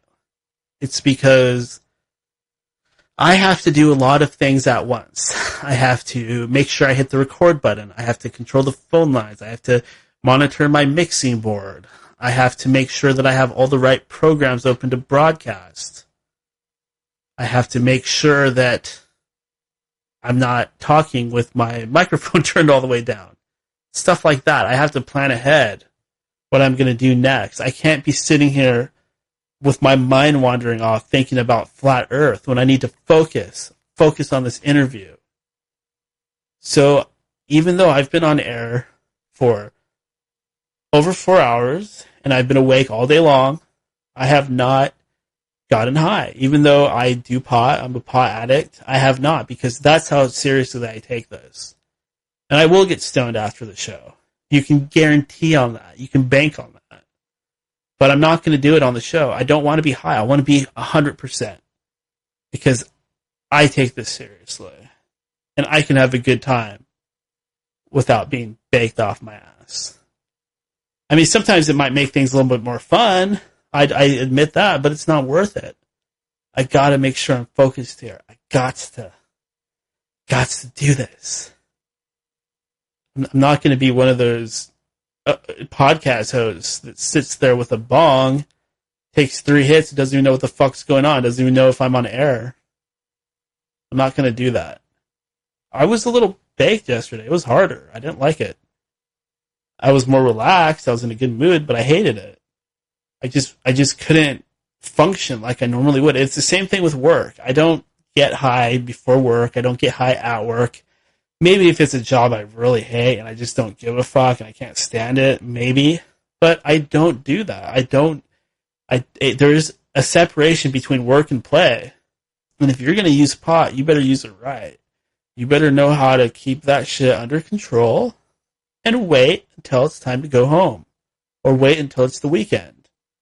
If you are getting high at work, I'm sorry, you're stupid. You don't take your life seriously. It's not that I don't think you can function, but are you going to really be 100%? Like, if you weren't stoned, are you going to have the right memory? Are you going to have a fully functioning short-term memory? Are you going to be nailing a board and then forget to put the hammer back on your truck? I've done that. I forgot to put the damn hammer back on the truck. I forgot to put more expensive things than hammers on trucks. I'm talking like tools that cost thousands of dollars. Yeah, it hasn't happened a lot of times, but I don't recommend it. You got to separate work and play. And don't drink too much either. Just keep that under control as well. And don't do crack. Don't even touch that stuff. Okay. Oh my god, I just remembered. I forgot to finish the story that I was telling earlier. I got totally sidetracked. So, as you know, I had an incident with hearing a large footsteps and a chip bag moving around and the floorboards and the counter creaking.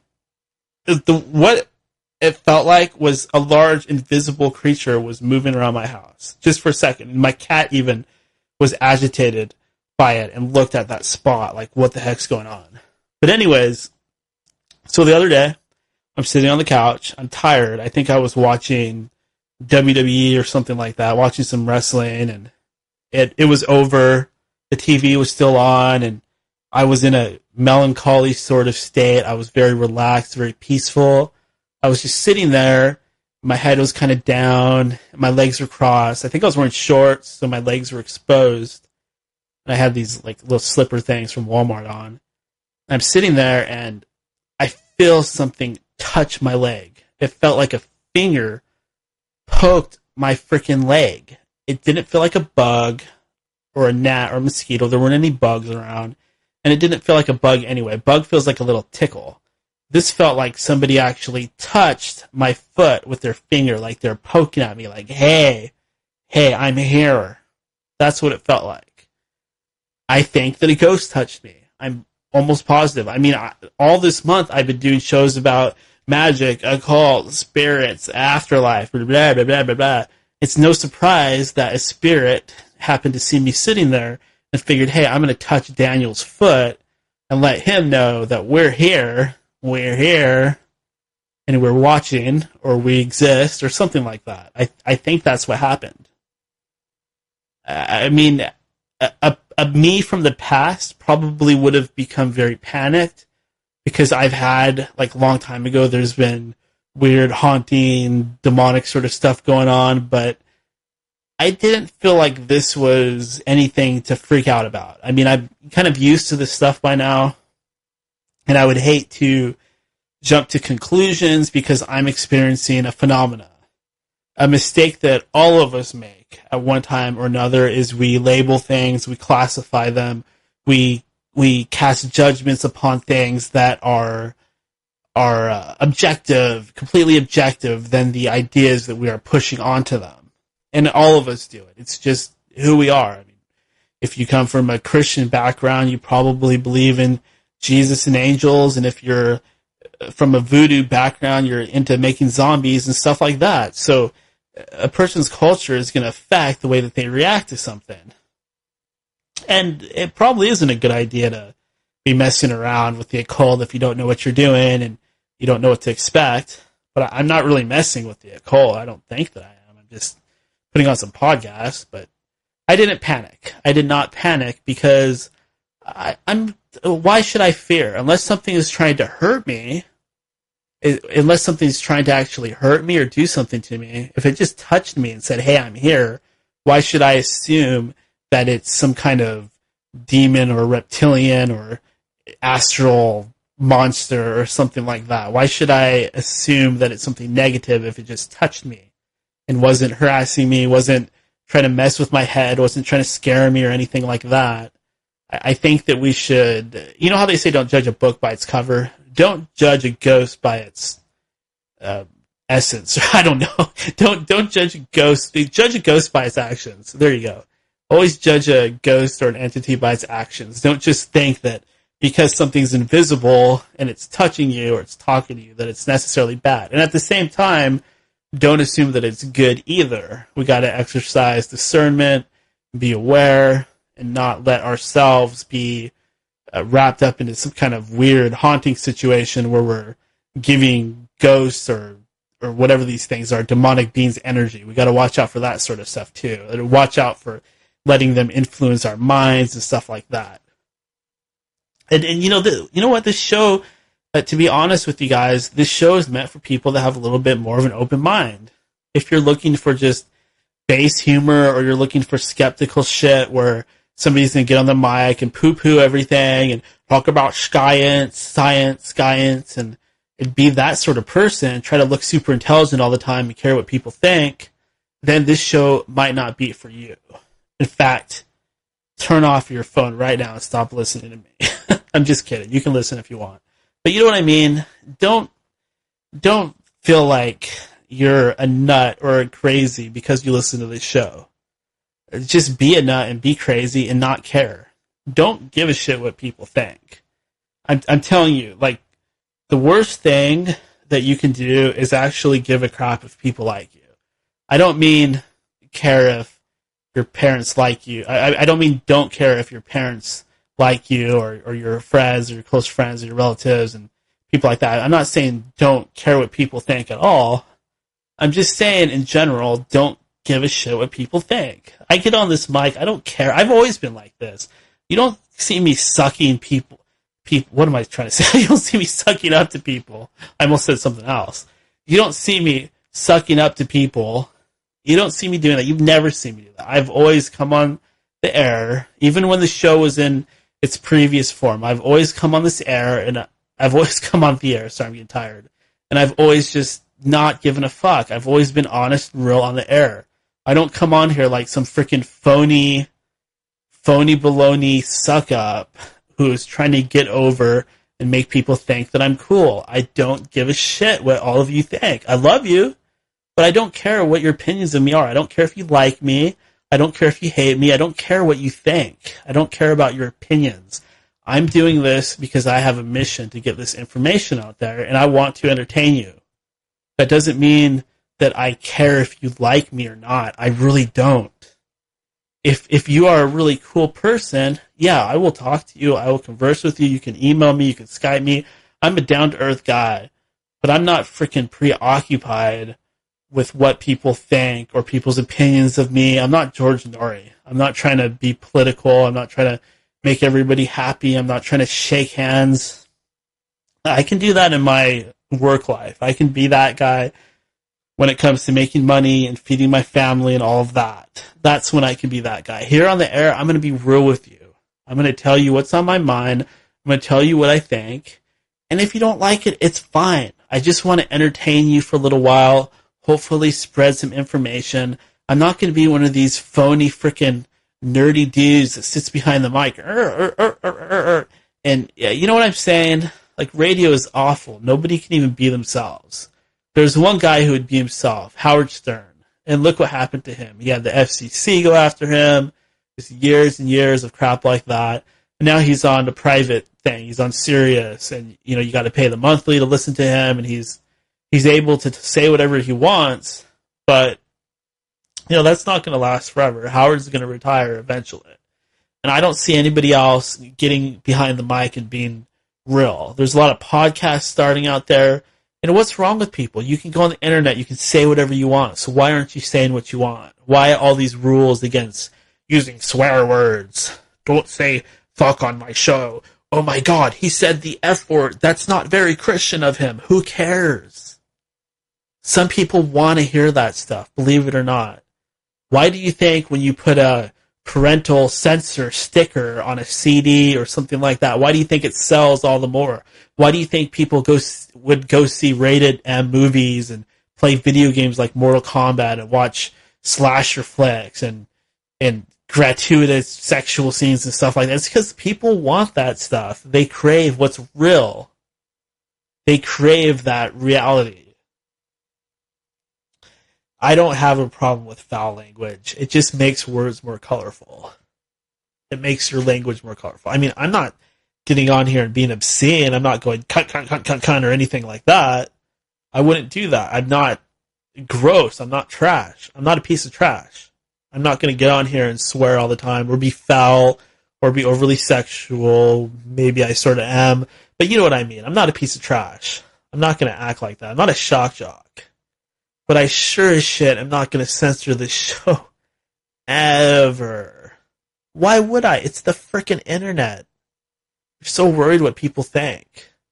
Oh, what will the neighbors think? What will my parents think? What will so-and-so think? Who cares? Don't worry about what anybody thinks. If you can get over that, you can be free. Because let me tell you, that's a big part of how this matrix thing works. I'm starting to slur, so I better get off air. I have more stuff to talk about, but 4.5 hours, it's so funny because I've been doing so many shows lately. I don't know how you guys are even going to catch up. How do you even have time to listen to all these shows that I just did? It's impossible, right? What am I even doing? But I love it.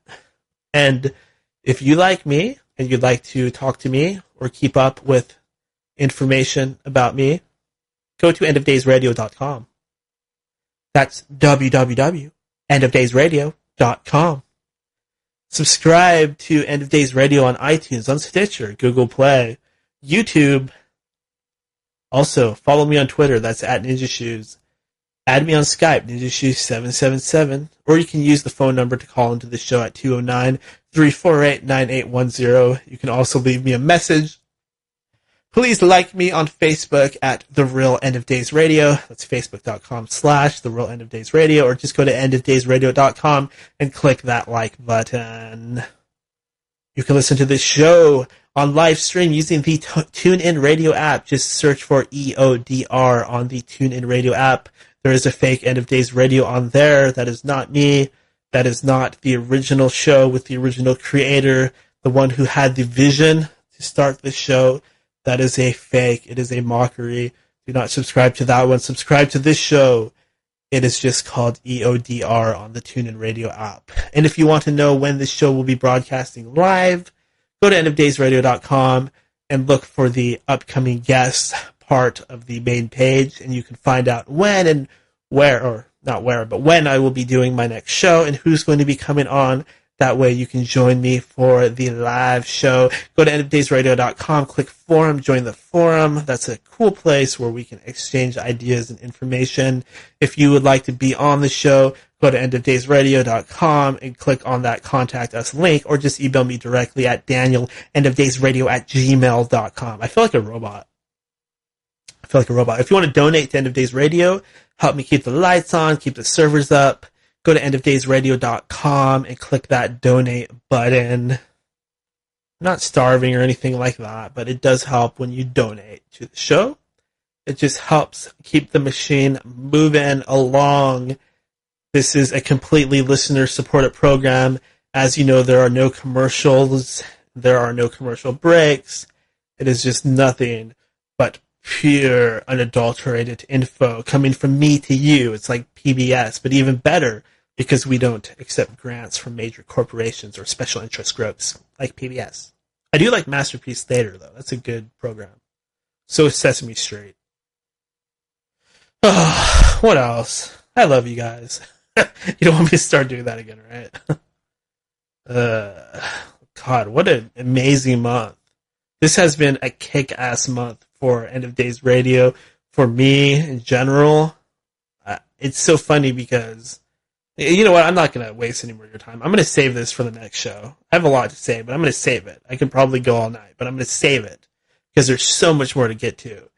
Join me here on our next show. That's June 22nd at 11 a.m. Pacific Standard Time. I will be talking to the... Oh, I'm sorry. That's not right. I put things in a reverse order. Okay, so actually our next show will be June 20th at 8:30 p.m. Pacific Standard Time with Graham from the Grimerica podcast. That show's been around for a long time. Very hardcore show. They go very deep. I'm going to be doing a little collaboration with Grimerica. And then on the 22nd of June, I'll be talking to Eve Lorgan. That's June 22nd at 11 a.m. Pacific Standard Time. And then June 25th, we'll be talking to V from the Red Pill Hardcore podcast. That's June 25th at 2 p.m. Pacific Standard Time. Yeah, Pacific Standard Time. It doesn't matter where you live. It doesn't matter if you're in Africa, in India, or England, or anything. We are all one. I love you all. I'm not into hating this or that group. Even feminists. I love you feminists out there with your butch haircuts and your square jaws and your pants and your burning your bras and your hairy armpits. I love you, you feminists. I love all of you. Even you liberals out there. I love you liberals with your backpacks and your spiky hairstyles and your bikes and your book bags. I don't know what a liberal looks like. I'm sorry. A liberal looks like somebody under 30. I don't know. A liberal looks like somebody living in Seattle or California. Nothing wrong with being a liberal. Liberal is a derogatory term. I doubt anybody is really that left-wing. Okay, you guys. I love you all. This is End of Days Radio. I am Daniel. This is The Resistance. We're never going to stop fighting, baby. Not until the last of us falls. And even then, I'll still be standing there holding the flag of End of Days Radio as my body is hit by bullets from all directions, and I'm screaming, freedom! Just like Braveheart. Yeah, that's right. All right, everybody. I love you guys. Have a good night.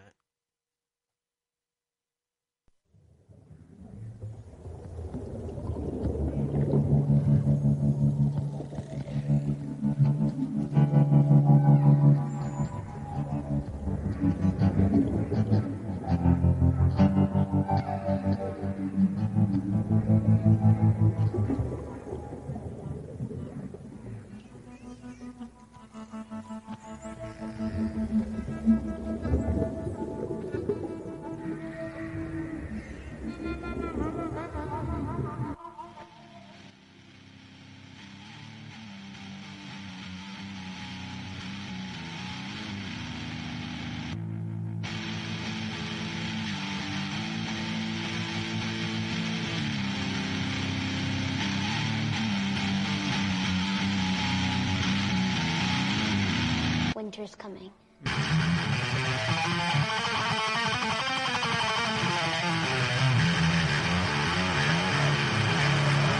The king has returned from the broken ruins of Babylon. This is the end.